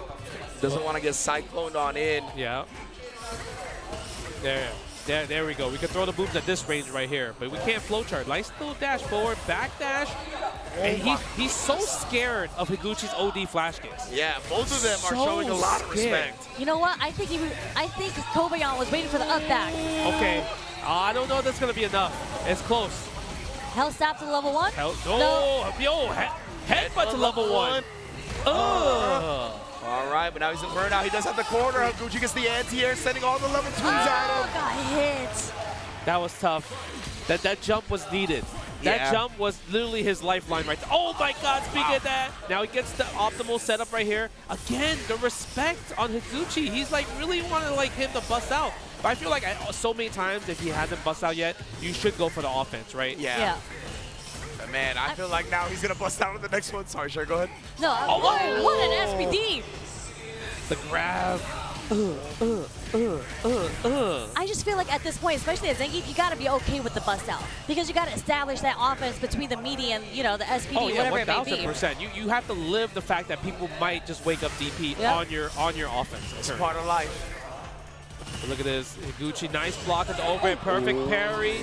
Go for the heavy SPD damage in that situation. Pretty good damage, at least for perfect parry. Oh my god, where are you going? Oh! Nice, and yeah, they were getting to that corner so quickly, right? I love the DI there. The corner wasn't all the way on screen yet. A little bit tougher to counter that in those instances. Bro, but the stand roundhouse as an anti-air, I feel like you just don't see that too often in Street Fighter 6 definitely Zengi. But it caught him jumping back, and that actually pushed him so far closer to the corner. That was a good chase. Very, very good chase. Very sick indeed.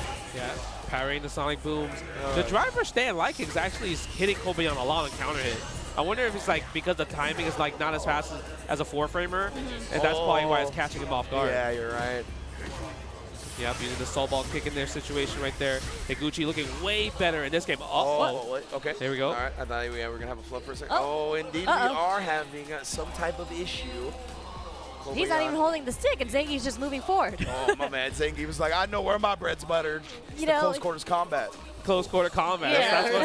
I'm just going in. Yeah, that's kind of. He's like, that's kind of what I wanted. Zengi's got a mind of his own. He got a mind of his own. I just want to walk with my face, block with my face. That's what wrestlers do anyway, right? We gotta take hits in general.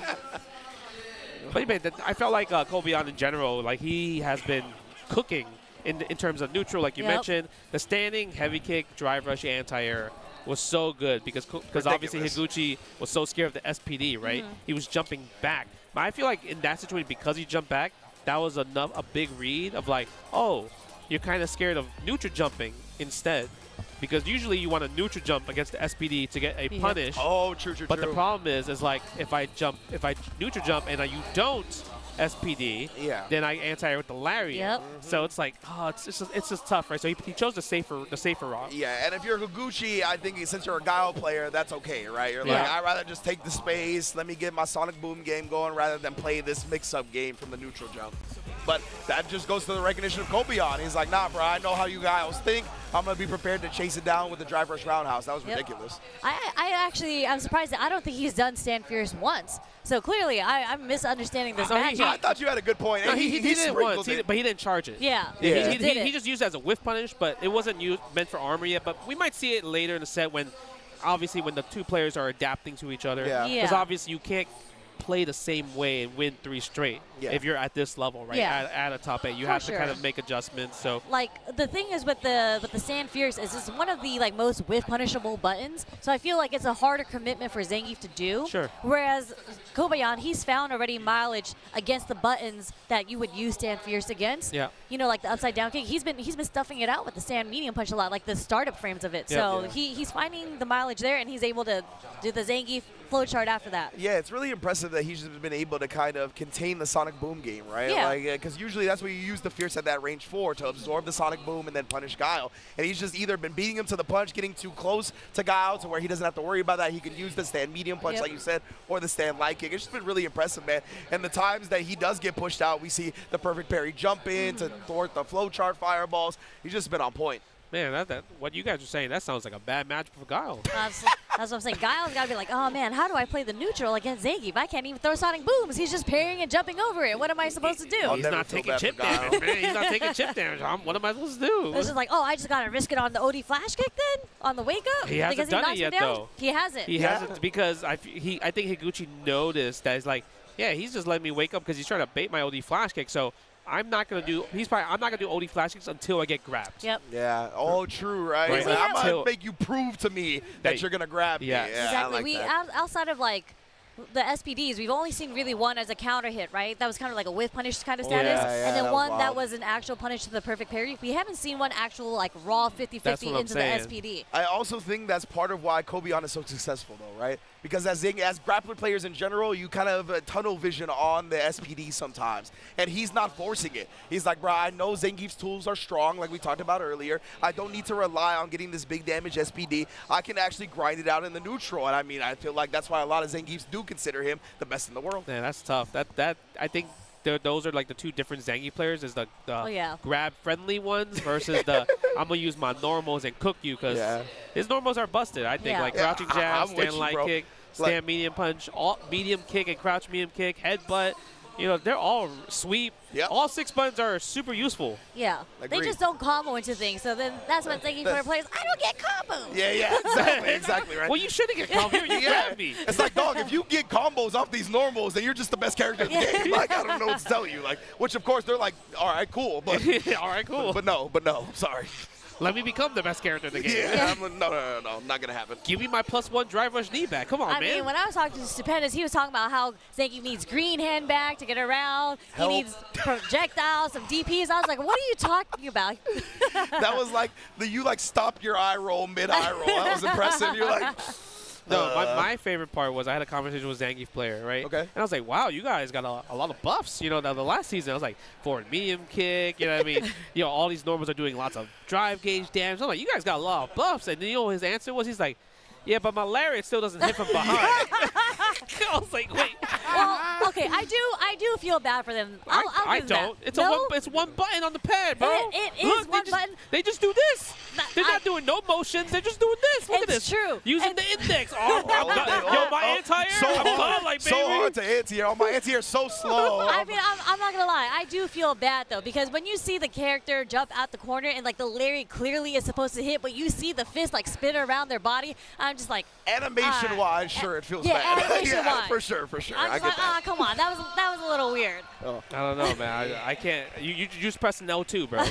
you got no sympathy for them. Okay. I can't remember if it was Lazarus or like one of the EU homies, I think, was just like, you know, once I realized that Lariat was just a button or 2 buttons or whatever, I stopped feeling bad about the Geeps complaining about how slow it is. Like, I'm sorry. Like, being able to bypass that, you have a modern anti-air, bro. Yeah. You have a modern anti-air. That's true. Yeah. That's true.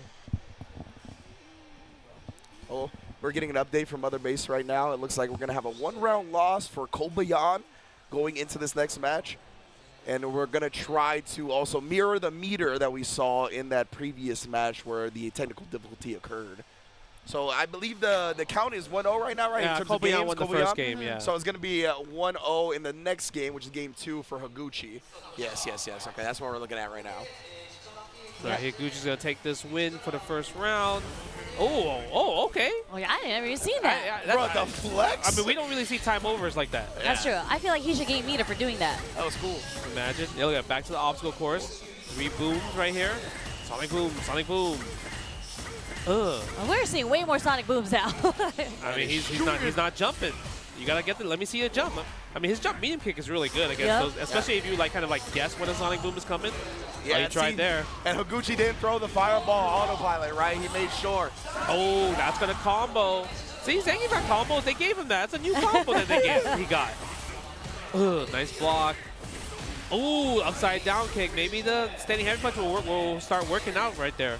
Higuchi does seem a bit more aggressive now. Yeah, we're not really seeing stand light kicks a lot from Kobayan. I think it's because the Sonic boom is kind of controlling that situation. Yeah. That's why I wouldn't be surprised if we start seeing that Fierce a little bit more. Okay, go for more booms right here. More perfect parries. Nice interruption with the crouch short there. Oh, that's gonna. It's close. It's all jab. Oh, yeah. We're going for the ender right here. We're cashing out. Boom. Oh, yeah. Not enough. Didn't have the OD Borscht Dynamite anymore. Oh, he's jumping back. Okay. Yeah, maybe Sonic Blade? No, we don't even go for Sonic Blade at all. Oh, he tried the counter pump. Oh, he was so close to trading with that Sonic boom with the standing punch, bro. Very close to the trade. That was huge. Oh, man, but nice stuff from Higuchi with that incredibly slow Sonic boom because he recognized that Kobayan was trying to do the neutral jumps over them. Yeah. Trying to avoid that chip damage. You know what I like about Higuchi? He's not using, DI. What a guess. All right, here we go. We got to go for the OD. Oh, this time we go for regular throw. Yeah, plus 30 off that bat. Okay. There's that SPD. There's SPD. We might see more wake-up OD flash kicks now from Higuchi. Wow, the wake-up crouch but she really lapped that one out. Oh, misses the anti-air empty jump. Let's go. Because if you press medium kick or any button, then the stand medium kick from Guy would have hit. 100%. Nice recognition from Kobayan there to do the empty jump. Yeah, that was full screen again. Full screen again using Sonic Blade enhancer. No stand like it. I think running bear, but not OD though. Upside down kick cooking. Looking good dragon suplex. Shouts Kenny Omega. Yeah, I think he's like at PAX right now. Yeah, most def. Cutting promos up against Xavier Woods. Yeah. Back heavy kick again. That's such a great advancing normal. Almost got the jump in though. Oh my god! What a reaction! Yeah, don't try to neutral jump against me. That actually did a good chunk of damage too. No, the level 1 does so much damage with Zangief. If you can make a read, oh my god, level 2. Now, okay, do we go for the, we're gonna go for the combo. We're not gonna go for damage, we're gonna go for Oki setup. Yeah, exactly. Oh, nice! He burned himself out with the drive reversal. That's okay. Yeah, absolutely. Especially he has level 2 on deck if he wants to install it. Yeah, or if he jumps, he'd do level 3. Yeah. Right? Oh my god! He didn't get it out that time, and he made him block into the headbutt. Kobayan 2-1 lead. That was a delayed headbutt too. He was able to get that counter hit because I think Higuchi just naturally on defense did a delayed light. Yeah.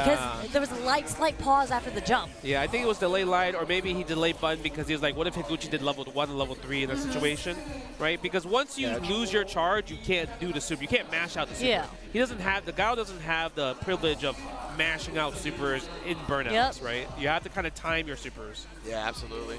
And just like that, it's 2-1 Kobayan. Man, the Zangief player told me this is a bad match, and they lied to me. I feel like even though Higuchi is throwing plasma the whole entire time, Kobayan controls the neutral. He's controlling the pace of where the players are going to be. Yeah. Corner, mid-screen, wherever. It feels like Higuchi's been the most successful when he's got a bit more aggressive, right? Just so he doesn't let Kobayan determine the pace of the match. No flash kick there, surprisingly. That's a punish counter. Crouch game kick. I feel like that's a sign that might be a little bit shooken. Oh, crouch heavy punch. Yeah, drive rush, go to the knee. Nice. I love that. Again. What do we call that, Riz? Is that spine buster? Oh, yeah, that's the spine buster party all day. First neutral jump on the whip SPD there. Yeah, that was big damage, too. 3-piece combo. Oh, super scary right there. Yeah, good tech, good anti-air, control the space, almost get that sweep out.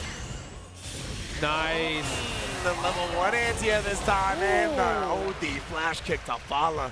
Higuchi's actually has a really good strategy right now.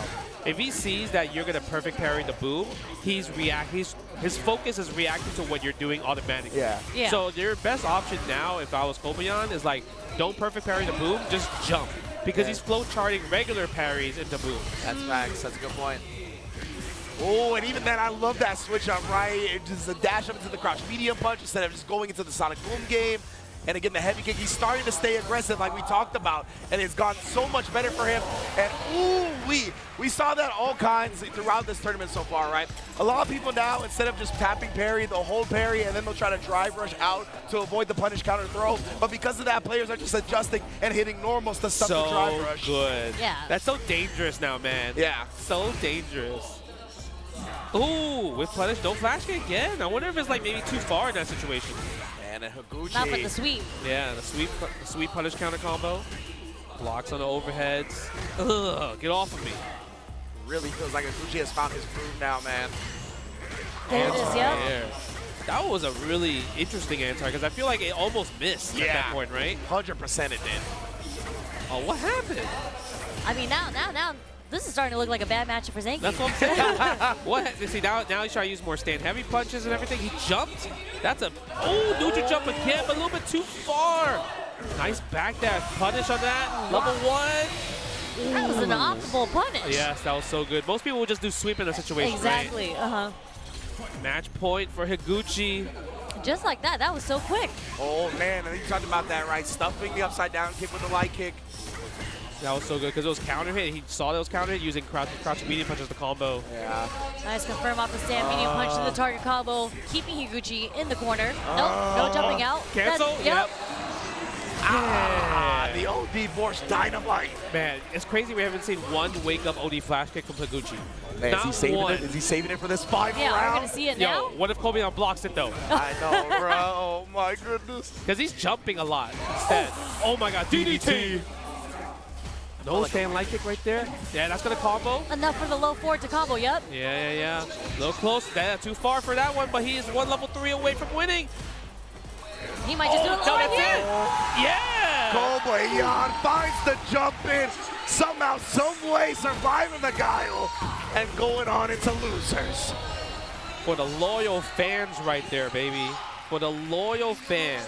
So again, in my opinion, the way that turned around at the end, Higuchi got on match point, and then he started playing defensive again, it felt like. Like, obviously, Kobayan had really good gambits at round start to take control early, but it felt like Higuchi was willing to just back it up instead of trying to stay aggressive again, whether it be with the far heavy kick, whether it be with the frequent sonic booms. It felt like, to me, he was like, okay, one round away, now it's time to play safe again, and I felt like that's where it got away from him. I mean, I feel like that very last round, he actually got checked on the upside down kick. Like, he started doing more normals, It was right? more like the round before the last round. Yeah. And then Kobayan just snowballed as per what Zangief does, right? But that was a sick juggle off the OD lariat. Yes, it was really good. It's also, I think, maybe like he played passive last round because like Kobayan had level 3. Oh, that's so a good like point, too. he couldn't throw booms anymore at that point, right? He couldn't just like, he has to think about throwing booms because now level 2 is a factor in that situation. That's why he was like walking back.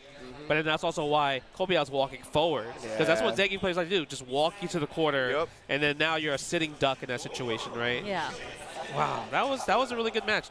Another 3-2 in that situation. Yeah, we're seeing a lot of 3-2s here, and I love just seeing the back and forth with the adaptation and whatnot. So we're watching the replay up on the big screen there, so sorry if I'm just looking over there. No, I mean, you can that appreciate level 1 super again on the neutral jump. You can appreciate good gameplay. That's the thing. Because I feel like what we saw was we didn't see Zangief flowchart a little bit too much on SPDs as Oki. That's the most important part. He kind of like picked his spots when to do as counter hits. He did like here and there, but we didn't really see a classic like, oh, every time I put you in the +4 headbutt, let me do SPD, right? So he didn't do it too much, but the times he did do it, Higuchi neutral jumps. Yep. So it was like good play on both sides. Yeah, I think that's what was really cool about the set 100%. Like, the only flow chart we ever really saw was, like, the Sonic Boom a little bit, and as soon as that got exposed, he stopped flow charting into it, right? So because of that, it was a lot of conscious decision-making, constant adjustments as well. Very impressive losers round 1 match between Higuchi and Kobayan. Now, Kobayan's going to be moving on to fight Akira in losers quarterfinals. Yeah, and then we're going to see NL versus Lashar, Korea versus Korea. That's next, yeah. That one's exciting. I'm kind of curious. We're obviously going to see Akuma from NL's side. Yeah. But when it comes to Lashar, is it only Terry, or are we going to see the Ed or Mai like you mentioned earlier?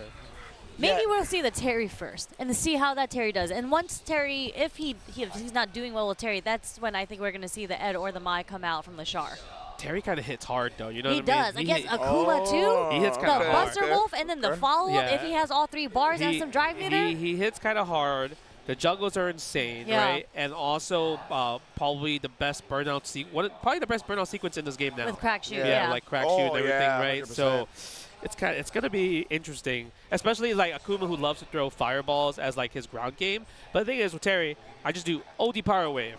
Guess what? I control this space, baby. I control this now. And I wonder, I actually haven't seen too much come from Lashar, though, but like the burn knuckle in the neutral, when it's so properly spaced, especially when you're walking forward or walking back, it catches people a lot of times. It does. But I think it's like, it's still risky, because what if they walk forward and it actually successfully blocked it, and then you're super negative? Yeah, you're super negative, or it's punishable. Yeah. Right. So that's the thing that you have to watch out for too, right? And we know Akuma makes everybody else look like they got Akuma held too with the damage he outputs. It's true. It's true. It'll be very scary. Yeah, in my mind, I'm feeling like this is going to be similar to what we saw with Ryukichi and Momochi, where you try either the Terry or the Mai first, and then fall back on the Ed if it doesn't work out how you want it to. Because I do think Ed is just potent in general up against like the Shoto archetype, having that range where they like to play at, having the fireball counters. We're going to find out now.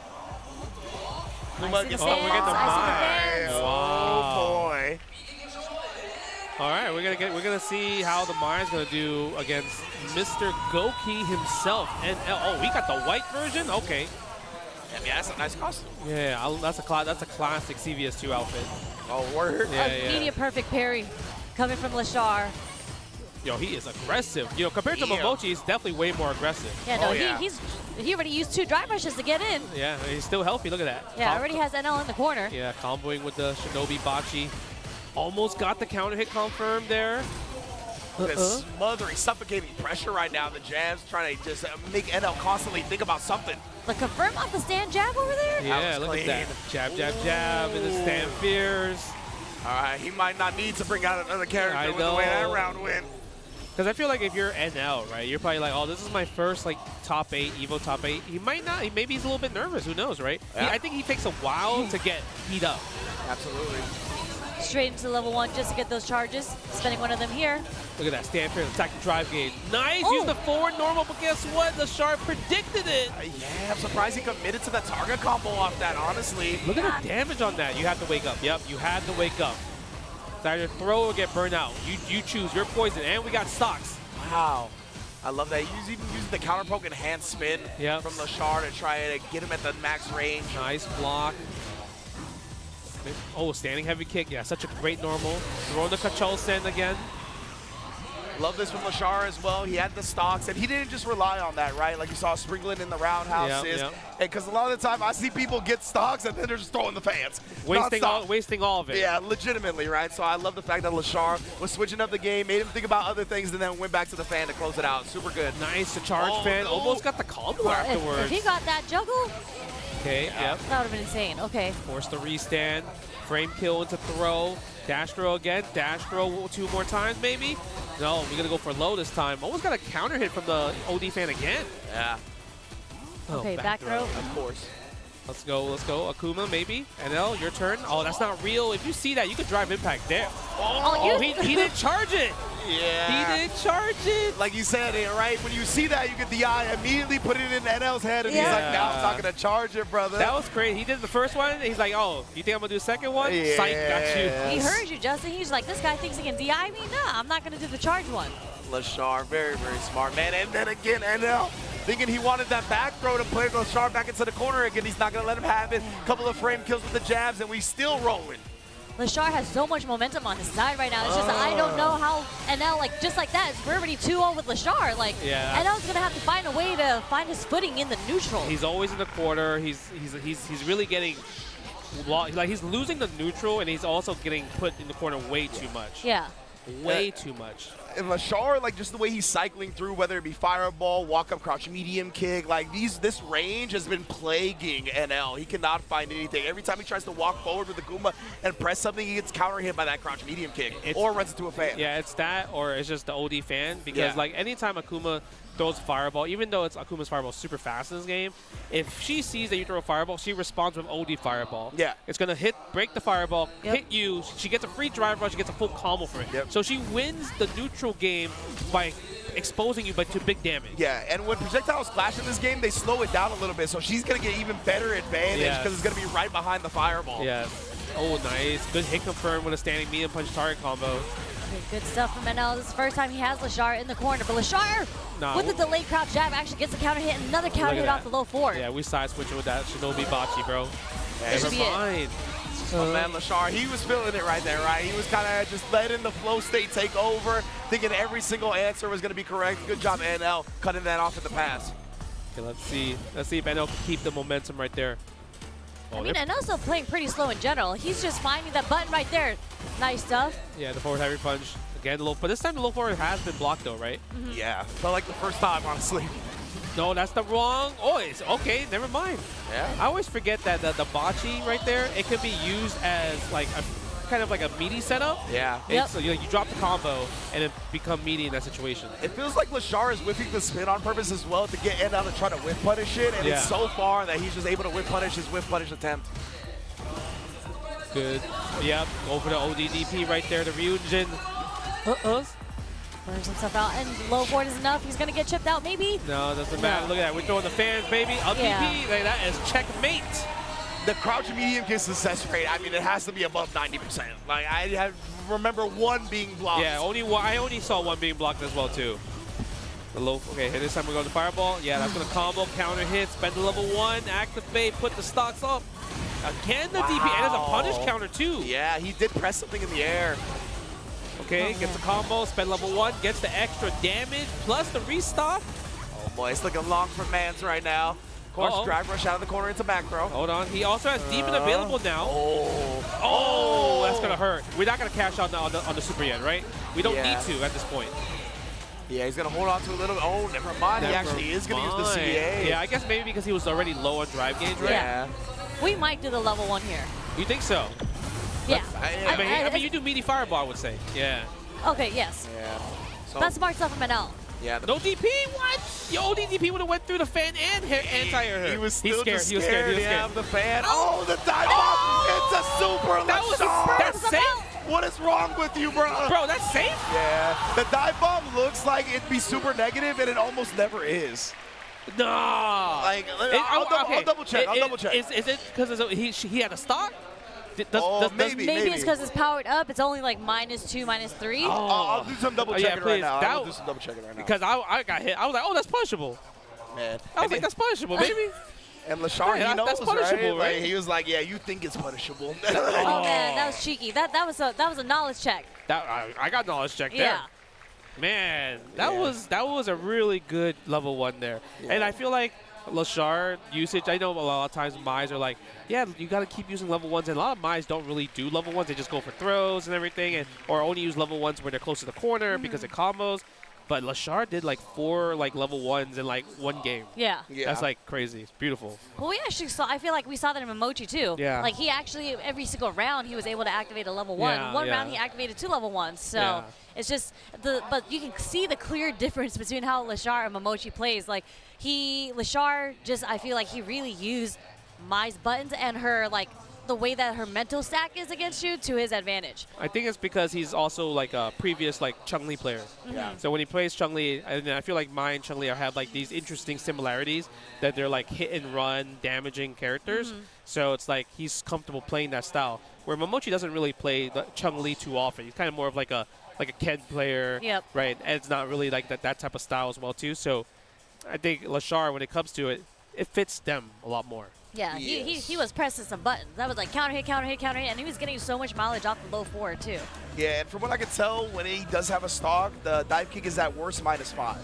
So obviously that is still if it's punishable. below. Yeah, but like it goes back to what I said, where it really is kind of funky with Mai's dive kick. Like you think like it's hitting you high enough to where it's more negative than it is. Yeah. I'm not really great at discerning when it's gonna be that negative or not yet. But I mean, we might see it here. Look at it. Yeah, in the replays. Yeah, the replays right here, because this is the game.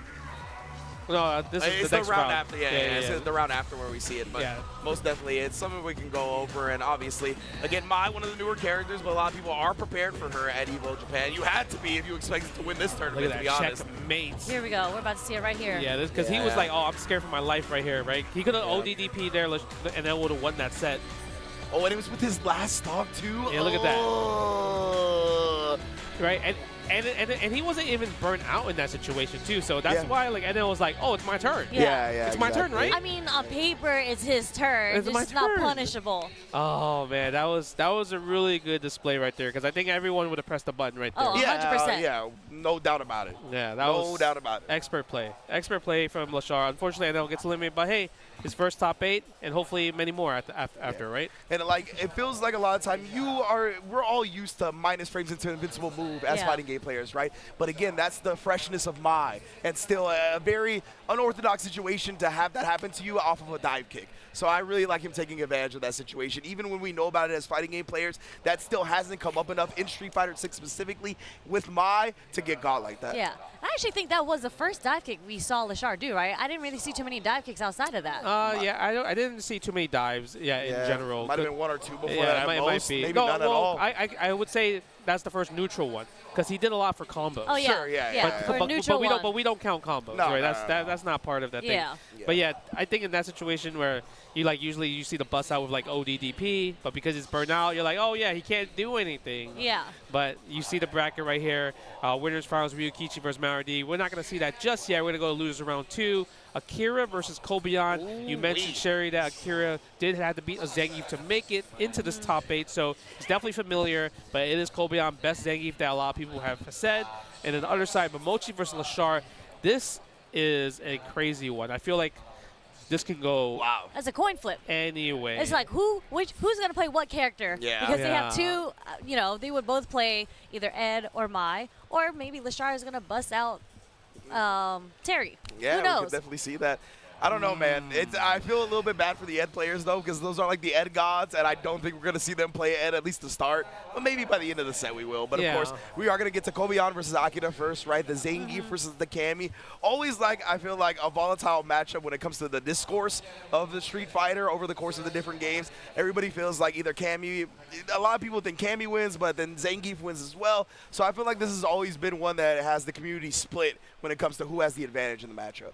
It's tough. I think you see the crowd. Look at that. Everyone's just sitting. This is looking like SPO status right here. I don't even know if he has a spot to sit. Look at him just shaking. He's probably sitting the whole time. He's got to stand up and stretch between the matches. Okay. Next hair review. But, everyone's so excited to watch the Street Fighter 6 matches. And this one's going to be a good one. As you mentioned, there's a discourse between, the Zangief and the Cammy players, right? I don't know what the consensus is in this game, really. I think most people think it is in Zangief's favor. Okay. But, again, the way that Akira plays is not really like the traditional type of Cammy where you're kind of sprinkling in dive kicks to catch the buttons, because that's not really how Zangief would play in general. Yeah.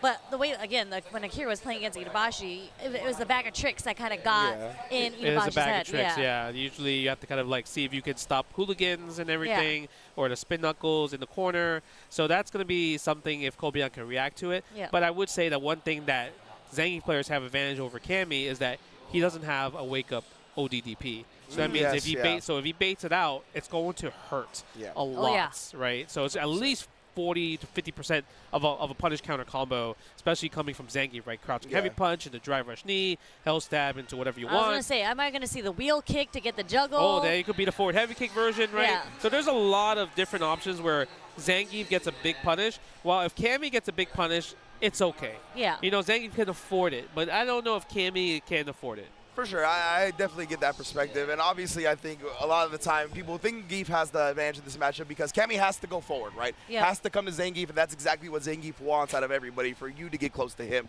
But to go back to your point about the ODDP, Zangief don't have no reversal. So if you do get knocked down, outright punish in that moment might not be a lot, but Cammy can definitely snowball you and never let you play Facts. again. I mean, your only guaranteed punish or similar or your most best punish is wake up level 3. Yeah. That's literally all you have, or you're gonna like gamble or perfect parry. Because the thing is, when I see Zangief players struggle, they get stringed up.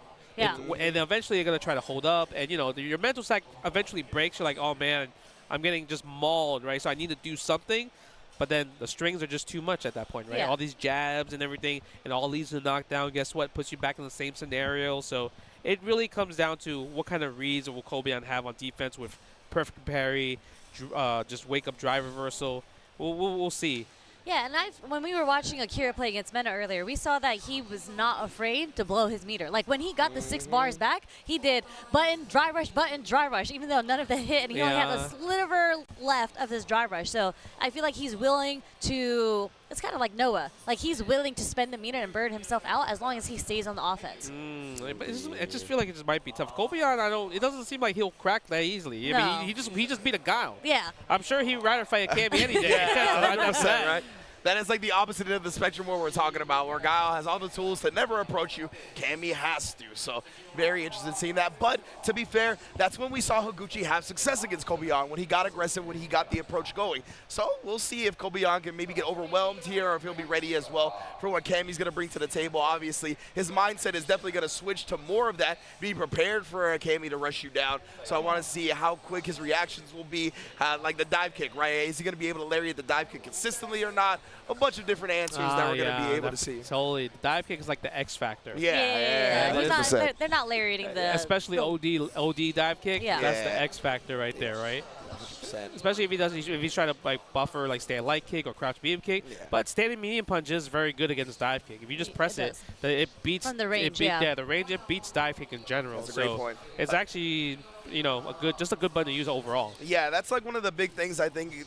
A big privilege to have against Cammy specifically is like, because the Cammy's always like dive kick, whether it's after your block string or after their block string, if you have a reversal button that will stuff that startup with a dive kick, that's huge, right? Yeah. I think the medium punch for Zangief does exactly that. I think he's got a couple other tools that will do that as well. Right, so. And there's counterplay to Zangief's stand medium punch if you're Cammy, because her crouch medium punch is also fantastic as well. So if you're buffering from a range where you're just doing buffering, crouch medium punch, and a heavy kick spiral arrow, that's also going to beat Zangief's standing medium punch, right? So it's going to be, I feel like chess after chess after chess in this situation. So this should be an exciting match, 100%. I was going to say, it'd be godlike to see usage of like level 2 and level 1, because I haven't seen Akira really do it, but sometimes Cammys do like the whiff dive kick in front of you to base some type of anti or something from you, and then you can level 2 that for sure, but that's a hard read. That's true. I mean, Zangiefs are known for the hard reads. The hard read right here is OD running bear grab right now. Do you think he's going to do OD? We're going back. It's coming, baby. Look. Watch. All right, come on, watch it. All right, see, look. Bet. Ha! Oh, man. It would have worked. Look, I believe every time, though. I really do. Would it have worked? He stood on the ground. Well, he did low forward. He got armor. A sweep? Ugh. But I get already trying to dance on him. Yeah, stand fierce already.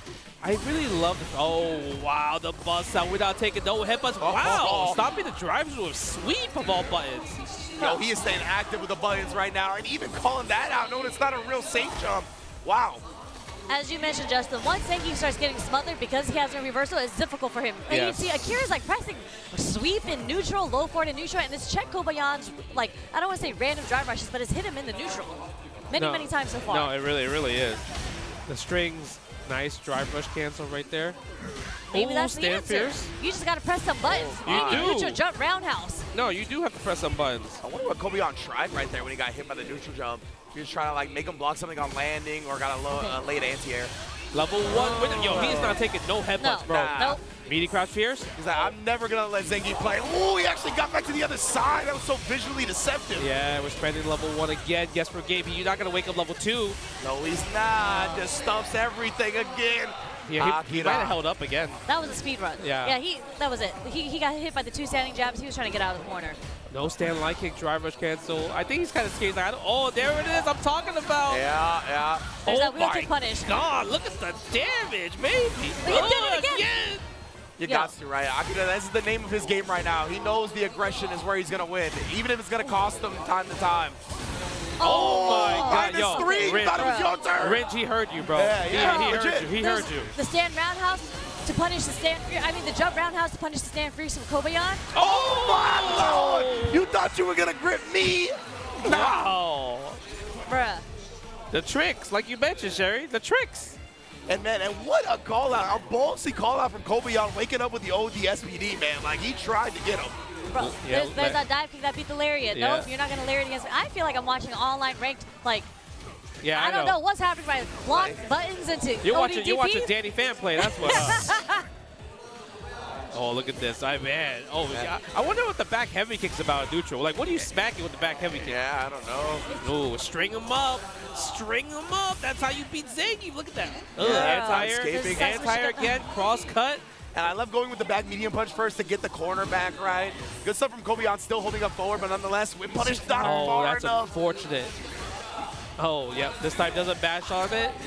I thought he was going to DP again, honestly. We might see it right here. That's why he did regular grab. He's scared of DP. Oh, SPD. That's going to hurt down enough. Oh, the counter hit. Akira definitely bet on Kobayan trying to bait something out onto that drive rush, right? I think he thought he was going to drive rush and block, trying to take his turn with a normal one. Whip punish there. Oh, he was scared. That's now Akira's scared level 3. Oh my God, look at this. Yeah, level 1. We're going to go burn out city, baby. Like I said, he is committed, bro. Yo, 45? Oh, that's a combo? Oh, he thought he was going to super. That's why he held back right there. He thought the wake up level 3 was coming.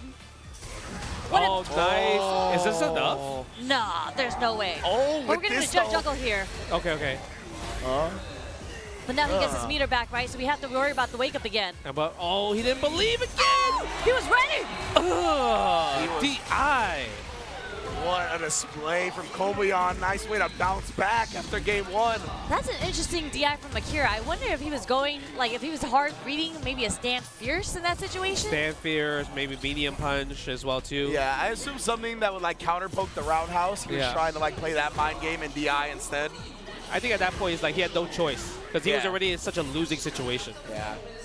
Also looking for a big reward, right, to try to bring him back in the game. Exactly. Nice, meaty headbutt right there. Combo the hell step again. Look at that. Headbutts again. And he knew he was going to hold up. Wake up ODDP? No, that's what he thought too. This dude Kobayan, he's really getting the reads now. Oh, just a walk of SPD. I mean, the range is good. Yeah. The range is probably like a crouching medium punch range. So it's a pretty good, like, tool to just throw out, especially if you're like getting Akira scared. And in the corner, right? He didn't really have much room to maneuver anyway. Nice string right there. Standing heavy punch. Oh, what a read. That was crazy. Classic. Beating the DP OS with the armor standing heavy punch was big brain. Love seeing that whenever the game's busted out. We are going to get the burnout, though, with the level 2. But he's close to level 3, though. He could churn. He could churn. He could churn. Is he going to churn, bro? Churn. That's why he's jabbed him up. He's trying to stay away. Go for the pokes. Wow. Breaking the armor. DP as the chip damage. Yeah, super clean from Akira there. Man, this is a crazy match. Nice. Yeah, it goes for a reset. Like you mentioned Sarah earlier, way earlier, Zangief players, instead of going for a combo, they're going to go for the reset for the headbutt. Trying to get big reward. And they also get that drive meter regen back quicker if they try that reset for sure. Oh, wow. What did you punish. hit? Was standing jab? I think it was a stand medium kick. No, well, that hit far. Oh, trying to stomp on his kicks, bro. Using the Street Fighter EX moves. Okay, you have level 3. Akira has level 2. I really want to see what the back heavy kick's going to hit. I so want to see it. I wonder if that's just like a visual bait to get Kobayan to try to whip punish him. It might be, honestly. Yeah. Oh my God. The kid, he's living and dying by the ODDP right now. Are we going to go to level 1 and burn him out? Yeah. Look at the damage. Oh, great 50. day. 50. Oh, no free DI this time, though. And Akira still has another one in the chamber, just in case Kobayan busts it out again. Oh, no. Oh, level 1. So good. Super sick for Akira there. Good. He doesn't get the punish because it's a sweep and he's in burnout, right? But it is his turn, so he walks up, baits him into throw tagging, and walks back out. So good, man. Wow. Low forward to level 1. Another low forward, like in the super, right? Yeah. He's just getting those confirms. And I saw him do it against Itabashi, too. He did crouch strong into the level 3. Okay. Wow, stand light kick beats the drive rush crouch light kick. Stand roundhouse perfect parry. No back throw. Yeah, we go for the side switch. Wow, that was kind of big. That was tricky. The setup. Headbutt, at least that was at least +10. Spine buster, that's +30. Oh my god. That one actually combo, but he didn't. I'm surprised he dropped. He didn't go for finish the combo. Yeah. Look at that, man. Akira still staying active right there. You know what I'm thinking about? I know it's 2-1 Akira, right? Yeah. The amount of blocked ODDPs that Kobayan has blocked and punished him, how is he losing? Yeah, you would think that, right? But this is what we talked about. Where Akira, he has to stay aggressive, and he knows, like, and sometimes I'm gonna lose half my life to one combo. That's crazy. But this is still gonna be the long-term game plan for the Oh my hooligan. god, the hooligan flips. He knows, he smells it. He's at match point. Yeah, the blood in the DP, water. Go for a throw. You can still go for offense. String him up. That's right. String up Zangief. It's so good. He's trying to hit the stand medium kick again. Yeah, oh my god. Yeah, go for the pokes, playing a little bit more safe. Yep, go for the dive kick, the situation backdash. Fierce, bruh. Yeah, Trying to put a stop and just one hit of the sand medium punch at SPD. Yeah, that's really good right there. It felt like Akira just started playing passive. Which he can't do that, bro. Yeah, like what happened? Like he was. You gotta stick to what brought you to the dance I mean, right maybe now. it's because he's scared of the level 3, you know? Yeah, but it just, I don't know, maybe he's just thinking, I'm in match point and now I'm all passive. That's what it feels like. He's had level 3 before and he hasn't played like this, right? Yeah. Oh, So no. reset. Okay, we're gonna go into level 2. No, something happened. Like he's like, yo, I'm about to beat him. I mean, I think we're gonna see it now. Oh, let's see. I hope I think he's about to wake up. I mean, he started the last round with Hooligan. He might just do EX OD Hooligan now. It felt like, yeah, darn it, eventually. It felt like he gave the control to somebody else. Yeah, see, now he's, I think, finding himself a little bit more. Yeah, that's more what we're used to seeing from Akira in this set so far. Now look, he's holding back. No, he bro. is scared, you see? Yeah. He's not aggressive anymore. Something happened. I tell you, man, yeah, I don't know. Okay, hold on. We get something started. Get the offense. String him up. Text the throw. Kobayan looking good. Oh, that's a punish. Wow. But wrong punish. I'm surprised he didn't sweep back or even crouch medium punch. Yeah, just got a low forward over there. We're seeing like the back dashes and he's going back into the neutral, but we're not. He finally gets a whip punish on that. Oh, yeah. Something happened. I'm telling you. I don't know. Akira's a little bit scared. I think he's in the situation. Oh, this is huge, though. Okay, spend the level 3. Calm yourself. Attack the drive gauge. Think about your next sequences. And this is a massive gap in drive gauge, right? Because he didn't use a drive rush cancel. He just went right into the level 3. Oh my god. Does Kobayan do a hit confirm level 2 though? Crouch medium punch. No anti-air. Level 2 would kill. Oh, the whip punish. Oh, it's close. It's close. It's not dead. It started with a light into a drive rush cancel, so Cammy's alive just barely. Yeah, he's a jab. He's gonna jab it out. Jab it out. Oh, spiral there. Jab it out. Oh, yes, indeed. I'm telling you, something happened. Like, you know what I mean? He was like, I'm about to win, and he just started playing passive, bro. It's something that we kind of saw similarly with Gucci. Like I said, he switched up the aggression. See, even he knows. He's like, yo, what happened? Yeah, he's like, I was cooking him. I mean, maybe he spent all that because those first 2 games were so heavy in the adrenaline. Like I'm talking about, you did. Oh, you see him pound his chest? Oh, wait a minute. I'm telling you, dude, this is nerves. This is literally nerves at the making right here. Kobayan's like, I'm pumped up. Yeah. This man, Kobayan, grabbed his chest and then pounded it, bro. I mean, Kobayan's like, I don't care how many ODDPs you're going to do on me. I am going to keep going for it. I am so hyped. That's how I want my Zangief players to be. Like, beating their chest in the middle of the set. Yeah. I mean, I'm not going to lie. I feel like Akira's playstyle, it's so hard to, like, be 100% committed to it because in your mind, you're just like, what if he blocks this? I think on ranked match, he 100% plays like that, though. Yeah. But here, it's just like, I'm telling you, usually he plays as well, but it's just, he never gets the victory at the end. Eventually, something happens. It's a volatile playstyle, but you have to commit to it till the end if that's what you're going to do. If you start switching it up, you're going to second guess, you're going to hesitate, and all of that will lead to losses. Yeah, spine buster for sure. right there. We're seeing it here now. Wake up ODDP? Yeah, of course. Ah, you smelled it. Of course. Bro, but you have to live or die by the ODDP. That's what got you this far. That was an obvious one. That was an obvious one. But I mean, like, in the neutral, like, all the other times that you were doing it. Oh, the reset. I'm telling you, the nerves are hitting him hard right. Look at this. Oh, he got so close. He might ODDP again. Don't give him a double perfect in the last game. Oh, my. Oh, that's right, Cherry. Oh, no, there it is. Okay. Nonetheless, but this is it. Level 2, yeah. What a comeback. Akira couldn't finish the job. There it is. You're next, fam. Oh, I'm telling you, bro. The pop-off? Damn, I seen the veins in the biceps, B. You see, I'm telling you, it hit. It finally hit him. Yeah, it did. He was like, oh my God, this is about to be the highest place they ever got. He's like, I'm about to win. I'm about to beat Kobayashi. Exactly, and then something happened where it's like, I fell apart. Yeah, so I think when it comes to big stages and big tournaments and whatnot, a lot of the time when players start playing the game, it kind of all melts away, right? They're like, this is what I do every day. I train for this. Like, this is my comfort zone, playing the game. But then that reality hit him, like you said. One round away, he was playing so well. I think all of that started flooding in. He stopped thinking about the game as much as he usually does. Just cracked, You know what it came down to? He ran out of Jamie's install. Yeah, Activated level 2 and it just ran out at the wrong time. Yeah. He went back to level 1 instantly, bro. Yeah, because that very last sequence, like when Kobayan had did the drive rush into the SPD, for sure an ODTP would have came out if it was within the first 2 games. Because that's when Akira was dominating. This is like, I'm not going to let you reset me. It's not happening. Whether it be a super and ODDP, I am not letting you get this reset 50-50 on me. I really like the way you put it because it is a very liquid courage play style, right? And it really felt like my man just sobered up at the end and was like, what am I doing? And but you could tell when the cameras panned to him, he's just like, I don't know what to do anymore. Yeah, bro. Like something just happened. He's like, the confidence is gone, everything about the gameplay, because he was playing so fast, so fast, and then he just played like the slowest person in the world, walked himself back in the corner, and like he was walking back and jumping back on Zangief's wake up when he didn't have level 3, he had level 1. So it's just like. Why would you not put that pressure on him? In there. Yeah, stay in. Even if you do meaty throw, the worst thing that can happen is tech throw. If he jumps, you recover, you get cross cut. Either way, you're a total advantage in that situation. There's no reason for you to jump back and in there in general. And that's what we saw how he played at the beginning, right? Like in the corner, he was a little whiff it, and then he would anti-air, dash back under, keep the corner, go for it again, you jump out of DPU. Like he was just flowing. But yeah, man, unfortunate for sure. Oh, man, you know what?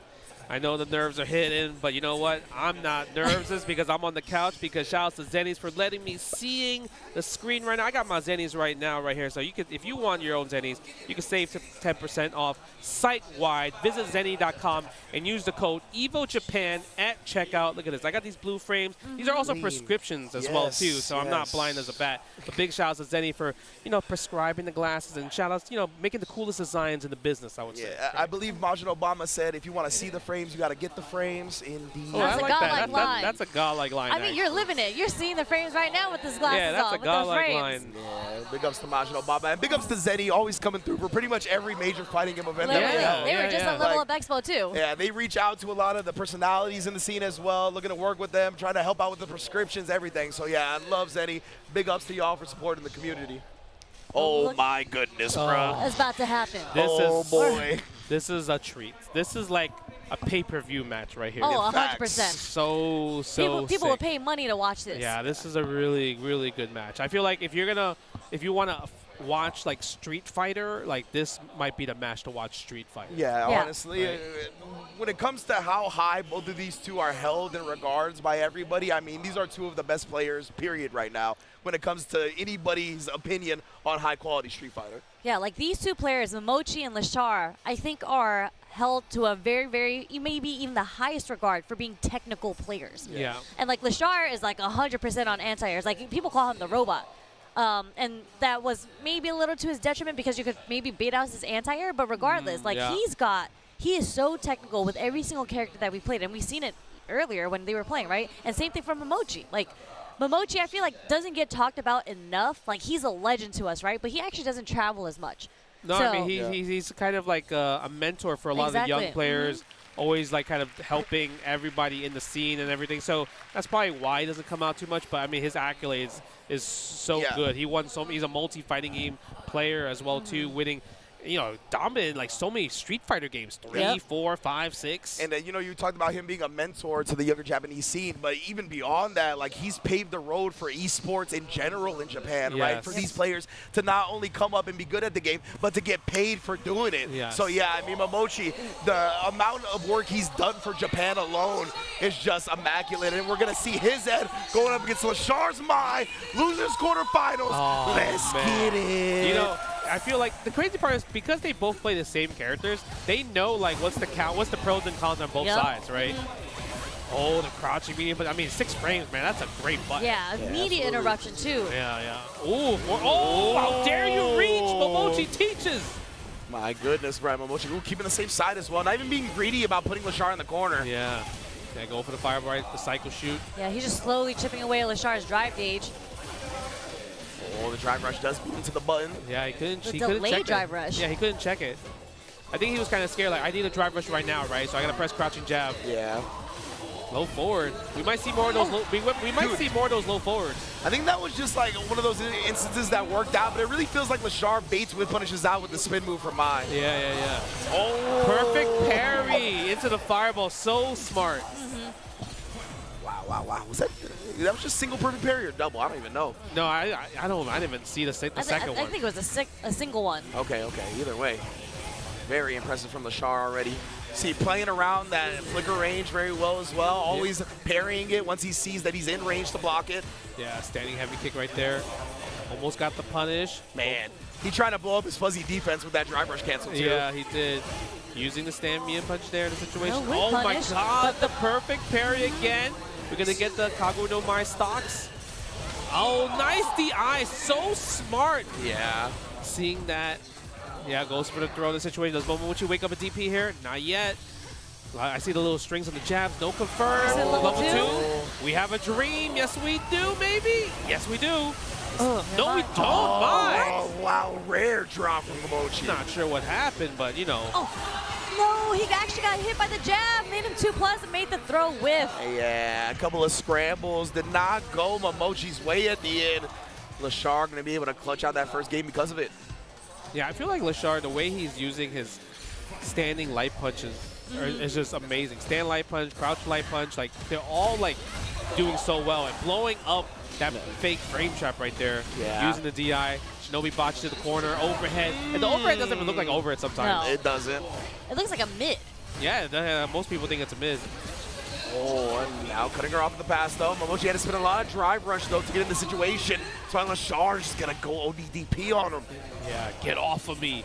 A lot of people like to look for throw when they're low on drive gauge, too, because throws like actually have a little bit of a length to them, so you can build back your regen a little bit more. Yeah. Go for the knockdown. Stand heavy punch, attacking the drive gauge from Momochi's side. He didn't want to charge it just because he saw the DI hit last time. Something very special ahead is just to get that jump in from so far. Oh my God, the hold. That was so sick. Momochi. Attack the drive gauge. It's going to get the combo. There it is. Nice, level 2. Oh my, Lashar. That does so much damage. He said, don't you dare try to do an unreal trap on me. A frame trap? It's just really good because like the flicker is considered as a projectile. Yeah. And level 2 is anti-projectile. Yeah. So it's really, really smart level 2 there. The way Lashar's been playing around flicker, like, it's been immaculate, man. It really has been. I mean, this was his main character at one point. Yeah. It's kind of tough. I feel like in this situation, you might have to buy back. Yeah. A My Mirror match, perhaps? We'll see. The crouch medium punch does come out on the reversal. Yeah, nice combo right there. Goes for a stand throw. Holding up. Goes for the reset for the throw again. Meaty fireball. Oh, you see, press. Yeah, he was scared. That's why he walked back a little bit. The the Shinobi low Bachi close to the corner. Now we're definitely in the corner. Throw the fan. Yeah, perfect parry. You find that with the OD fireball. Oh, the crouch medium punches Lashar. I don't know how. Almost got a confirm off of that. He did. The crazy part is I think it would have worked if he did crouching jab, but he saw counter, he went for the medium. And the throw tech is there, and he baits it. Level 2, he did the air version. Bro, the air version That's is 3 frames, three right? frames. Air version is 3 frames. I don't know how it's possible that the air version is 3 frames, but it is. That's wild. So yeah, I think Lashar, that's exactly what he's looking for, right? Just going back, buffering. As soon as he sees an animation, zooms on in. We're sticking with it. I mean, the way that I'm seeing this, I kind of think this might be a bad matchup for Ed. Because she has so many ways around Flicker. Yeah, that's true. And like his neutral game. I think it's because Lashar doesn't stay still. Yeah. Flicker's meant for people that likes to crouch block a lot, but because Lashar's always active in movement, backdash, jump, walking forward, even just like the little subtle moves like down, back, down, forward, down, back, down, forward, the flickers don't work. And because Lashar plays Ed himself, he's so quick at recognizing when the flicker is likely, right? Facts. So we've already seen him calling out multiple times with DI. Tries to get the sweep right there, but doesn't get it. Almost got the punish counter on that fireball right there. Yeah, like look at the movement from Lashar. Like you see him move up once, and then if the move doesn't connect, he just moves backwards. Yeah, most def, man. Like this man got some movement going on. That's his play style. Exactly. He comes from high-paced, high-tempo games, right? He brings that to Street Fighter 6. Yeah, and even all the characters that he played in the past. Oh, no. Does bait out the DP successfully here. Momochi in the driver's seat in the corner. Yeah, can't wake up level 1. You have to take this. Yeah. Goes gonna go for the chip damage situations. Precisely. And in burnout, you don't have to worry about that being punished, right? So very, very smart to just go with that. Wow. Oh, the low forward. Yeah, spend the level 1. Activate station. Wow, I wonder what you were going for in that situation. I'm telling you, man, like he uses this spin like from a distance. Like it feels like it's either to counter poke or to bait with punishes. I'm not sure yet. Yeah. There you go. There's the counter poke. The Riembu. Level 2, do we have a dream? We dropped it last time. Okay, this time we get it. Yeah, this time we got it. Oh, sleepy boys. Come on. All the way to the corner. Nice. Safe jump, +4 on the standing heavy kick. Oh, wow, what a trade. And Lashar immediately knew that was going to trade Level 2 another one. Dude, he plays so fast. Everything is always a decision. You think it's your turn, but it's really not because there's always a consequence. Oh, speaking of which, though, again. We have another dream? You gotta hit it. He messed it up. You got it. You had to hit it. Okay, that was enough. Yeah, the chip was enough. He couldn't wake up level 1 anyway. Yeah. That was checkmate. Yeah, definitely. Good recognition from Momochi, honestly. Not even putting himself in a situation where he's got to do all that, right? Just close it out. Having the flicker afterwards, shutting down the level 1 if he did that. Very, very quick recognition. Both of these players' processing speeds are out of this world. Nice check on the drive rush. Whoa, okay, interesting. Went for the stand and the crouch medium punch. Wow! Catches the jump back with the Riembu? What? That was sick. Yeah. Bro, that's when you talk about Lashar, just how quick he is with the answers is insane. Okay, that's punishable. Yeah. No stocks on that one either. Yeah. But like you mentioned, Sherry, he always is trying to make a decision that's not like putting himself in a blocking situation, right? Yeah, absolutely. He doesn't want to ever be in there. But look, see, even right here, it's just counter poking every single point, every time you walk forward. Look at every time you try to walk forward there, even he drive rush there. Like blocking should be the last option on his list is what he's thinking. Look at the pokes. Yeah, Lashar, you can tell, trying to find his way in now. Goes for the throw, and he's going to pay dearly. We go into the Kona real fast. Okay, this time we get the combo. And I feel like Momochi hasn't been hitting this all the time, right, that we've seen so far. Yeah. But this time he hit it, that was like half life. Yep. From mid-screen, too. Something has happened, because now Momochi has like turned to tie. And that's fine, that's okay. Yeah, because she doesn't get the full animation and full damage. No, but even then, you just spend level 2, you're not in level 3 in a situation, right? Yeah. And you have so much drive gauge, so he's cool with that. He's definitely cool with that. Wow, what a punish right there from Lashar. Yeah, good single hit confirm. Next hit is definitely going to go into level 1 from Lashar if he gets it. Yeah, he might not even need to. He might could just kill. Standing heavy punch, stand medium kick. Oh my goodness, both of them trying to harass to the kill. Yeah, they're both low on drive gauge too. They are pressing some buttons. Yeah, cancel the fireball, nice. Do we spend level 2 here? Just roll level 2 maybe? Yeah, it's gonna hit right here. Indeed it does, and that's going to spell the end of game number 4. We got a final game. What happened? Like, what was the adaptation there? Yeah, I'm trying to really pinpoint it. It's hard to see because I feel like Lashar hasn't changed anything. He was still playing as fast. Yeah. So it really comes down from Momochi's side, where I guess there's like less gaps for him to get interrupted. Yeah, I think he's finding smarter ways to place flicker. Yeah, like he's just more active and neutral right now with the flicker too. Yeah, true. Again, and he's also attacking the drive rushes from Mai. Like, he's checking a lot of the raw drive rush, a lot of the drive rush overheads with his crouching light punches. Yeah, that's a good point in general, right? He seems to be stuffing Lashar's approaches a lot more frequently, maybe not committing to stuff outright and instead reacting a bit more. It might be. This is like defense versus offense. Yeah. Nice perfect parry on the fan right there. Didn't want to try anything just in case, even if you perfect parry the fan and he blocks afterwards. Yeah, spends level 1 here. Charge up. It was huge. Oh, wow. He did That's it. not bad. That's not bad, though. He burnt himself out. Yeah, he does have level 1, though. Oh. No fear on Momochi's side, and Lashar, he got him shaking in his boots a little bit. It's his first time being up this set. Wow, Momochi. Oh, nice. The delay. He tried that earlier, remember? Yeah. Okay. Wow. Yeah, because we don't really see Momochi doing like DPOS just because he's a little bit slower on it, right? Exactly, yeah. Goes for the fireball. Yeah, charge up as well too. The dream. We're gonna take you all the way to the corner if we don't mess us up. And we got it. Hey, you hear the crowd. They're saying, hey, hey. Every time Ed connects. Uh-oh, forward throw. Kill. Oh, nice. Hold the charge on the flicker. That so much, bro. Nice, perfect parry. It worked out because now perfect parry came in when it needed. Now it's your turn. Oh, he didn't believe in the hit. Does he have the combo? He needs to have the combo. He just needs it here. Oh my God. Oh my God. Momochi, he's got it. He's going to survive. Oh, yes, indeed. Last hit, baby. Momochi on to loser semifinals, defeating Lashar with a 3-game comeback. Did you see that was a different level 2 sequence? Yes. It wasn't normal because it was mid-screen. Yes. Right? And then like he's like, all right, how do I close this out? And like, damn, I know it's not enough to kill. I hope this OD version kills, and it did. Oh my God. I loved seeing like the mind games around the flicker and the way he would utilize it up against Lashar, because he started holding it against Lashar when Lashar was low on drive meter and he was going to wake up and tap parry and not hold it, right? Yeah. Because if he held it, he only had a little bit of drive meter anyway, so it was going to drain him very low. So he really picked that spot, woke up, tap it, and he just held it to wait till he recovered and got the full advantage, pull you all the way in to where you're not going to parry it anymore. That was so smart. That was beautiful.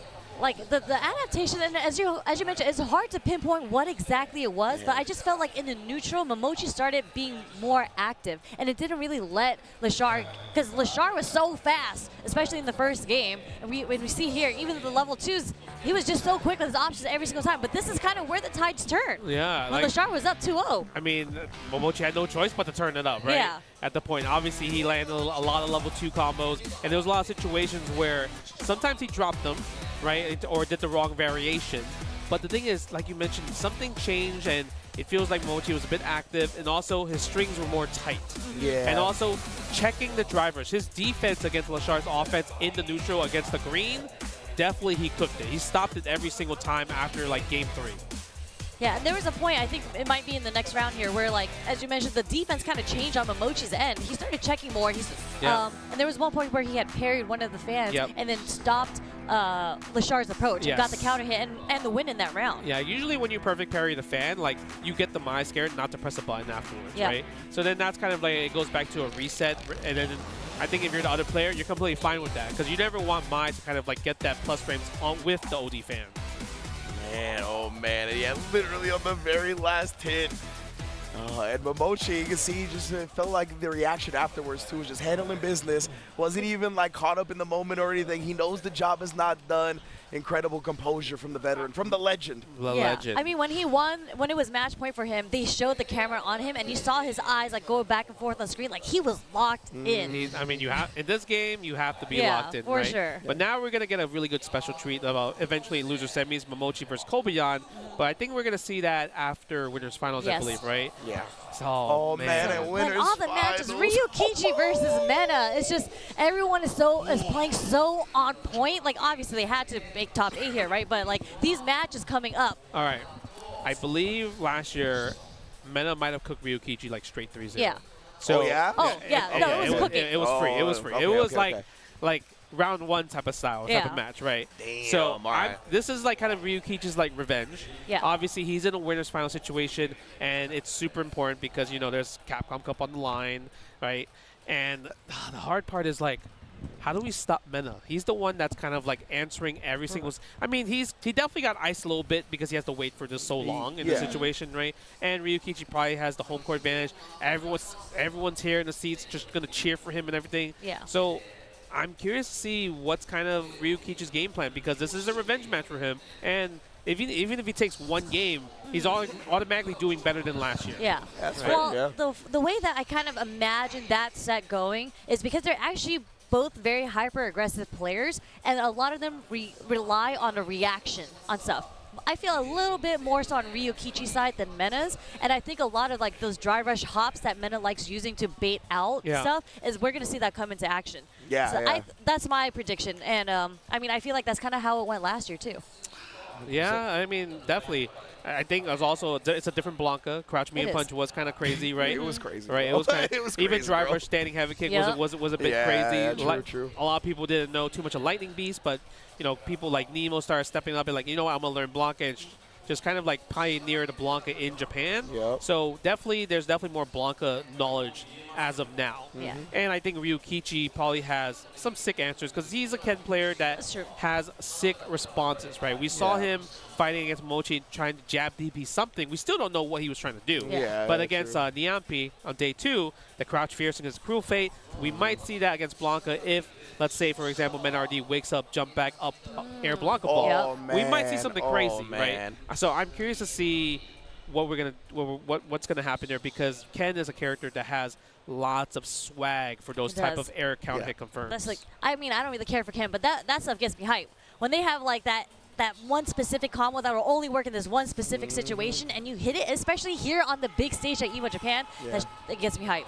And I really like the crouch fierce idea too, like that we saw up against Cruel Fate, and kind of theorizing about that up against Blanca Ball, because there are some Kens that have like this nasty corner setup where they'll back up a little bit and use the disjointed hitbox of the crouch fierce to kind of catch you slipping a little bit, and that, even if you're just looking for that could still reach up into the Blanca Ball, right? So that might be acting as like a twofold answer there. Oh man, it's gonna be. I think it's gonna be. I hope it's gonna be a really good match. Not like last year where it's a complete wash. Yeah, We've seen a lot of 3-2 so far. So the advancement we've seen the evolution between the players. So this is going to be really exciting to see. And I feel like this is going to be kind of like a slobber knocker. Like these two players, again, are pretty aggressive players. They both like being on the offense. So it'll come down to who has the advantage that's here. a nervous smile right there. Look at that. Look at that. You think he's nervous? It looked like a little bit That's to not me. a nervous man. He's like, I'm a champ.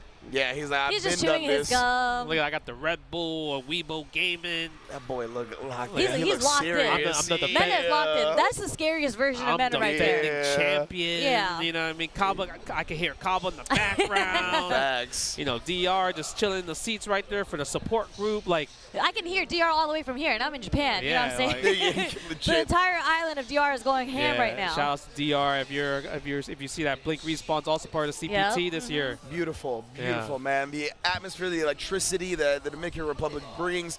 Glad they are rewarded with a CPT spot. But yeah, you actually brought that up at the beginning of this, right? It's not something we have touched on a lot. This is the first event for the Capcom Pro Tour. Winner of this qualifies into Capcom Cup, going back to the Ryu Goku Koku Gikan as well. Ooh-wee. And this is, again, the CPT is a little different this year because it's not just winner takes all, right? Winner does take all here, but there is a point system now. Yes, exactly. That's true, yeah. Okay. So the more events that you go to, all those premieres that we saw on the list earlier, Blink Respawn, Evo, Japan here, Combo Breaker, CEO, all of that, they are on the point system. I believe it's 6 players with the most points get to make it into Capcom Cup. I mean, they're already starting good in the top 8, so. Yeah, exactly. So that's another thing that at least all these players are going to be taking home some points, right? Like even if you don't get the W, if you don't get the automatic qualifying spot, there is a leaderboard system back in and now, and your consistency will be rewarded. Oh, this is so exciting. Okay, we're going to see Blanca for sure, right? Blanca for sure. Yeah, I don't think we'll see Bison. No, Ken? When I played Bison for a little bit, when I was dabbling in my character crisis, I actually hated Ken versus Bison. Oh, okay. Because you don't have a reversal, you really have to take those Jin Rise. Like your defensive options as Bison is the perfect parry or a drive reversal. Like when I watch 801 Strider play a lot, he has to drive reversal a lot. When you got blocked, wait, hold on. Yeah, I hate this matchup. God. You remember me saying that. Oh, I can't wait. The running bear grab is about to come, baby. I can see it come from Mena. Running bear grab about to come. I'm telling you, OT running bear grab. Here we go. This space that Ken wants to be, Zangief is much better at, bro. Oh, man. Okay, no. I'm telling you, Zangief has a lot of strengths in that space where Ken wants to live. I could have sworn the running bear grab was coming. I know, right? I'm sure you do. From Mena, and that's why you see the sweep from Ryukichi already, right? That's a button you have to use a lot in this matchup, or else you're just going to get kind of bullied in that range. Yes. But we can see the buttons. It's funny because Mena's actually using a lot of crouch shorts. And he woke up with the crouch short jab into the OD lariat. Yeah. Yeah, usually you don't really see crouch short too much, right, from Zangief. But maybe he's like thinking, I'm still playing Blanca. Possibly you gotta get back used to it because maybe this might be his first time playing Zangief for this whole tournament. Yeah. I mean, I haven't seen his whole path, but I've literally only seen his Blanca so far in this tournament. And I'm surprised that he's playing Zangief, like, just straight off the bat, like, you saw what you did last year to Ryukichi. I tell you, this matchup, With bro, Blanca. is really not fun for Ken. Yeah. But right now, it's been pretty even, right? Ryukichi has been playing it super well, but just as I think that, Mena RD finds the kill. Yeah, he just won the neutral in that situation. Yeah, so it's funny because, you know, when Zangief, I feel like, is a specialist character.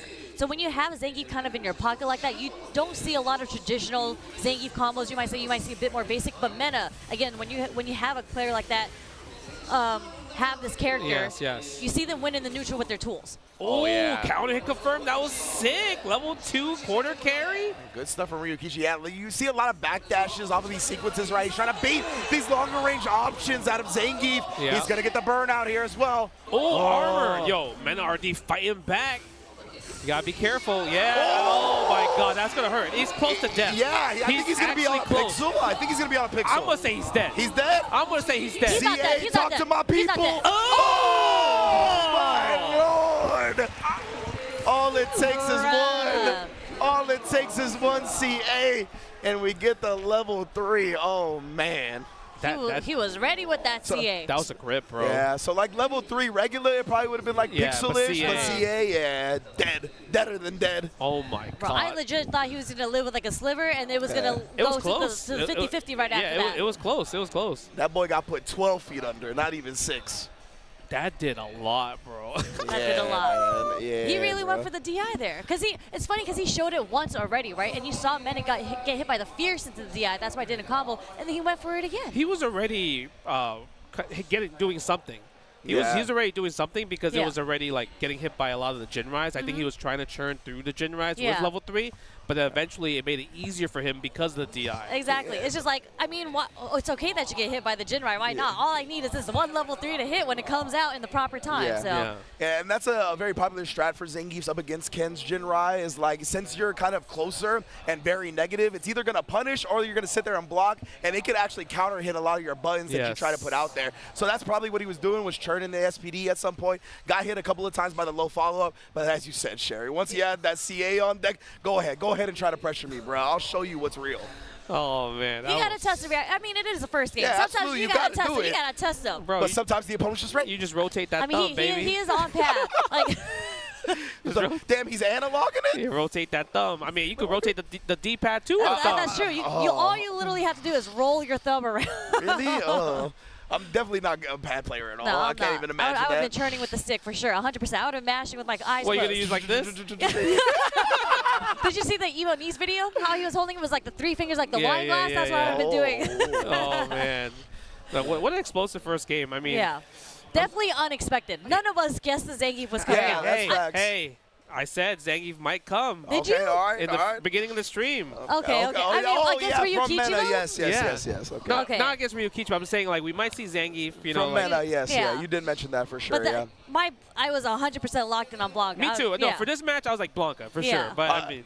I didn't know if he was going to go Blanca or Bison in this match, but I definitely forgot about the Geef entirely. Yeah, but I mean, so that's the beauty of playing multiple characters, right? Because Ryukichi is definitely 100% a Ken player. So you go into this matchup knowing that you're going to play against a Ken. Yeah. But when you play against a player like Mena, you're just like, who do I need to practice for? And then he pulls out the Zangief, and you're like, holy, I forgot that he plays Zangief. Yeah. He was probably waiting for the Blanca matchup. He probably had that crouch fierce combo waiting. He's like, oh, when Mena wants to up back and then do the OD airball on me, I'm so ready with this crouch fierce. And then he goes Zangief. Now he's like, man, I gotta win straight up. Yeah, I got nothing fancy. If I wake up ODDP, he gets the cartwheel. I lose 50. And that's the thing about Mena too, is that he's not afraid to send it either. So even if you get a knockdown, like we saw here, even if you got an advantage, like if he's got something to threaten with, you have to respect it, bro. For sure. Wow, that was, man. I'm curious to see if Zangief's gonna win like 3-0 or whatever. Yeah, we'll see. It was, I mean, that second round, the first round was a little bit dominating, but that's kind of where you feel each other out, right? Like how each other like to play. And the second round kind of went definitely more in Ryukichi's favor. It was just literally the last sequence. And when you're sitting on like 55% health, you're not really thinking like, oh, this one guess is going to kill me. Yeah, but like the next wrong decision, I'm not going to die from that. Yeah, it's super risky just in general, I think, to just try to test Mena's reaction during burnout. When people think like, best burnout games like No and everything, Yeah. but like Menard's burnout's up there yeah, too, yeah, like for super sure, up there, man. I mean, we saw it earlier, right? He did an air throw. Like, that's not even an option we had considered. Yeah, we were like, yeah. oh, he's just going to go level 1. Yeah. I love the way you talked about like being in burnout, how it heightens your like focus and whatnot. It really is like losing a sense, right? Yeah. Your other senses get heightened when you're in burnout now, and you don't have to worry about like the drive meter game, right? You start just hyper focusing on other things, and like you said, Sherry, if you could hyper focus on the right thing, I mean, smoked. You're just hard reading the opponent. Oh. And I guess also with Ryukichi, he couldn't establish. He's not throwing. I think he's not throwing too many fireballs. No. Yeah. I think I don't even know he's if not we a saw one. fireballer like that. Yeah, you know what I mean? But maybe that's why I picked Zangief, because he's like That's he another knows reason, yeah. he knows that he doesn't play like kind of defensive, so he's like, well, if you're gonna be offense all day, I'm a big dude and I can brawl. Exactly. Down. I want you to come to me. So if you're down to come to me, let's do it. Yeah, like button for button, I think like just on the trade, Zangief probably has the advantage there. Obviously, he doesn't get a full combo like Ken does or corner carry, but that's how he starts his playbook. Yeah, it's probably also easier to whiff punish Ken's crouch medium kick with Zangief, like sweep, for example, and Sure. you get and you get the position where you're like, well, headbutt or block. Yep. Or headbutt or wake up DP. Yep. Guess away, fam. Guess away, fam. Advantage on me. Yeah, exactly. But yeah, I think we were having some sound issues on the stage from what I could tell in that last match. So I think that's where they're getting cleaned up right now. Okay, so yeah, okay. we should be back into the match here momentarily. Yeah, as I see. Mena's, they're both just in kind of in training mode, and Mena's playing Luke. He's doing a lot of sand jabs, you know. Some perfect knuckle maybe, practice. What if we see him bring back the Luke? You But know, he's being The way random he right was now, like- right? I mean, he goes Zangief. What if he loses Zangief and he goes Luke? I'm like, okay. Imagine. He going back to Blanca. Yeah. He would go back to Blanca. Well, I mean, when I was talking to him, I think it was at Frosty's, he told me he was actually going back to Luke. And I was just like, why would you do that? I think we only saw Luke one time, and then it just did not work. Yeah. I forgot which event it was, but I think it was Capcom Cup. Oh Maybe. yeah, it was. He pulled out Capcom It Cup. was against Zien, Mm-hmm. because Zien eliminated him. Oh. And he picked Luke. Remember. Yeah. And then Mena got his revenge here against Cien and beat Cien with Blanca DJ. Oh, straight up. Yeah, straight up. Wild. Oh, boy. And I believe we're about to momentarily get back into it. We see the headphones on from Ryukichi. It's another thing I really love about Menard, no headphone game, bro. He wants to hear the feel it. crowd. He loves the crowd. He Yeah. talked about that. He Yeah. it's like he doesn't need the game sound. When the crowd starts getting hype, and you definitely hear it from Japan here, it gets him hype. And then when you get hype, all that adrenaline starts kicking in, and you get stuff like locking in for the level 3 on a reaction, you know? And when I played and competed in tournaments, I also trained without the game sound. So I'm a huge fan of players that do that, you know what I mean? So big ups to Mena RD here. Feeling the crowd, feeling the electricity as we get back into this winners finals. It's going to be 1-0 for Mena. Who's going to advance to grands? Ikayosho. Low forward, here we go. All the way to the corner with the Tatsu. Oh my god, he didn't press a button there? Oh, look at the damage. You hear the Zangief music? Oh man, he's got He's the gonna aura. get Mena even more hype. Yeah, he's always walking forward. Nice. One punish on the sweep. Punish counter throw. Yes, yeah. Nice parry. The last minute parry was godlike. Yeah. Yep. Nice! Oh, the DI through the armor on the heavy punch, Ryukichi. I'm not gonna lie, I don't know. When he did OD toss, I'm like, that's not enough. Yeah, right? I really thought it wasn't enough. I guess it was the gray that was absorbed via the fierce. Like, Yeah. you get big damage on the DI because of that. Oh, we punish sweep again.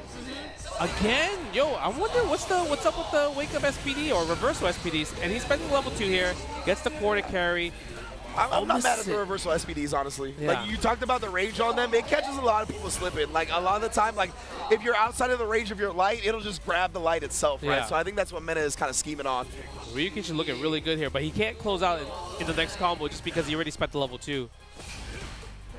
And oh, he tried for something. Maybe he thought SPD was coming there again? Yeah, I think he definitely did. Oh, but Mena, he's going to spin it all right now to get a huge advantage. Trying to close this door on round 2. It's going to be close. Bow. That's a pixel. That was closer than I thought it was going to be, Yeah, honestly. Is it the magic pixel, though? How much? No. Oh, nah, that's a mundane pixel, not magic. Yeah, I guess in that situation, it's like, if Ryukichi was playing a little bit more lame, he could like think about, all right, I lost here. I'm going to build the meter for the next round instead, right? True. Yeah, he's got a great meter advantage right now, right? 2 bars to about a half a bar of Mena RD. Nice, go for the fireball right there. Oh, nice backdash. I love when people backdash expecting a normal there. Yeah, definitely. Scouted the fierce Whoa, perfectly. what is that? The stand jab? You gotta make a deal with me whether you like it or not. I mean, the stand jab is something you rarely see from Zangief. So this is what I mean when you take a player that doesn't specialize in the character, they start pressing some different buttons. Doesn't get the whip punish with the sweep there, so he gets punished by Ryukichi. Yeah, that's the hard part with this matchup. Oh! Didn't get the follow-up, but we get another DP. Yep. Yeah, he actually gave more follow-up with the Dragon Lash first. That's fine. You want to keep the offense started because Zangief doesn't have a reversal at this point. Doesn't have level 2, can't do reversal super in this situation. Yeah. Only way you can lose right now, never mind, you didn't get to lose there. Yeah. And we didn't see Ryukichi throw many fireballs until then, right? He's like, all right, you don't got level 2, I only need 1 fireball to hit. Yeah. Let's just pepper them on. We're going straight back into it. No character change from Mena here. No. Yeah, I think he's comfortable with this. Yeah, definitely. Look at this, they're playing the dance. This is kind of like the longest we haven't seen a button being pressed. Yeah, legit. Oh, No too whip far. punish. The Look at these backdash is backdashes, so man. good. Hey. Like the lariat. I wonder if we're going to see Meta try to hard call some of these backdashes off these strings. It's kind of tough, I guess, with Zangief because it's like it's hard to, especially in this like low forward range, you can't really stop the backdash. Again, the backdash again right there. And yeah, when I said call it out, I don't really know how to call it out, right? I feel like the answer would be just drive rush as a hard call out. That's what I would has to be a hard read. Yeah. Like the drive rush is one of the only options he really has to chase down these backdashes. Yeah, that was a read for Mena right there. He's like, you know what? I'm going to just wait. I saw you jump back. I'm going to know for next time to wake up level 1. After these fierces, he's going to backdash more often than not, it feels like. Using the crouch medium punch. I mean, the crouch medium punch is hard for Zangief. You've done it. You've done it in the winners bracket to get here, Ryukichi. Very patient play here as the clock is winding down. Yeah, I know. We got time. We do got time. Oh, my there it is. God. How? Stand light kick, baby. Man, that's some foosies. And remember, we talked about how hard that crouch medium punch is to whip punish, and Mena pulls it off, and then pull it off. That as well. Resetting off the whip punish with the OD command grab. We finally got it. Nice. Goes for the overhead. Backdashes to get away from the pressure again, but interrupts with the low forward. Again, you are negative after the lights in this game. Exactly, and if Ken is in range to reversal crouch medium kickoff, He's you're gonna negative do button it. 100% of the time. Okay, spend the level 3, 40% gone from NRD. Drive rush, nice tech on there, but now wake up sweep. What a blessing sweep right there. He needed that to win. He wanted to see what. Nice backdash. No, wrong combo. Oh, we trying to do something again on these Jin Rise. He's just getting peppered low. Backdash, he got out of it. So smart from Ryukichi. Yeah, the backdash was godlike. Yeah, he annoyed him with the first 2, right? He was like, I know I'm not going to get you on the 3rd one. Super sick from Ryukichi. I'm surprised Mena cashed out on that, to be honest. Trying to cash out on that. I know it was going to kill, but ooh, that was a really risky one. It could put him in a bad position, but who knows? I mean, if anyone's gonna bet, it's gonna be Mena. That's true, but he gets the OD lariat for the Oki situation with punish. Too far away for the headbutt +4. Oh boy, and now we're back to the neutral. Yeah, fireball. Because Mena hasn't really been jumping over the fireball a lot, so I feel like you need to kind of throw more fireballs to force Mena to make a decision of a jump. Yeah, absolutely. Try to get him with a little shimmy right there. Again, another throw. Maybe hold up this time. Oh, the Jinrai first hit. Didn't want to do a second hit. Maybe it would have whiffed. He's close. Ooh. Clipping him there's with the the low fireball. forward. He's getting hit by the fireball. He can build level 3 here. Yes, that crouch medium punch was there. Oh, it's close. He has to get the next hit. Level 3, Ryukichi. Big Jinrai hits, and Justin, you know, what you requested, a more competitive set compared to last year, that's exactly what we're getting. Blanca? Are we gonna see it? Blanca? I don't know. I feel like the Zangief's a little. He did his job. He did his job in kind of changing the meta. To get one game a little bit. To get the one game, but I think I feel like Blanca's the call here, For man. sure. It's because now Ryukichi has got the right read on okay, in this range right here, every time I backdash, whatever normal you press, I am punishing you for it, right? So you can't poke back confidently when it's your turn. Yeah. Right? So it's like you kind of, you have to make a hard read, right? With, like you mentioned earlier, with drive rush forward. But the thing is, what if he calls that out and presses jab and punishes me? So Blanca's definitely the right call.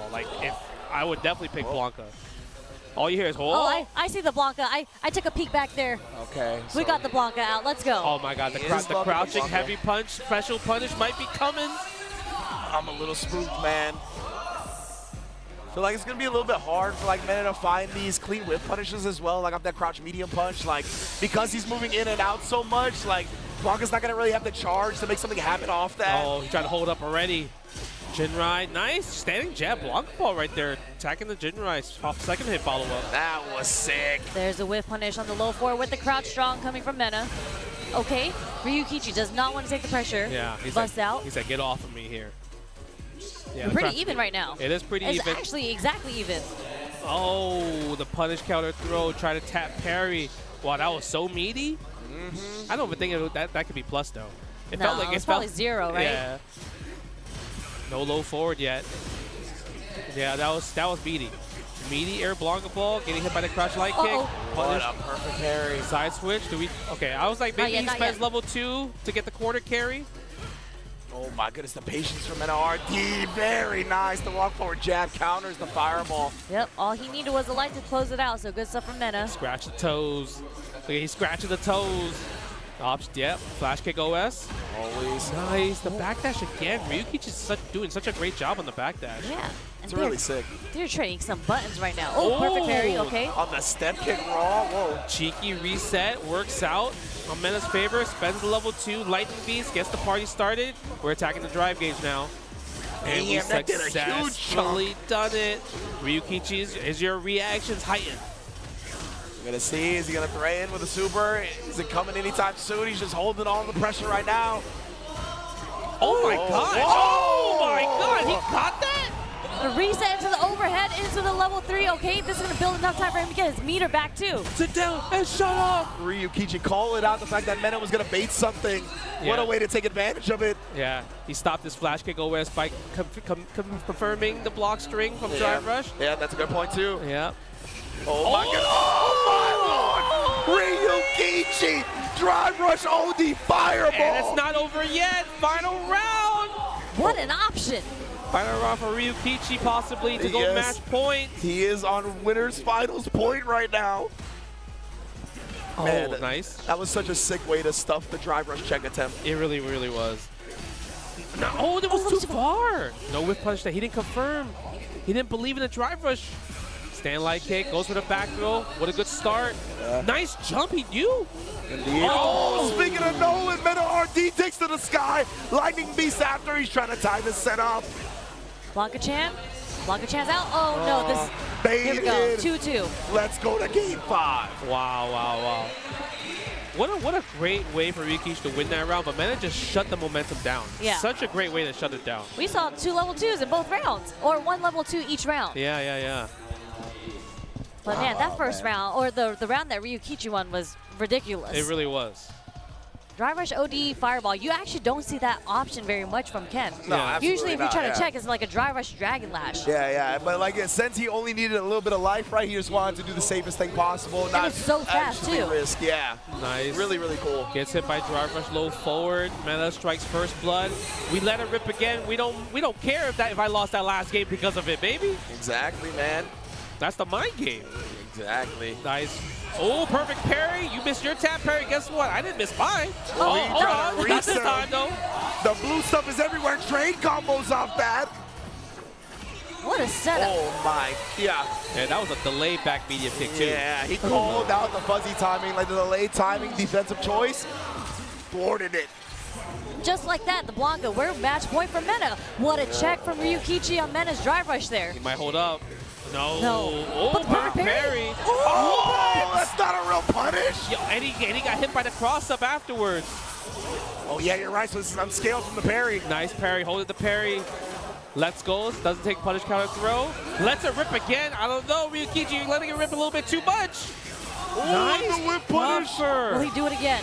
Perfect parry again. Yo, what is happening? The Blanca Chan's there. You can't attack it. Oh, my. He wasn't blocking after the parry either. He got punish countered by the Blanca Chan. Shout out to the homie. Employee of the month. Oh my God, that's going to be it. Meta RD going to grand finals. Can he make the back-to-back Evo Japan champion? Bruh, 1 set away, 3 wins away from doing it, Meta RD. Holy smokes. Oh man, and it's crazy because usually you see a little like warm up here. You want to switch characters to characters. Like I didn't see it. His block was ready to go. Wow. He is Manga in this game, man. Yeah. Like, he just stays with that character at its peak. I think the crazy part is, like, especially the last game, the amount of perfect parries from both sides was insane. And the craziest spots, too. Yeah. Like that perfect parry on the OD Blanca ball, I thought was going to get punished. And no, Meta gets the perfect parry right after that from Ryukichi. It was just back and forth, back and forth. So. And it just such a testament to Meta RD staying locked in as well, right? Yep. A lot of times you see a big move like that get parried, you're like, all right, well, I got to take this punish, right? And he's like, nah, bro. Like, in case something weird happens or he may have already known, whatever it may be, he was like, I'm parrying. And he knew that it wasn't just time to surrender to the hit. That was that was a great point, Ringe. That right there is like, you never give up. Yeah, championship composure. You know right about there. that. You know about that, Justin. You never give up. I matched that team super, but he never gave up though. That was beautiful, because I'm like, yeah, he got punished. Yeah, exactly. I think we all thought that. Yeah, and then most of the time, let's say if you didn't get punished, you would have got hit to the wall. Yes, exactly. And you would have got the combo. Because you would have just been surrendered. You thought you would have been punished. You just block it, and then that happens, right? Nah, not when it comes to Meta RD. And that's why he is a world champion, right? 2-time Capcom Cup champion, reigning, defending Evo Japan champion. Man, this might be the back-to-back guy. Yeah, you talked about it at the beginning, right? This could be his specialty going forward. Can he go the back-to-backs? Yeah, we see the Zangief right here. Look at that. He was looking so. Ryukichi was so confident that was gonna work too. Yeah. 50%. Yeah, of course. That's Zangief, bro. Zangief on the critical art. All my fans, let them know you ain't gonna live through this. Look, you see Ken's head? His neck, bro. Yeah, you see his head, bro? My man Zangief is an unsafe worker, bro. That head is gone. But, like, this is how you know Ryukichi is such a great player, because he started feeling it out. You started seeing more fireballs, because we were talking about how Ryukichi didn't throw any fireballs in the first game. But the backdash usage, I think that was immaculate. Like, for the random places that he chooses to do the backdash to, because it was on Wake, it was after block strings. He just had perfect spacing waiting to get the whip punish on I think Meta. so. Yeah, I think so. I mean, you're completely right. Even this one, backdash right here, he knew. I think it's a little bit of an underutilized move when it comes to how he's using it, right? Where, like, if you feel like you want to call out your opponent using those big buttons or those forward advancing buttons, if you have a good read on when it's likely to happen, backdash is a huge answer. And he displayed that time and time again in this winner's finals. Man, that hurt box, though, on Zangief's crouch jab, that was so far when he got the punish counter on the crouch strong from Ken. Oh, yeah. And then we saw the Blanca switch as well, right? This was a great, this sequence reset was amazing right here. That just reminds me of, like, the Tokido at Evo. You know, the overhead into the level 3? Yeah, that's the only way he just bet it all. That's the only way he would have won. Yeah, exactly. You needed a big way to get back into the set there. Yeah, a drive rush fireball. Yeah, I think this was the drive rush OD fireball. Yeah, right? you're right. It was, yeah. Gets one fireball.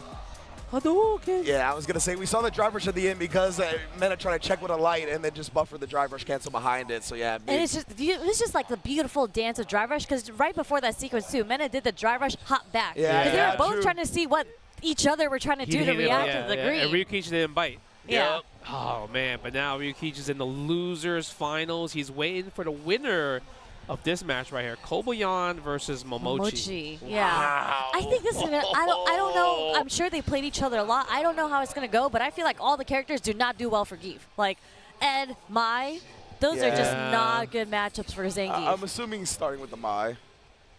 That's what I'm assuming. Yeah. Just because it seems like a very difficult thing for Zangief to get through. Yeah, I can see that. But the Ed, I mean, that's what helped him defeat Lashar. That's what we've come to know him for in Street Fighter 6. It's what the crowd, I think, wants as well, right? Always a big crowd pleaser, the Ed. Yep. So we're going to see. This is definitely a hill to climb for Kobayan, but again, he's here on the stage. He's been here before. Yeah. I mean, this is fourth place right now. This is the fight for fourth place. And he's climbed hills. He's climbed Everest at this point, right? He came back, defeated Higuchi, came back in the second set up against Akira after going down 2-0. Like, this man is here. He's built for something like this. You know, I'm thinking, like, they might have played in Topanga, possibly. That sounds right. Yeah, I feel, and Kobayan won. Really? Like, it just sounds familiar. Against his Mai? No, this is before Mai. Yeah, Oh, before okay, Mai. okay. Because I feel like Mai shuts down Zangief. I just can't, like, when I think about the Fireball DP, it's just classic. and her buttons. Yeah. Like, Yeah. you know, in the neutral game, it's actually pretty hard for Zangief to contest the buttons, especially with her roundhouse. Yeah, roundhouse, stand fierce, stand me and punch, Yeah. low forward. Yeah, we're seeing the Mai for sure. That's what we're going to 1000%. start with. going to be up to Kobayan to make Momochi go to end. If that's going to be the case, maybe even with some victories, he won't switch. Just believing in this one. Of course, Momochi, my guy, always rocking the green colors as well. He definitely got the cool Mai costume on. That's my favorite Mai costume. Yeah, this is sick. My man, Momochi mains DLC. He is a DLC main. There's that roundhouse right there. Getting the counter hit though, so no follow-up, no punish counter crumple. Yeah, that's such a great poke right there. Okay, up, charge fan again. Over the regular fan, standing heavy kick again in that situation. Okay, we're going to see the stand medium punch come out for Kobayan. Wow. That's all he's going to get right now, though. Drive rushing all up in his business. Nice drive rush armor. Yeah, he's gonna definitely try to use stand heavy punch a lot, but the problem is it just loses the DI, right? Especially if you hold it. And her crouch medium kick is pretty damn good too, so that's another thing that can get you slipping, and the fierce barely connects. Yeah, now my fans are OD. And legitimately, I don't even need it to be OD for it to be OD. Yeah, look at that. Well, I don't even know what he's supposed to do in this situation. Stand fierce, use the armor. Yeah, punish. Yeah, go for the sweep, charge back that fan. Oh, nice. Wow. It worked out though, but he's burned out. Yeah, oh, he was buffering at level 1. He did. He didn't believe. Oh, Larry works again. I think he needed a jump forward or a neutral jump. I think back jump, I don't know if it would have reached. Yeah, honestly. Yeah, unless he had drive rush and drive rush forward a little bit and then the level 1, that might have worked. Oh, that worked out. Level 2. Okay, are we gonna go for reset or damage? Oh, give me that damage. Yeah. We're just gonna drive rush in anyways. Oh, just a hop in. Okay. Yeah, you don't really get the best Oki, so he didn't want to waste it because he already had to block so much. Yeah. The with punish was the stand short on my spheres. Okay. And if he drive rush after that, I think it would have put him below the 3-bar threshold, right? It means drive rush cancel is going to be a burnout, so smart stuff. Get off of me. We burn on my turn, but you're in the corner. Oh, a little bit too far. Yeah, I think he thought the next hits wouldn't connect. Uh-oh, this might be scary. Nah, it's okay. Kobayan has a life lead. Huge life lead here. I don't feel like you believe that, Sherry. Yeah. I believe it. No, I believe in Zangief taking this. All right, let's see. Oh, Oh, my God. this This is the start. You have to take this throw, right? No, he didn't. And that's why Momochi didn't swing back. Look at this. Look at, even though he has the life lead, he has to do so much work to get this last hit. She's annoying. Oh my God. Yeah. Oh, Maybe stand short. Stand short. she's annoying. Look at that. Fans on. Oh my, he did a combo. Yeah, Okay. I messed it up. It was a crouch short. Yeah. Nah, imagine if he hit the combo though. Yeah. Ooh, a little bit of a different It story. was very unexpected for that roundhouse to get the counter hit there. Yeah, it's super, super strange with the way it played out. Momochi just couldn't quite convert in the moment. That standing heavy kick is cooking him right now. Stand fierce. Okay, you can't really press it too much because obviously the armor will beat that stand heavy kick. But that's the mind game, right? That's the 50-50 in that situation. Yeah, and if you don't see Kobayan threaten with that, and he tried there, but he didn't hold it, so no armor on it. Yeah, and look at that. That's Not the one that challenging could have been DI, Yeah, right? you could DI the charge ones. But you got to lock in on that. You do. Ooh. Nice. The fierce again. The delay. Wow. The delay Yeah. crouch Low. medium kick was so good because you thought the SPD was coming. Catching you holding up. Level 1 as well. We in the Kona. The damage. Putting Momochi into critical art, but doesn't matter. Light SPD is going to take it. Trying to wake up with something, too. Just got counter hit by the command grab. We gotta talk about how Kobayan really won that though. Like that's godlike. Yeah, right? Yeah. Like he just Like, won what? the first match. I mean, we were talking about how it looks so difficult for him to get any ground. But Kobayan's patience is out of this world. Yeah, that's what I'm saying. Like he's willing to just walk you down, play it slow. It's like eventually I feel like there's a melting point for Zangief where they just tilt. Yeah. I don't know where his tilt is. Absolutely. It seems very much further away than a lot of the other Geefs. Yeah, I mean, how many standing roundhouse from Momochi did he have to block and get hit by? Oh. There's a perfect parry. Okay, we're going to get the juggle bounce here. Yeah, I love that. Oh. That's proper Oki. Yeah. That's another proper Oki. Keep it safe. Yeah, delay just in case that's a punish. GG's. Great play from Kobayan again, man. Knowing I think he's so good at applying pressure and knowing that people really panic up against grapplers, right? They try to do something to not be in that command grab rage, and he takes advantage of it so well. Go for the backdoor right there. Mai gets her real estate again. Oh, look at this. Standing heavy kick. Goes for the fan. Yeah, charge instead of drive rushing. Walking forward. That's so good. Sweep. No punish. too a little too far. No, the Two headbutts, though. Yeah. But you get hit by the health stack because you think the third headbutt is coming, or maybe SPD. Oh, level 2? Oh, there we go. No level 2 there. Okay. Interesting. And next hit will kill, I think, no matter what he does. Gets like one drive rush cancel, will kill with a level 2 combo into it. Oh. Yep. Driver stand. Oh, he's trying to bait something. Okay, forces the Zangief to burn now, but I mean, at this situation, you could turn the butter. Exactly. You could turn the butter. You're completely playing neutral. Get a little punish right there. Wow! That's godlike. That was awful. And we're gonna go level 1 instantly. Nah, that's actually crazy. You know why? He didn't have to do that. He didn't. He wanted to flex that, yo, my execution's OD. Yeah, absolutely. You know how many times I should do that combo in It's training hard mode? to do that combo. It's hard to do the motion for that. Yeah, to do the 4 dash health stab into the level 1. Yeah. It's not easy. And great recognition that even in Burnout, he was close enough to punish the sweep with a light kick, right? A lot of the time, people would be like, oh, I'm in Burnout, I blocked the sweep. A lot of the time, you can't get a proper punish. He knows that that light kick from Geef goes very far. So good stuff from Kobayan. 2-0, actually, and has forced Momochi to go to the end. Oh, yeah, man. I think this is definitely going to be more difficult because Kobayan actually got a lot of mileage off with punishing with the stand short. That's way more difficult to do against Ed. I mean, he just whiff punished the with the sweep, with the sweep. With the sweep. Wow. He got the ranges. He just got the ranges on deck. I think it's also like another thing where it's like, is it too late? Can he make the 3-game comeback right now? Yeah, that's the hard part, because now I feel like Kobayan has room to just kind of like gamble with like SPDs a bit more. But we'll see. I mean, Momochi's looking good this 3rd round. Yeah, absolutely, and that's the thing with Momochi, right, is that you want to win these matches quickly so Kobayan feels uncomfortable, so he doesn't get chances to gather intel himself, but that's what he's doing now. I'm telling you, he could get a combo. Oh! What? That would have killed! Yeah, he did it too early. Yeah, exactly. He did try to go for the resort, It's because it was punish counter instead of counter hit and regular hit. Yeah, he got more frames on that because of that. He had to delay the SPD just a little bit longer. I think the heavy SPD would have killed there. I mean, these sneaky little Zangiefs trying to get their resets in. yeah, man, that is the name of the game. And you already know what this name is. It's a dream combo coming at you, but big bodies. A little bit tougher to juggle properly. Bro, that dream woke up short. That's what happened. Like, I was just getting to the good part. Why'd you wake me up? No, I hate that. Yeah. I try to go back to sleep, and I never get the same dream ever again. Never. Oh, nice, using the flickers right there. That's the annoying part. You have to force the jump, but he's not. You know, Kobayan's chilling. He's willing to play this because at this point, this is data. Precisely. Right. This is data for Kobayan for Game 4 and 5. Yeah, I couldn't have said it better myself. That's exactly what I was thinking. At this point, this is just intel. We've kind of chalked this one up already. We still got a couple of games to play with if you're Kobayan. Yeah, I mean, you can see the change in the matchup, though, because, like, sweep is such an important tool in the neutral for Kobayan, but Ed, on block, a lot of characters can't punish Zangief's sweep from full with a big combo. Like max range, with a big combo, that is. But Ed can. Mochi's done that twice already. He said, get off of me. When you bullied in the corner, that's all you want.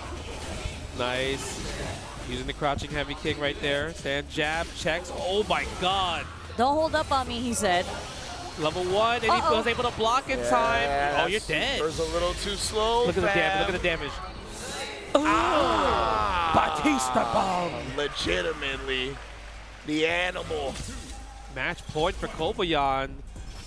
Just like that.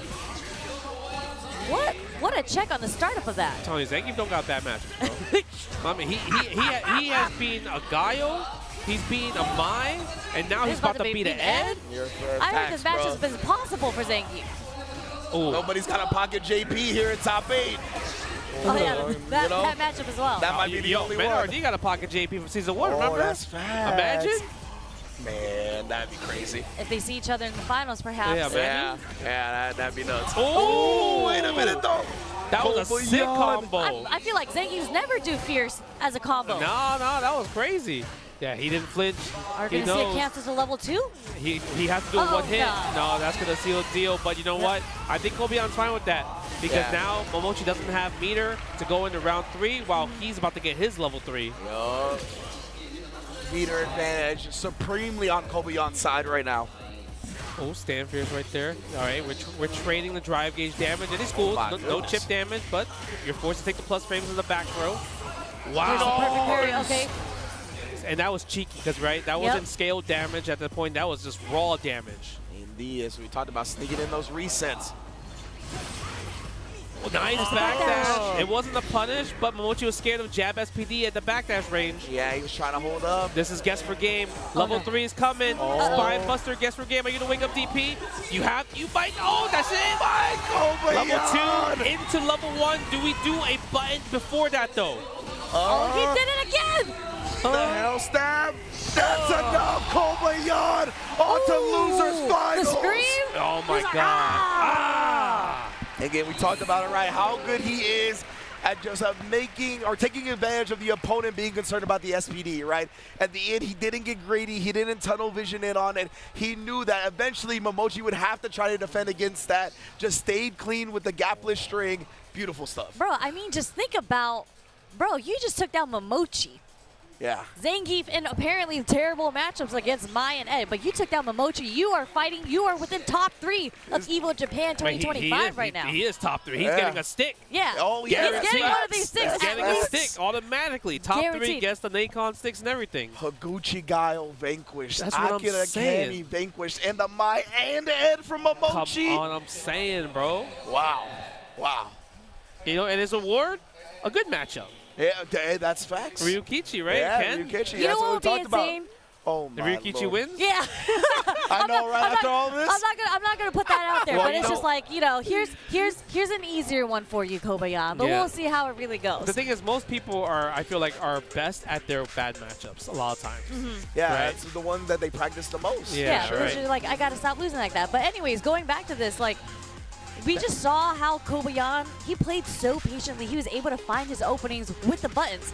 Like, as many times as he blocked and got hit by the stand roundhouse from Momochi, he was just ready with either the stand medium kick or the stand short to get the whip punish. And he just never makes decisions where you can tell he's shook. Like, he's just always composed. He's willing to get burnt out. He's not going to, like, try to overreach or overstep. Like, he's just so confident in what he brings to the table. He doesn't really get, he doesn't adjust his game plan by what the opponent's doing, right? In terms of, like, annoyance. Like, he just stays very solid with the options that he knows will work. He believes in his game plan. Yes, exactly. Right? He's like, okay, I know how to win this neutral. I know that if I'm in, you're gonna be scared, and if you do this, I'm gonna kill you really hard for that. So that's what it comes down to. It's just like, can you like out mental Kobayan? Yeah. Right? Or if you can you just put a bag of tricks against Kobayan? Because you're not gonna. It feels like you're not gonna outplay him. Yeah, you're not gonna. He's outplaying everybody. You're not gonna shake him up. You're not gonna get him nervous. Like, he's just so composed. Akira right was the now. closest one. Yeah, because he was going crazy. Yeah, he was going ham on and, defense. And then all of a sudden he's trying like, oh, you know what? Let me play this footsie game with you. Yeah. Nah, psych, you lost. You know what's actually godlike about Kobayan too is that when he has level 3, I feel like a lot of Zangief players kind of pigeon their hole and they focus on how am I going to accomplish getting this level 3 off of you. But he switched it up where he's just like, in my mind, I know that I have the combo 3 in my tool set, but I also know what combo I can do to get into the level 2 to the level 1 to kill you. So he's just not focused on, I gotta get this level 3 off on you. Dude never tunnel visions. Yeah. He never tunnel visions. He never has that shiny red ball syndrome. Yep. Like, it is so impressive, especially on a character like Zangief, where obviously the SPD is a huge reward. It's an endorphin boost as well. You know, you always feel good when you hit a command grab. He's not worried about it. He's like, you know what will make me feel even better than that? The W. Yeah. Oh man, I never see a flow chart, you know? No. That's true. Never. Yeah, he switches his Never, option every bro. time. Yeah. But yes, indeed. I always want to give a big shout out to PlayStation Tournaments as well. They've been a partner for Evo for a few years now as well. You combo the competition, we'll combo the rewards. We have win cash and exclusive items when you enter the PlayStation Tournaments. And again, you can sign up on the PS5 directly, and for a lot of them, directly in the game itself. So it's very easy to do. And as Sherry mentioned earlier, they're happening all the time. Some games even happen daily. So please get in the system and start getting familiar with everything the FGC and beyond has to offer from PlayStation Tournaments. I mean, because this just starts now. There's so many tours that started from this tournament at Evo Yes. Japan. Like, there was CPT, Arc World Tours. This was their first event as well. I'm not sure if Tekken World Tour, if this was their first event, but It's possible. Yeah. I mean, I wouldn't be I surprised think at this so, point. honestly. Yeah, I wouldn't be. so. I wouldn't be surprised. yeah. So you want to make sure, you know, you got to practice on that PlayStation if you're going to compete in tournaments. Precisely, man. Yeah, big ups to PlayStation. Yeah. Now we are on to losers finals. It's going to be Kobayan versus Ryukichi And I'm wondering because there has been the aggression that has found success up against Kobayan. And Ryukichi, he's an aggressive player. So despite the matchup, I think, being in Geef's favor, this could be a playstyle thing where Ryukichi at least makes this close and maybe even gets the W. Yeah, I'm curious to see if how is Kobayan going to stop the Ryukichi backdashes. That's a great point too, right? Because we've seen it already against Meta, right? Yeah, he's seen it. And it worked for him a lot. So now Kobayan's like, oh, okay. Like I watched the match. I'm here. So like, how do I counter that? Or maybe like, oh, I know how to counter it. This is what you're supposed to do. So I'm curious to see if we're going to see those type of call-outs. Well, so in my mind, the way that you would approach that matchup, if he is doing that quite a lot, because against Mena, I feel like he didn't go the traditional route of what Zangief would do in the neutral. But I feel like if you're Kobayan and you're watching that and you're seeing that he's backdashing in order to, because the only way he's going to whiff punish is if you're throwing out a heavy button like the Stand Fierce, right? Why wouldn't you just walk with him then? Yeah. Like he's cornering himself. So I think if he's starting to do a lot of backdashes and looking for the whip punish, Kobayan has shown us that he is such a patient player and he will walk you down, throw out some normals, throw out some lights, just so it's make it harder to whip punish. So I feel like if Ryukichi keeps demonstrating that he's going to backdash, Kobayan's just going to walk him down into the corner. Walk him down, or even maybe use Hell Stab to kind of catch the backdash too. Oh, Hell that would Stab? be OD. Yeah, the Hell Stab. Yeah, it's a bit faster. Yeah, so. definitely. I could see like Kobayan walking forward on the backdash and then like stopping or walking back a little bit and baiting out the button after the backdash. You know, that's something that I think could be is the definitely delayed there. flights, right? Like delayed crouch strong will catch backdashes into the jab, into the lariat, perhaps. It just depends on the range. I mean, OD when running bear grab as well too. That will catch the backdash. You know, this is the time. It's coming. Up against backdash. This is the time. I feel like the next break, you just got to walk up there and tell either him or Mena, like, yo, all I need you to do is just start the round with OD running. Start OD running bear grab. I'm telling you, it's I thought you were going to be like, you need to go up there and running bear grab them yourself at this point. Like, you just need to do it. I mean, we almost had it because it was the first sequence, but it wasn't immediate round start, right? That doesn't count. He did the crouch strong, cancel into OD running bear grab. I'm just saying, round one fight. And it was from Mena. We actually have not seen one running bear grab from Kobayan yet. Kobayan's not a grabber, bro. He just doesn't be grabbing people. Yeah, he doesn't. He just footsies all day. That's true, that's true. One of the things we like to say, right, is that the threat of an option is as powerful as the option itself. 100%. And Kobayan's display of gameplay, I mean, that is the perfect example of it. I mean, I feel like even when I'm playing against Zangief, you forget that he has running bear grab until he does it on you, and you're like, wait, you actually did that? That's crazy. I agree. That's how I feel he has a few moves you don't see. You don't see the counter. I right? know, Oh, yeah, the Tundra Storm? The Tundra Storm. Hey, this is another one. That's another good one to use that I was going to against. say, what if he Tundra Storms against the stand medium the kick? step kick? You can do, you can do step kick. You can do stand roundhouse. There's a few up against Ken that you could actually use that against. Yeah. Man, that'd be wild to see for sure. I mean, so I think the one thing that's also in Ryukichi's favor is that obviously Zangief's sweep is a super popular option, especially against Ken's low forward. But if you're not ready with the reaction, you block it, Ken gets standing heavy kick, punish counter. That's huge, right? So we saw that a few times with Ryukichi versus Mena. So I'm curious to see if we might see those type of sequences again. And look at that. You can see the crowd. All the seats are filled up. Japan is so invested when it comes to Street Fighter 6 and fighting games, right? It's just beautiful to see. Only like 30% of that crowd, actually that part of the crowd is all sitting on the floor, but only like 30% of that crowd is sitting in seats. Yeah. Like, you gotta love the crowd out here. And it goes all the way to the back of the venue. Like, there are seats like they took all the way setups to the out. back. All the setups, it's only everything's chairs. gone, It's just chairs. a landmass of people at this point, all tuned into Street Fighter 6. You gotta love it. The way Japan has embraced this game, man, it is a absolute beautiful thing. I mean, I think that's just a thing in general where, like, when it comes to, like, Evo, I feel like everyone just wants to come to these tournaments, right? Yep. Obviously, this is Evo Japan. We're going to have Evo Las Vegas in a few months, and then Evo Nice for the first time. So excited for that. So excited. If the hashtag is not Nice is nice, I will be upset. Okay, that It's spelled the same, by the way. Right, it spells the same. And then eventually, there's also Evo Singapore that they haven't announced yet as well, too, right? Yeah, so in we don't know. 2026. Yeah, we don't know when that's going to be, so that's going to be something super cool. It just feels like it's Evo worldwide at this point, We right? love that. Absolutely. We love the coalition of games that just come together because, you know, we were out here for Capcom Cup. That was just Street Fighter. But when you have Evo and you have all the fighting games that are here, it's just beautiful to see. Like, we just finished watching Tekken 8, Top 8, just before this. And then we had Grand Blue, we had Guilty Gear, we had KOF. And then we had the side tournaments, right? The Virtual Fighter Co-op Cup. Yeah. Fighting games are something so beautiful. So sick. A bunch of legendary events coming together, culminating here at Evo Japan. And in addition to some culminating, we got the kickoff of massive amounts of world tours, right? Yeah, massive this is amount the of world first tours. spot for the SNK World Championship, first spot for CBT. I think it is the first spot for TWT. So like so many cool things, all kicking off here at Evo Japan. Yeah, man, this is definitely great synergy when it comes to the fighting game community. And don't forget, playable characters. Oh, yeah. You have to be here to play Andy, Yeah. Unica, and Elena. Yeah. So No like, photography allowed, by the way. So, you know, you Yeah. have to You be have here. to be here. Legitimately, the footage is not out there. It's like, not you out gotta there. see it with This your is own your two first eyes. hands-on experience type Yeah. of thing, right?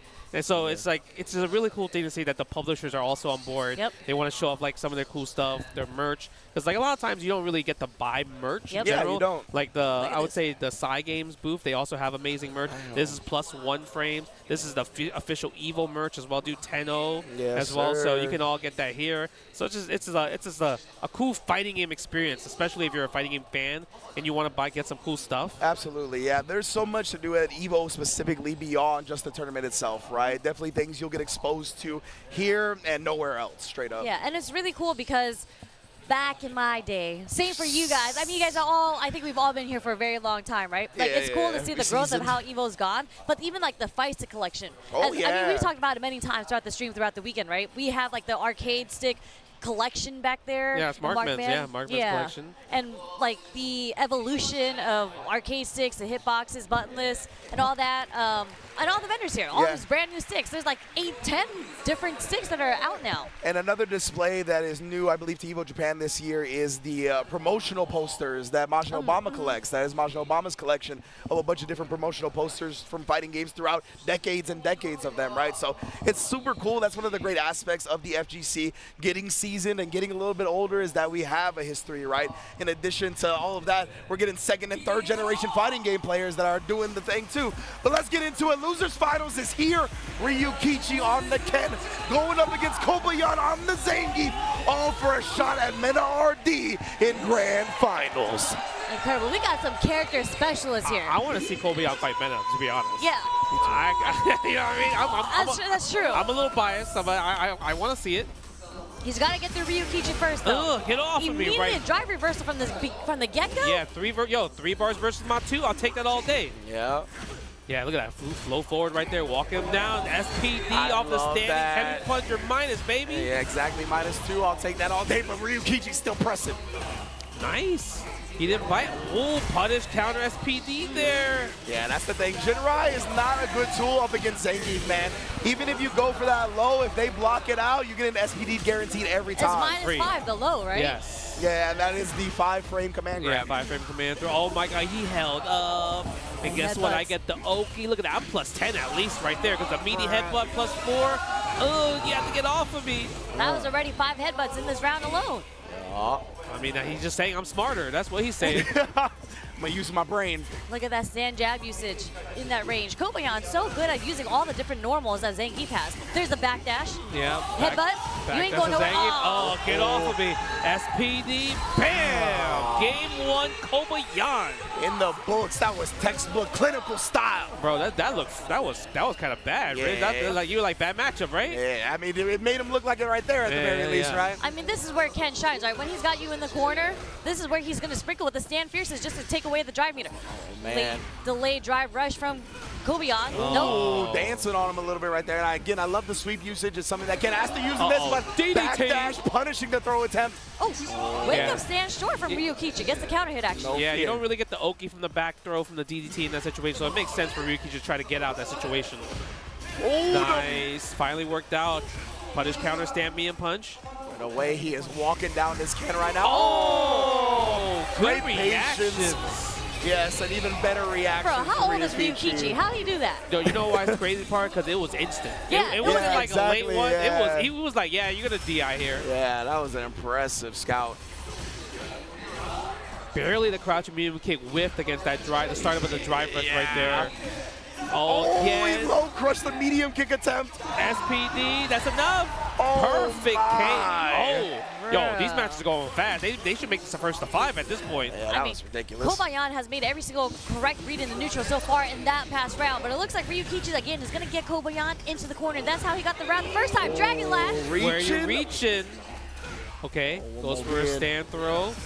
We really, honestly, that's got backdash. He got, another clean bait out this time for Ryukichi. Optimal starter as well with the run Tatsu. That's going to be more than enough to tie up this set. Send it with the level 2. Save our time in addition to everything else. Yeah, that's when you know you play rank match too much. Yeah. Right, you don't want to do level 3. Like, come on, I want to get to the next match. Exactly. Yeah, 100%. Oh man, they're speed running through these games right now. We're already 1-1. Yes, indeed. And again, this is the second to last set of the entire tournament. Sick hit confirm with a stand fierce and light kick Tatsu. That was really impressive, honestly. Backdash it. He's trying to backdash. Oh my god, I'm running through. Finally did try it. I mean, the one time he did it, Ryukichi was ready for the up back in that situation. That means the thunderstorm was coming. Oh wow. Imagine. But this is where Kobayan's been struggling, is when Ryukichi has him in the corner. We're taking 3 throws right now. I'm saying that's where Zangief is weak. You need to maul. Don't try to play this like, oh, he's a grappler. I need to zone him out. String him up. String him up is the answer for Zangief. That's what we saw when Akira was successful, right? It was the all-out aggression. Ooh, get where you reach. Yo, come on, with punish. DDT. DDT. That was a defensive back throw right there. I know he didn't want it. He didn't want the back throw there. No, it was a defensive choice, like human habit at that point, right? Precisely, yeah. One stand light kick will cancel. He Level checked 2. it. No, he thought the DP was coming. He wanted to bait something. Yeah. You talk about the resets, right, Sherry? A lot of the time, the players that are really good up against Zangief, they're going to be scouting for those resets and trying to let the DPs rip. That's exactly what Kobayan was looking for there, but Ryukichi didn't give it to him. Yeah, a little bit too far to get a confirmation from the stand. The crouching light kick from the drive rush. Nice block right there. Forcing him to spend 3 bars of drive gauge for nothing. No whip punish on the low forward, though. Yeah, couldn't get a combo from there too far. Surprised he didn't sweep back. Yeah, stand medium kick. Maybe he wasn't ready for the sweep there. Okay, he stands short from Ryukichi. It actually catches the startup frames of Kobayan stand fierce. Yeah, he's just harassing with a lot of lights now. Sprinkling the fireball. Had to be an execution error. Yeah, I mean, you saw him do a little churn, something. Yeah, he definitely wants something else.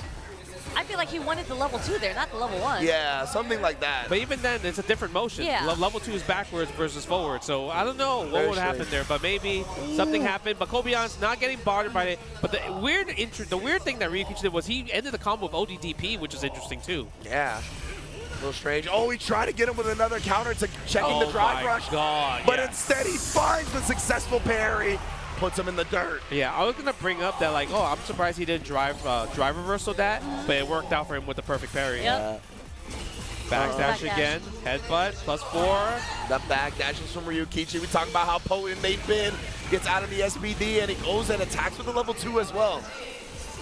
Nice jump out, but we get the cross cut. But you know what? It's okay. Sacrifice damage for real estate, right? Yep, absolutely. Well worth in this situation. Oh my god, that's a big button. That standing heavy kick playing mileage right there. Misses the fireball possibly with that crouch fierce. I think so. Now Kobayan, he's got to make this comeback. He's got to keep coming to Ryukichi. That's why he's just backdashing, but pops off instead this time. If he blocked that, that might have been game, bro. Oh, yeah, like legitimately. Here's the bust out, okay. The footsies. He's looking for something. Ryukichi does not want to give it to him. Exactly. He doesn't want to keep surrendering the space, but he's in the corner now. He has CA. Oh, not a real what combo. a great backdash. He's alive off the back throw. It's okay. You have to play it slow. Don't get too crazy. Don't rush. Walk him down like you normally do. Level 3. Oh my god. He's too far. Level 1. That's 1. Oh, he got him. Now you can't throw fireballs. You have to drive rush forward. Do nothing. Oh, check the farm. Level 1 Dragon Lash Flame. Wow. What a sequence. And again, Ryukichi believing in his backdashes. Oh, yeah. My god. Man, he's finding all the right places to get the backdashes on, too. Wow. That was so scary, man. There's a lot of hard reads going on in that last round. So intense on both sides.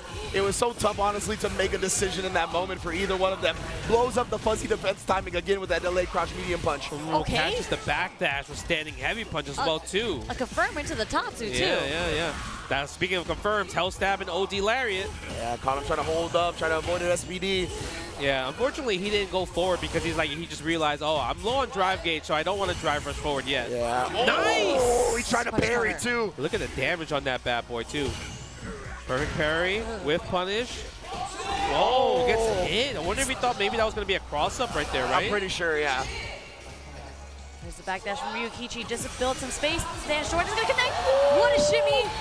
And Ryukichi right there. He didn't have to do that because he got the combo. Yeah, he got the jab. Yeah, that was cute.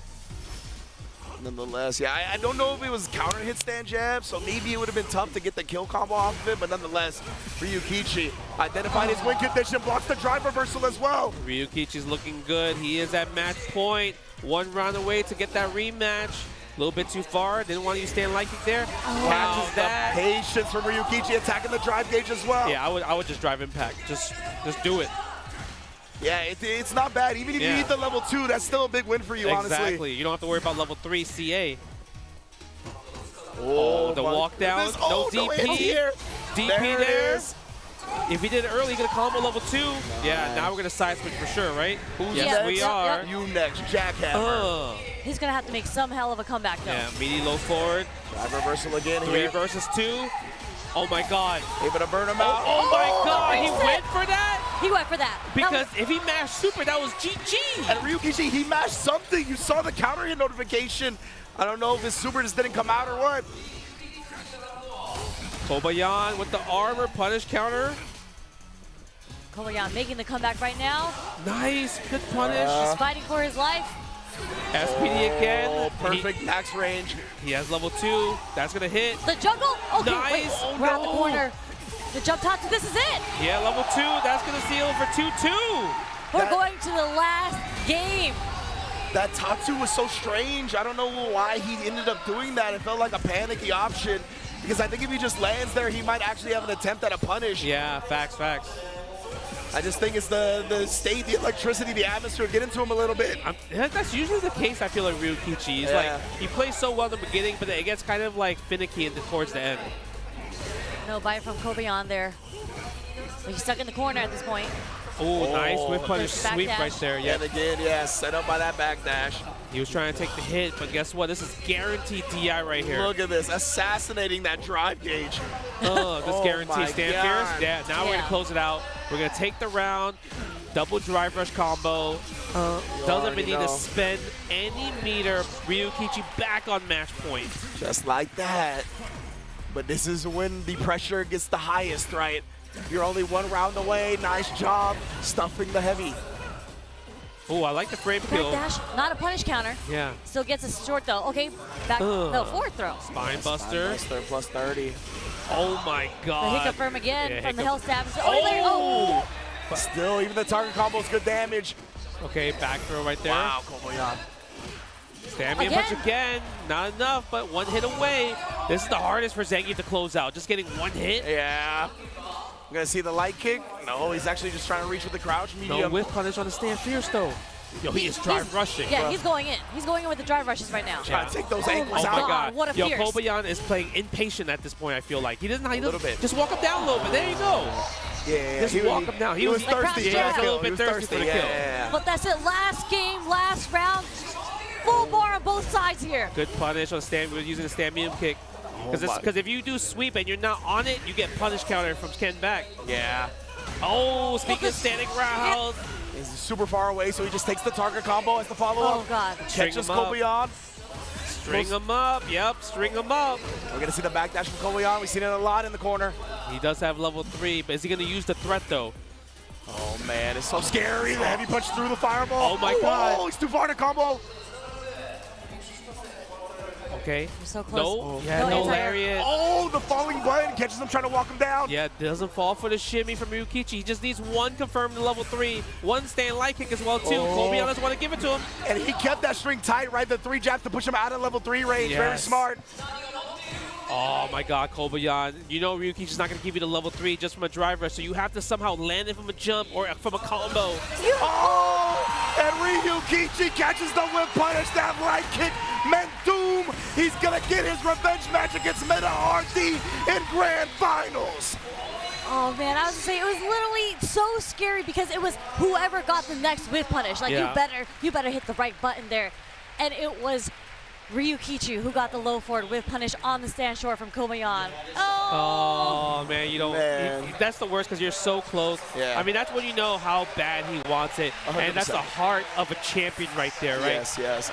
Just happy that Kobayan's back, baby. Yeah, I'm a huge fan of players that wear their emotions on their sleeves, that show their vulnerabilities. We saw when he was winning, he was doing the same thing, right? Popping out, beating his chest, screaming in the crowd. So yeah, when a big L happens like that, I definitely feel it. Big ups to Kobayan. I'm sure he's going to be the MVP for damn near everybody at this tournament, regardless. Yeah, I mean, his back was against the wall, and he made the comeback, and he got the first game, or first round in the last game. It's just, it was so close to him, and I know it hurt so much more because you were so close. Yeah. But regardless, really, really great performance by him. I mean, you're talking about Zangief that went through so many bad matchups just to get it all the way here. Top 3 Evo Japan 2025. And it played out how you said, Sherry. He beat all these bad matchups. We got to a matchup that a lot of people theorize is good for Geef, and that's the one he loses. But that's just a testament to Ryukichi's performance right there. Amazing stuff from everybody in this top 8 so far and beyond. And now we get that run back in Grand Finals. I can't believe we're one match away just from ending everything. Yeah, right? that's the entire tournament. Entire tournament, 3 days worth of just fighting games, right? Fighting games, everybody just coming, buying merch and everything, and now one more match, right? Like 6,800 players. That's Do you know insane. how many players that is? They were running like 20-minute pools, 20-minute rounds to get all the way here. This is the last set of the night, of the weekend, of the event. Man, speaking of sets, look at this, man. Kobayan, I feel like Kobayan was like playing so well too. Yeah. The crazy part is we didn't see too many like backdashes from Ryukichi in neutral. He just like kind of fought. Yeah, he did. Right? He just kind of fought, and it worked out. He actually did a lot defensively, so he actually punished Kobayan quite a couple times.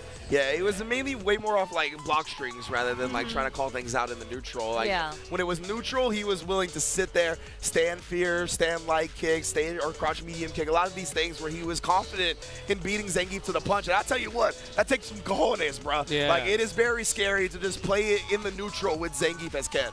Like this last sequence too, just the backdash. Oh, that was so good. Oh my goodness. Yeah, I felt like it was a little thirsty. You know, the one thing the Kobayan probably didn't do as much, maybe because Ken has a reversal, he didn't do drive rush, delay crouch medium kick a lot against Ryukichi. Man, and I believe, I forgot about that, I believe the top 2 qualify to EWC as well. So Oh, I think maybe that's why he was so close. He's like, yeah, I think that might be part of it. Because Kobayan, he did go to the LCQ for EWC last year. Oh, he did. And he didn't make it. Oh. He lost to Duke Kevin. So that is probably why, one of the reasons he took that extra hard as well. Yes, indeed. So, I mean, congrats to Mena RD and Ryukichi. Obviously going to be going to World Esports World Cup. But we also need to crown a Evo Japan proper champion here. And Ryukichi's going to get his chance one more time at Mena RD. And, of course, Mena RD, reigning defending champion. 3 wins away from going back-to-back. Back-to-back. I mean, we already have a back-to-back winner. ET was one King of Fighters. Yep. He won last year, so we might have a second back-to-back, 2-time Evo champion for Mena RD, or first-time Evo champion Ryukichi. Like Ryukichi is putting Japan on his back right now. Of course, Mena just representing North America. This would be incredible to see, and even their winner set was pretty close. And we saw the Zangief come out from Mena, then we saw the Blanca. Blanca definitely seemed a bit more comfortable against Ryukichi. So I'm wondering how it's going to go here because Mena is sitting in winners in Grand Finals. So I'm sure he's not feeling like pressure. He's feeling pressure, but not as much as Ryukichi, because Ryu got one chance. I feel like there's no pressure at all on Mena, and he's going to pick Blanca and just might smoke him. Mena, to me, he's built for these moments. You know what that's I what mean? I'm So, saying. like, the pressure, I think it is there, but the way he processes it, it's just very different from a lot of other people, right? So I think he's kind of comfortable with that pressure. When pressure is supposed to make you uncomfortable. And that's why he's so successful in damn near everything he does. Yeah, you can really see in his play, there's a lot of times that you see, like, in the clutch moments, he always clutches us out. There's like no hesitation. There's no doubt in his mind. Whatever decision, right or wrong, he is committed to that decision already in his mind. Man, oh man. And he's like come to the conclusion like he's done the work mentally where it's like, all right, bro, I am committing to this decision, and I'm not going to hold it against myself. I'm not going to feel bad if it doesn't work out, right? Like, they're never always going to be 100% right about every decision you make in fighting games. And it could kind of wear on us as fighting game players sometimes when we make a bad decision. We harp on it in our minds a little bit. That's not the case for Mena at all, right? He has that short-term competitive championship mindset where if something happens wrong, it's all right because that's just opening the door for something to go right. I just want the winner to snatch that trophy once they won. Like frame one. The way he did it last year. Give me that trophy. He running bear grabbed it last year. Yeah, he actually did, yeah. Both hands. He like ran to the trophy and grabbed it with both hands. And the trophy is sitting right there. And again, we are one set, potentially two sets away from crowning the new champion of Evo Japan. Wow, man, wow. And you can see the sea of people awaiting the grand finals.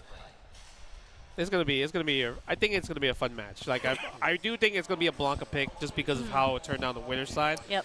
But now it's like, does Ryukichi have an answer to kind of like some of the stuff that Menardi was doing? I feel like a lot of the lights, like the crouching jab, standing light kick, Menardi was cooking with that. Yeah. And the crazy part is, if you do crouching lights into drive rush from far, it automatically comes out. But for some reason, the way he was doing it, it just never came out. When it whiffed, it never came out. Only when it came on hit or block. So it's just like, how is he doing it? Is he that hyper locked in where he's like hit confirming, just like lights into drive rushes, or is he just really feeling like, I know it's gonna work here? Yeah, I really think it's like a mind confirm, right? Like he just knows when it's gonna work for whatever reason, and he wasn't like 100% right in that previous set. So we might see an instance or two here where it quite doesn't work out, but it feels like more often than not, Mena's mind beliefs are just always right. I believe he's locked in. Yeah? Yeah, I think he's locked in. Yeah. But that's not actually reacting to the lights though, right? Yeah. Oh, you think he's like a hit confirming a light? Well, so it's more so, I feel like it's more so of a situation where you're watching when you would do it. Yeah, it's like that's what I'm getting at. Yeah, so definitely. it's not necessarily reactions, but kind of just knowing the space Yeah. where the person's going to end up blocking it. Yeah. That's what we were kind of talking about earlier, right? Where it's like certain instances where we saw that Akira crouch medium kick level 1 super, right? Like we can see those moments happening in certain scenarios where we're used to people either standing up in a moment or moving forward and whatnot. And it's like Akira did it, and Mena RD is really good at doing it too, where he can even confirm even when you don't see stuff like that. But it's time for grand finals, baby. Weibo, Red Bull, Mena RD going up against Fab Gaming Ryukichi for the grand prize of Evo Japan 2025. Let's get it! All right, let's see. Aru always making my God, wow, right the backdash away. immediately. But drive rush overhead though? That's how he's feeling, brother. You talked about it. No pressure right now. No He's going to pressure. come out here and let the flow flow. Oh, he tried to crouch fears. You saw the crouch fears there. Yeah, He's boy. planning something. Scheming. A nice whiff punish, but didn't get a big whiff punish though. Goes for the Tatsu. Safe jump. Crouching medium punch again. Menardi always pressing the button in a situation when he knows it's his turn, and it's like safely as well too. Yeah. Man, Ryukichi been waiting with the level 1 right there to maybe keep Mena RD's drive gauge low if it connected. Oh my God, nice perk parry this time. Oh, we go for the, the ground bounce, I forgot about that. Yeah, that was cute. Yeah. Oh, but the DI attempt. Now I love you're cornered. Yeah, set up the trap instead of going for the damage. That's it. Expensive, but you know what? Sometimes you need to be expensive to cash out the round. Absolutely, absolutely. This is grand finals. You're 3 games away from winning. You got to use it. Every round gets you that much closer to becoming back-to-back Evo Japan champion. Yes. Okay, let's see what's going to happen here. Nice low forward. Manga doesn't have the best type of walk speed, you know, so the low forwards are definitely going to play a factor. Oh, wow. Parry was a good option there on that 50-50. Again, the string, stopping the jump backs. I love that string, actually. The string. Yes, you can't TI in that situation there, especially after you tap parry. Yeah, exactly. You're locked into blocking. Yeah, spend the level 2. Meaty frame kill. He thought maybe the up ball was coming. Up ball or air ball. I like the hop. Let's go back to neutral, baby. Yep. Yeah, very smart from NRD. And Ryukichi's the one closest to the corner now, so, I mean, one drive rush cancel, you're there. Yeah. I mean, there's a huge life lead sitting on Ryukichi's side, too, with no bar. But This is crazy. Like, they went from scrambling to, like, yo, let's just chill. Yeah. Yeah. They were so active in offense and defense, but yeah, definitely trying to feel each other out right now. Yeah, man, RD try to bait something, doesn't work. I feel like if you're Ryukichi, you want to press the crouch medium punch a lot more. Yeah, honestly. Right? It's one of those great buttons we talked about, how tough it is to whiff punish. Oh, big punish. But he finally made some into the slide. Great stuff from Ryukichi, extremely patient. They were like both patients too. That's the crazy part, right? Absolutely. It's just a testament to their all-around skills, right? They don't have to just focus on rush down. They don't have to focus on aggression. Punish, counter, throw. I feel like a lot when it comes to like Japan, they get hit by like drive rush, punish, counter, throw a lot. Yeah. Because they're always tap parrying. And then RD, he's one of those throw kings, man. He's really great at establishing throw and manipulating you afterwards once he conditions. Nice, that's gonna be a punish right there. But he's airborne, but still the scramble happened into Men RD's favor. Throw into the corner. Slight delay on the walk back. Nice, no challenge. The fireball, look at that. The scratch was like right there. He's like, I can't press a button there. It's so active. And that beats the standing heavy kick anti-air. Interesting. That hurts, bro. He just takes a little bit of a DP, tries to bring something out there, but patience again from Mena. Yeah, one low forward from Ryukichi. Can't get the level 3 though. So he has to be careful. Men RD can't kill in the next hit. Yeah, he cannot. Oh, jump. He tried to walk under it too to make it whiff. Oh my god, there it is. If he doesn't drop this combo, this level 3, yes, easy, seal the deal. Game 1, Grand Finals, goes to Ryukichi. What a way to strike first and set the tone to try to make this comeback. I mean, they are just like staring each other down a lot, and Ryukichi's just kind of winning in that scenario. Like he's clipping Mena a lot with these low forwards. Yeah, the walk speed is not the greatest with Blanca, so it's like that's how he's getting hit by it. Because he's trying to get out. Nice DI, gets to run overhead. Okay, goes for the Blanca. No, doesn't. Just wants to go for a throw in that situation. Okay, you take the throw. Always take the throw. Oh no, anti-air attempt that time from Mena. I think he's dissuaded from the last jumping fierce beating the roundhouse. So he tried to parry that time instead. Yeah, that's true. Doesn't spend electricity. I think he was a little bit too greedy there. Yeah. Maybe if he didn't know the electricity, it could have definitely helped his offense, especially because since he's so close to closing this round out. Nice. Whoa, that in combo. I love that from Ryukichi. Again, we talked about staying locked in, but yeah, now he drops a combo. Yeah. I wonder if he dropped it on purpose, possibly. Who knows? Maybe. I'm not sure. Yeah, it's still tough to call on that one. Yeah, it is tough to call. Oh, nice. What a whip punish. The crouching jab, I'm telling you. Is this like a new Blanca tech where because that crouching jab, it hit a mile away. Yeah, it is quite good, honestly. I think it got outshined a lot by a lot of his other tools in Season 1, but that is a potent button for sure. Okay, stand fierce. Yep, counter hit combo. It's kind of hard to guess right sometimes if you're not used to Jin Drive, but speaking of it, Mena already guesses right there. Yes, he saw Ryukichi had just been harassing with that a little bit too much. Not going to let him do it for free.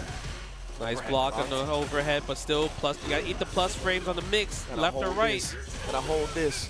Okay. Nice confirm with the jab there. Yeah, usually he would spend level 3, but in this situation, it's like I'm not at match point in this game, so I don't want to do it. Yeah, absolutely. If he can get a big hit here, hopefully save some of the meter for round 3. That's definitely what he's looking for. Actually, perfect parries the drive rush Dragon Lash. That is meant to thwart people trying to check drive rushes, and Mena RD counters it perfectly. Okay, we're going to set the setup right here. No, we're blocking that for sure. 100% we're blocking that. Give me that punish counter. Take a bite out of Cron. Mena RD, 1-up. Nice and simple, making it 1-1. Man, this is competitive. Nice. Nope, tap parry, but we get the whiff punish, though, of the forward medium kick. Ooh, side switch, though. I like that setup. Yeah, side switches him back, too. Ryukichi actually has not gotten hit by any of those up-back OD balls yet. Yeah, I want to see Ryukichi stand block more of those situations just so he could be in plus frames and keep his turn. Because if you're crouching, it's Blanca's turn, so I want to see more stand blocks. See, Ryukichi feels like he just doesn't want to stick his hand in the blender more often than not. Nice baits for Mena RD. Oh, yes, using OD electricity. He's so close to building level 2, and he does the Jin right, and now he's definitely going to build level 2. He might spend it after this next sequence right here. Let's see, is Meta going to be willing to put the DI out? Is he going to threaten with it? He's just going to let the doll loom in the shadows. Look at this. Oh, the cross-up. Back to the original side for one more. Jungle Meta RD with a lead in the set. Yeah, Meta was just like, you ain't blocking this. If you remember the winners final set, he got hit by all the hop cross-ups from Ryukichi. He's not ready for those situations in particular. Yeah, and you do have the option like parry to nullify the cross-ups, right? But again, the Blanca is a little bit of an underrepresented Oh my God. character. Yo, he tried something. He wanted a Riot hard combo right there. Yeah, that juggle would have been Nice okay. DP. That was so close, too. Stand light kick, side switch. Do we spend it? Yes, we do. Let's attack the drive gauge.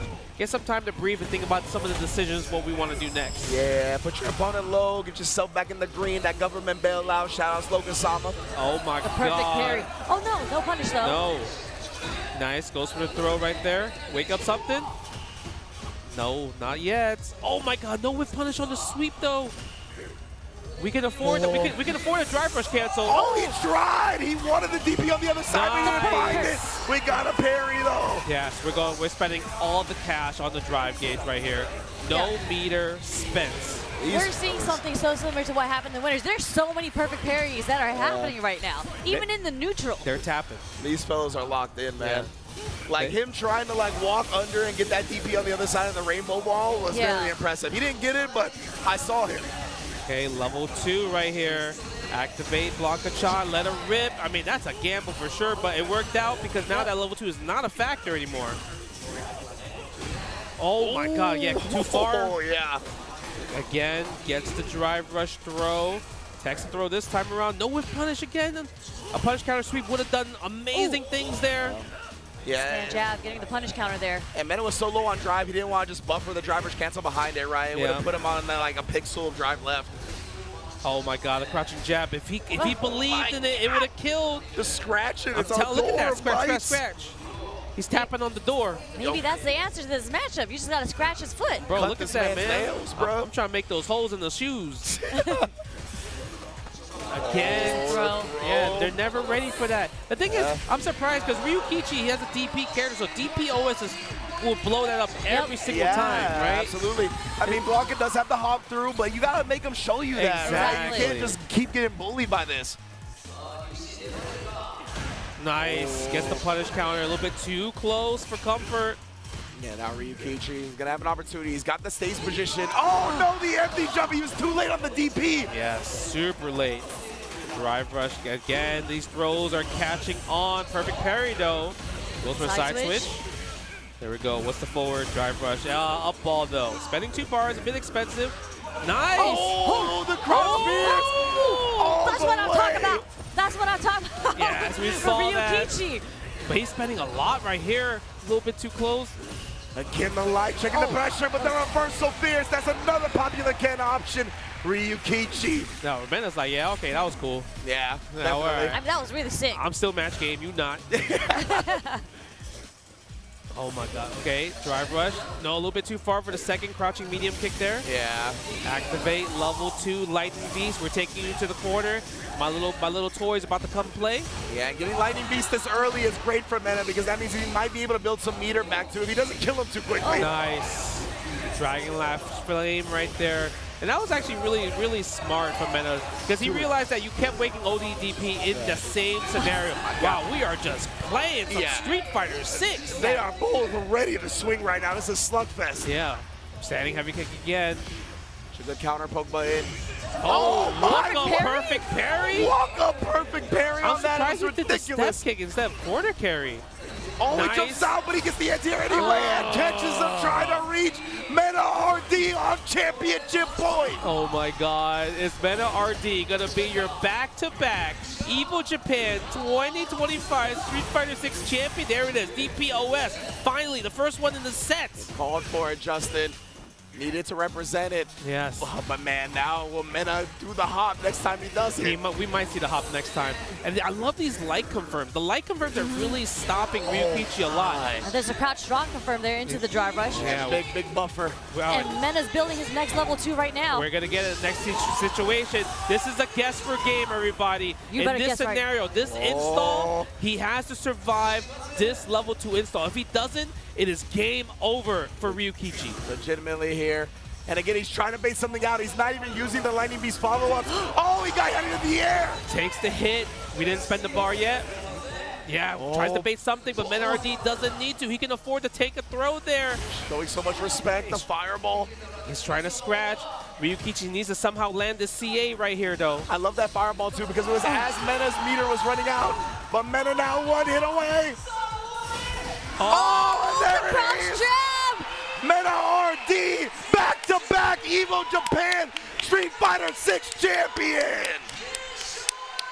Kaba just came out of nowhere. He just popped up on the screen on stage with him. Bro, he's like, where's my hat? Yeah, for real. He's like, yo. He's like, yo, get my hat, get my hat. He was like, Red Bull wants me to wear this. Put this on. Yo, But Mena RD, go for it, Sherry. Beautiful, beautiful play from Mena RD there, just taking it with the crouch jab, just scratching at his feet. And that was the very last sequence, actually catching the starter frames of the OD fireball from Ryukichi. Yep, man. Incredible stuff, too. And that's when we saw more often than not Ryukichi trying to rely on the fireball when it was a little bit coming down to the wire, right? He didn't want to commit to anything too scary, too committal that perhaps could get him punished. And of course, Mena RD still being into that punch. And you called it, Justin. That crouch jab, man, it goes far, bro. So again, combine that with the extended hurt box of a fireball, got the trade for the championship, baby. Man. But even honestly, until the end, Ryukichi was making super sick decisions too. Like as Lightning Beast was about to run out, he threw the fireball just in case he tried to use that last Blanca ball to impose his will with the Lightning Beast. Honestly, amazing play from everybody, but Mena RD showing once again why he is one of the greatest fighting game players of all time. You see how much emotion he has going, because I feel like obviously this win is important because it helps his resume so much more, but it's also, he was in a situation where he wasn't winning first place as much compared to season 1. So this really helped, kind of like gave him the confidence boost of going forward to the next season of Street Fighter 6. And now he gets to pretty much play the rest of 2025 without much pressure. Like he's qualified for EWC, qualified for a CPT, Capcom Cup. My man's is out here now, the millions is in his reach. Yes, exactly. Millions is in his reach, and I mean, now it's like kind of like, all right, how do we get the DR boys in there? Obviously, you got Kaba, Louis Man, and much more talent in DR to be like, all right, I need the boys to come into Capcom Cup with me as well too, right? And I know all the other Street Fighter players are going to be so happy because now they don't have to worry about Mena RD and their World Warrior, right? Whether it's NA East or the Dominican Republic region, now those spots is freed up as he takes home Evo Japan once again. And it's just so amazing because this is the training grounds for Mena as well. Like, obviously, he's from the DR. He's trained there so many times. He's trained in the U.S. He's out in Massachusetts. But he's been to Japan so many times. And he's been staying here for like months and weeks just training. Even right before Capcom Cup, he was already out here training. So this is also his training grounds. Yeah, this has become another home for him. We see him, he tweets all the time in full Japanese, right? He wants to connect with the community. And the community here has embraced him as one of their own as well. It's an incredible, incredible connection. Yeah, I mean, when it comes to just like playing Street Fighter and you want to get better, coming to Japan, just playing rank match, it's the most fun. Like I feel like when I play rank match in Japan, I could just sit there for the whole day. Because you fight so many different players, you fight all these legendary players that you normally don't get to fight in general, right? It's amazing. And look at that. Look at Kaba supporting the boy right here. I want to see when he bursts on the stage. Yeah! Oh, he got it. The hop ups, the DR flag. Once again, back to back. Where's my beanie? Where's the beanie, bro? Get the beanie. You know what the crazy part was? He started like rubbing his hands like, yo, where is it from mad long? Like, he's like, it's somewhere over here. I got to fix it. Oh, man, all the adrenaline running through his system at that point. Holy. No, but we love that in the community. We love it when your homies hop on stage with you just to celebrate your win with you, because we know Kaba was grinding through the trenches too. He was also in this tournament. I think he got top 16. Yeah, he got like 17th, I believe. Yeah. He was also doing really good. One of the best players in the world. I mean, he's also an SFL world champion, right, with Team Bandits.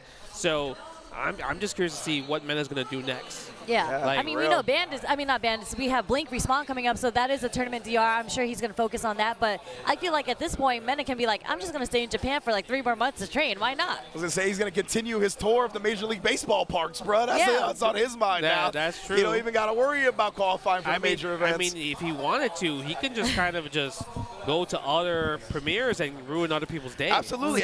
Ruin the competition. Make it easier for him. I don't doubt that he's going to do that, right? I definitely think he's going to show up, and maybe not at every single one of them, but a majority, I'd say. Yeah, but I wouldn't necessarily say it's a gatekeep. Obviously, that is what's going to happen. But, you know, we don't want one of those situations where you qualify already, and then you're just like, I'm good for the rest of the year. And you don't practice, like, you kind of chill, take a back seat until it gets closer to Capcom Cup and you start grinding. Mena's just not that type of player. Absolutely like, he is not, 100% a competitive player. He's still going to be going out to these tournaments.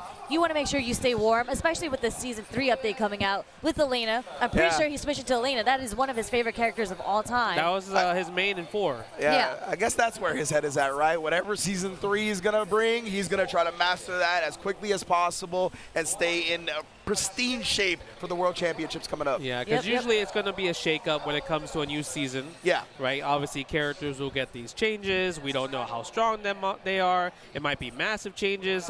Seems like there's like stipulation where there's going to be system changes where people are already reporting. Who knows? It could be copium. Who knows? Yeah. So we just have to wait from Capcom to see what's going to happen. And that's all coming out on June 5th. Maybe we'll get some info before then, but that is when everything will be live, right? Elena, the balance patch, all that. And the World Warrior Japan starts on June 6th, right after that, right? Because we saw that slide earlier. We did see that slide earlier. That's so good for Mena because now he doesn't have to worry about how he's going to adapt to Season 3 changes because he's good. He could take his time. Yeah, exactly. He could take his time, precisely, yeah. And to be fair, that is also, there is one more spot, one more big tournament coming up on this patch with Combo Breaker, right? So we are also going to get that before we go full on into Season 3. 2 weeks to Combo Breaker. And then we do have Shanghai, what's it called? Asia? ACL. Yeah, that's a EWC qualifier. Correct? Yep, that's next week in Shanghai. I believe Punk is going out to that. I know Punk's going. I'm not sure if Mena RD is going or who else Nephew's is going. going. Okay. Oh, yeah. cool. I mean, usually I think if you're a foreigner, you're probably going to be like, all right, I'm going to go Japan to Shanghai. Yep. Yeah, It's so close, right? Yeah. I think it's like a, 3, 4, 5 hour and you flight get to stay in around there. Japan for an extra couple days before you go to over to China, so it's an easy trip. Easy trip. It makes sense, right? Obviously, the importance of trying to get these qualifiers, because it's not just like Capcom Cup anymore. It's EWC as well too, right? Both tournaments are life-changing money. Yeah. So you have to enter these tournaments and just like go to them and try your best to qualify. Exactly. That's the most important part. And it's a point system, so you might as well just go to as many tournaments as you can. Yep. Hopefully you win, so you get the auto qualifier into Capcom Cup, or you can just go to as many and get as many top 16s as you can to gain all those points and make it into the top 6 players that have the most points. Yeah, consistency is rewarded this season for the CBT with the point system being back, so that's a beautiful thing. All these players that come out to these tournaments that come up just short of the first place, we'll probably see a few of them in Capcom Cup, which is a great thing. So what's your favorite memory of Evo Japan this year? Like what's like your personal, like, oh, this is the coolest thing I done or seen or whatever? Oh my God, that's overwhelming. Do you have an answer already or no? I mean, I think it's just really cool because I love seeing everybody. I feel like that's every tournament, but Evo Japan brings out so many people from everywhere, and you get to see a lot more players come out that you wouldn't see because, you know, we go to all the North American tournaments, but when you're in Japan, a lot of Asia comes out. So it's really cool to see, like, you know, you have the sponsored players that come out to all the tournaments, but you have the unsponsored players from Asia that come out to this as well. So I love seeing everybody saying hi to everyone, especially the Australians. ROF is out here. It's Australia has a far trip to North America, so coming out to Asia is much easier for them. Yeah, so getting exposed to all of the Asian players that we don't get to see a lot is super dope. And also, like, it's a little bit biased just from my position, but I love the couch setup. You know what I'm saying? I like the 3-person couch setup. It's really dope. So I always have a great fun time with that as well. I think for me, it's definitely being part of the couch. I was obviously doing the live reporting and stuff. Yes. But when Friday night, special guest came through. Yeah, that was Ganachi, bro. I was jealous. I was watching from, like, I was over the fence looking at. I was like, what y'all doing over there? That was kind of insane, right? Just because the fact that he didn't even say Rob, he said Garcia. And I was like, oh, okay. Bro. He got the government? Yeah. It looks like we're going to the stage now for our award ceremony. Let's get it poppin'. Look at this, man. This was an amazing top 8. And like you mentioned, there's over 6,800 participants. Ridiculous. There, and at least minimum 200 of these players could have been in this situation right here. Yeah, at least legit, 200. Legit, bro. Like, it's amazing how good so many people are at Street Fighter 6. And of course, in addition to everybody getting a medal, the top 3 are also going to get some sticks. Yeah, we're from the headed out sponsors to at Nacon, yep. The official Fight Stick sponsor. Look at that. Look All right, at NL. NL right there getting his first Evo medal, right? Getting in the top 8. Higuchi. I don't know if this is Higuchi's first one, but I think Higuchi's at this point seasoned himself becoming as like such a great like young player, right? Because he started fighting games not knowing how to play as Momochi's student for Shinobiism, and now he's in top 8 grand stages and everything. So insane. Yeah, the growth of the Street Fighter 6 players they're quick. They're so fast to learn how to play this game. Yep. And they do so well, especially when you're getting mentored by people like Momochi and Bon-chan. Yep. There's a lot of mentors out here. Yeah, absolutely. Another player right there, Akira too. I want to give big props to the older Japanese players, right, that really took it upon themselves to be like, it is our responsibility to shape the new generation. And that's not something you have to do, right? That's a burden you're placing on yourself. That's time, energy, and investment that you're willingly doing to try to shape the next generation. I mean, that is this type of stuff we need in the FGC. So major props to Momochi and all the players doing that out there. Yeah, look at Kobayashi, man. Yeah, he's so close to get that EW spot, but you know what? I hope he keeps fighting for it because he's such an exciting player to watch. Yeah. Easily some of the most exciting matches we've seen in the top 8. Look at that, Ryukichi getting second place, and now our grand champion, back-to-back, Evo Japan champion for Street Fighter 6. You can hear the crowd just cheering for Men-RD. That's the coolest thing about Japan. They're not just country biased. Absolutely. They love every player. Yeah. They're like, yo, you love the game, we love you. Yeah. And you know what's God like about Meta? I just remembered yesterday I saw him, and then we were walking by because he had just qualified. I said, congratulations on qualifying. He looked at me, he said, congratulate me when I win tomorrow. Ooh. That's fire. Yeah. I was like, okay, I got you, man. Look at that. That's the type he is, though, right? Yeah. He's had a lot of success. He knows nothing satisfies him unless it's first place. Look at that. Look at Straight that. up. You see the sticks from Nacon, the second place sticks to Ryukichi for the silver. And now we're going to see the Men-RD first place Nacon joystick right here. There it is. The ocean gold. The pad player with the arcade stick, you know what I'm saying? Yeah. Hey, man, it's a good trophy. Absolutely. Beautiful, beautiful. Hopefully you got room in your luggage. Look at that. You can see he's trying not the tears to come out a little the bit. eyes glistening for sure. Holding them back. Obviously, the emotions of the moment are incredible.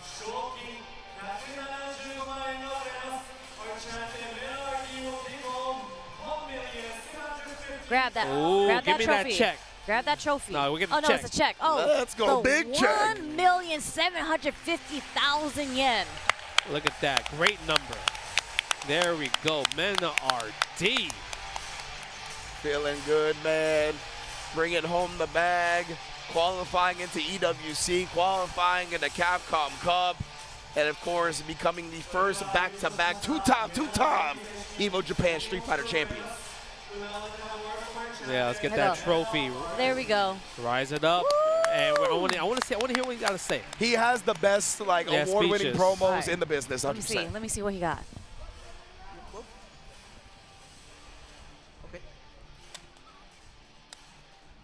Okay.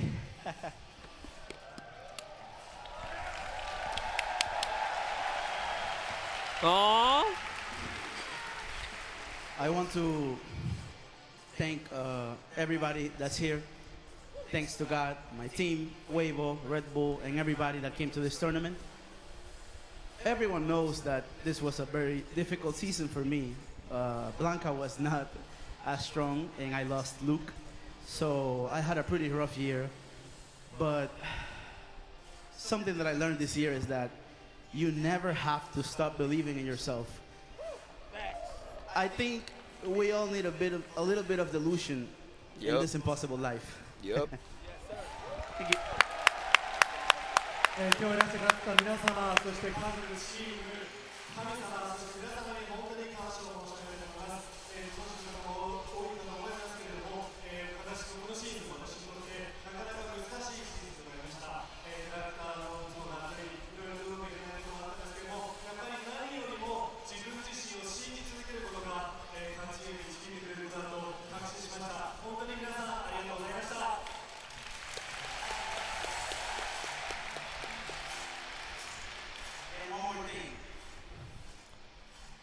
Umehara-san. Oh! He wants that Please first to tell 10. me when. I'm waiting for you. Thank you. He wants that first to 10. Yeah, boy.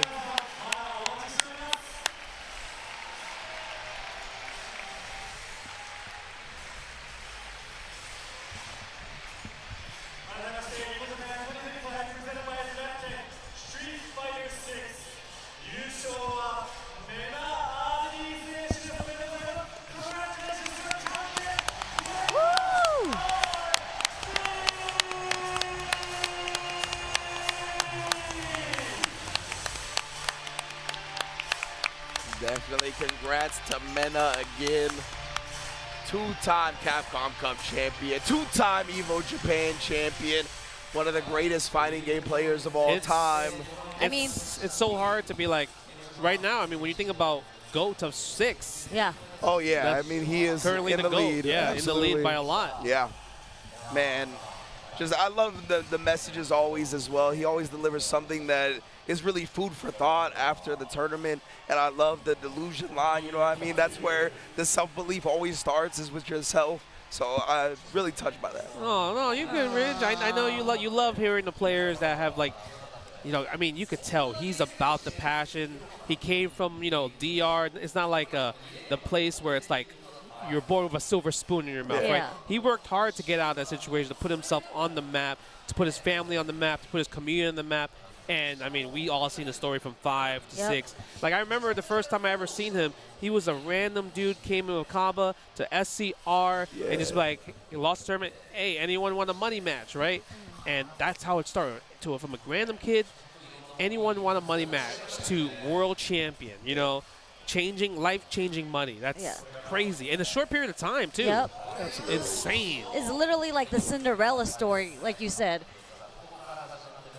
It's like I saw him at SCR for the first time too, and then it was him and a couple like Dominican players that came out, and they were money matching a whole bunch, and I was like, who is this kid? He was a child.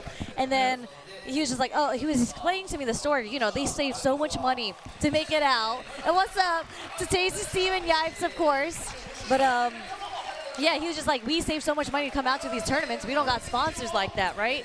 And then they had the money match to get their money back. Yeah. And they were winning in the money matches. They just haven't had the chance to like fully win the major tournament yet. Yes. And they started saving all this money to go. They were at final round also, just the crew, just supporting this kid. And all of a sudden you see all that work, all that community effort behind him come in, and you see him win Capcom Cup from the Dominican Republic, defeating Tokido. It was just like such a outbreak performance. Yeah. 2 sets. Yeah. And then what did he do with that Capcom Cup winning? He invested it back into his scene, right? Yep. He invested it back into the DR to make sure everybody else get risen up. I don't even know what I'm saying right now, but, you know, rise the community up along with him. And then it goes even beyond that, right? Where last year he placed himself into one of the hardest regions in the world for World Warrior in NA East just to free up another spot from his home country, right? I mean, the dude is a consummate professional, I think, a great role model for anybody in the FGC. Man, look at that. It's beautiful. Setting history. This tournament made history. Like your first time, 2-time Evo Japan back-to-back champion. Yampy getting 9th. That was such a sick performance. But I believe we're about to have a presentation. I'm curious because, I mean, this guy, he won the Canon Award last year from Evo Japan.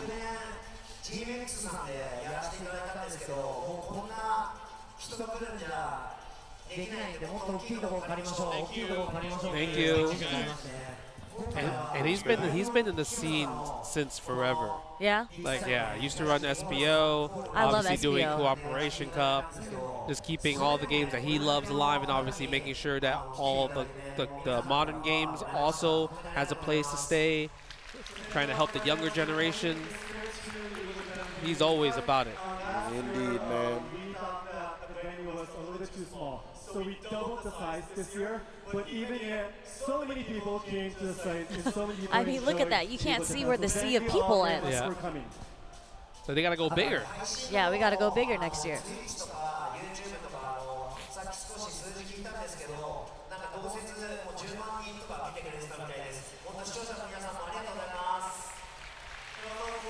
Watching the live stream, I was looking at the figures for Twitch and YouTube, and there's about more than 100,000 people watching. So everybody watching at home, thank you very much as well. 何でもそうなんですけど、やめちゃうとイベントって終わっちゃうんですけど、僕も小さい数十人のイベントから始めて100人、1000人みたいな感じでステップアップしていって、まあ本当今回こうやって1万人以上の方がね来てくれて、これだけ大きな会場のイベントができて、本当なんか続けてきて本当良かったなって思いました。I'm happy that I was able to continue this because I started off with a tournament of just about 30 people, and it's up to 100,000, and now 10,000 people. So I'm really happy that I continued what I've been doing so that so many people can come to this tournament. あとはスタッフで今回の運営チームだけで300人、テクニカル面から多分500人以上のスタッフがこのエボジャパンを一緒に作ってくれたんですけど、連日連夜ね、長時間の稼働、本当にスタッフの皆さんお疲れ様でした。And also I'd like to thank the staff for the operating team. There's about 300 members, and the technical team about 500 members, and they've been working so hard night and day. So I'd like to express my gratitude to the staff members as well. はい、またね、皆さんに会える日を楽しみにしています。ありがとうございました。さよなら。I'll be looking forward to seeing you again soon. Thank you very much.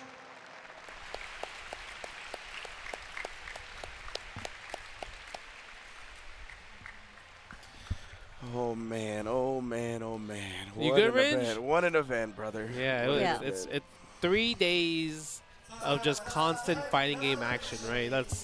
And it's just like for everything. So it's like record breaking, the biggest Evo Japan up to this date. Yeah. Oh, they're doing the photo with the sea of people. The sea of hands? Yeah, the sea of hands. Oh man, I want to be in that sea. When's the last time we did the Shoryuken, bro? It's been a while, definitely. It's been a while, yeah. That was a great picture. Yeah. Yeah, big ups to everybody that came out to Evo Japan. Again, a gigantic tournament. Beautiful. he's like, come on, are you ready? Are you done taking the picture yet? Who's taking the picture? Oh, hold on, we got a video. You saw the transition, though? Oh, okay. Oh, wait. Transition back to us. That's what we're talking about. English broadcasting. Let's go. Oh, man. That's what's up. It's a compilation video of everything that happened this weekend, I guess. Okay.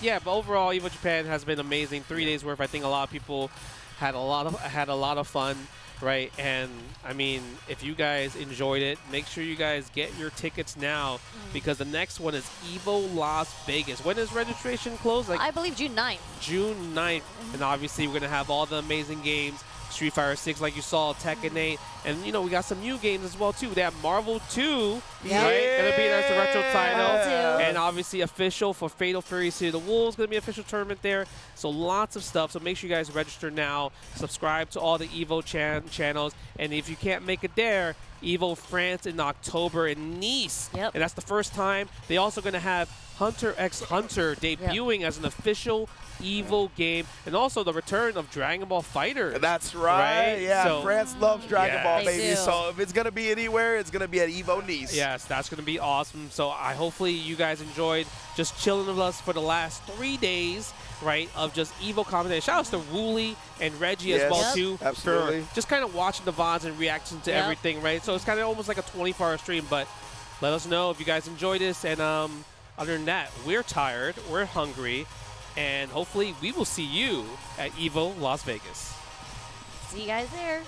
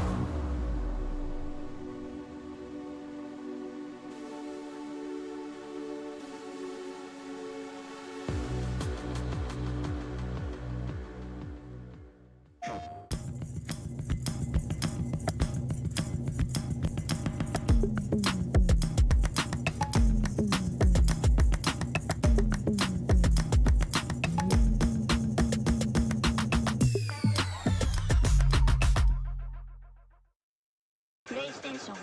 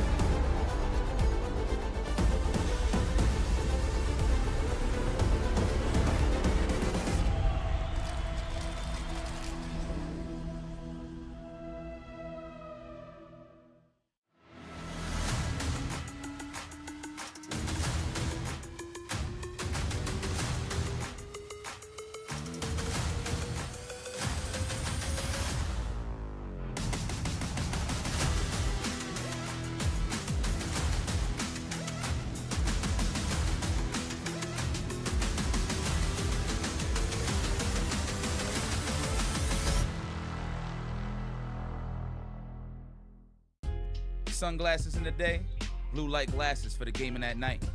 Zenny's got affordable eyewear for everyone. Vibe and style while protecting your eyes. Evo sunglasses, available now.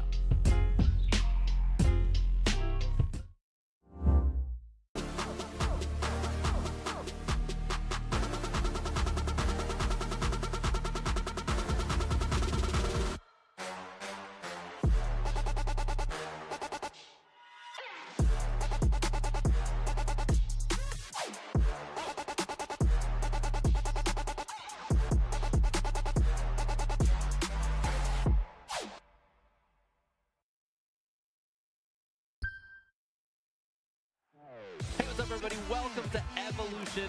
You already know what time it is, baby. It is the celebration of fighting games, and we are so overjoyed to be here. There are so many people here. The venue is huge. Oh my God! He juggled Nitro. He closes out the first set, and there it is. Punk gets his retribution. This is the spectacle of fighting games.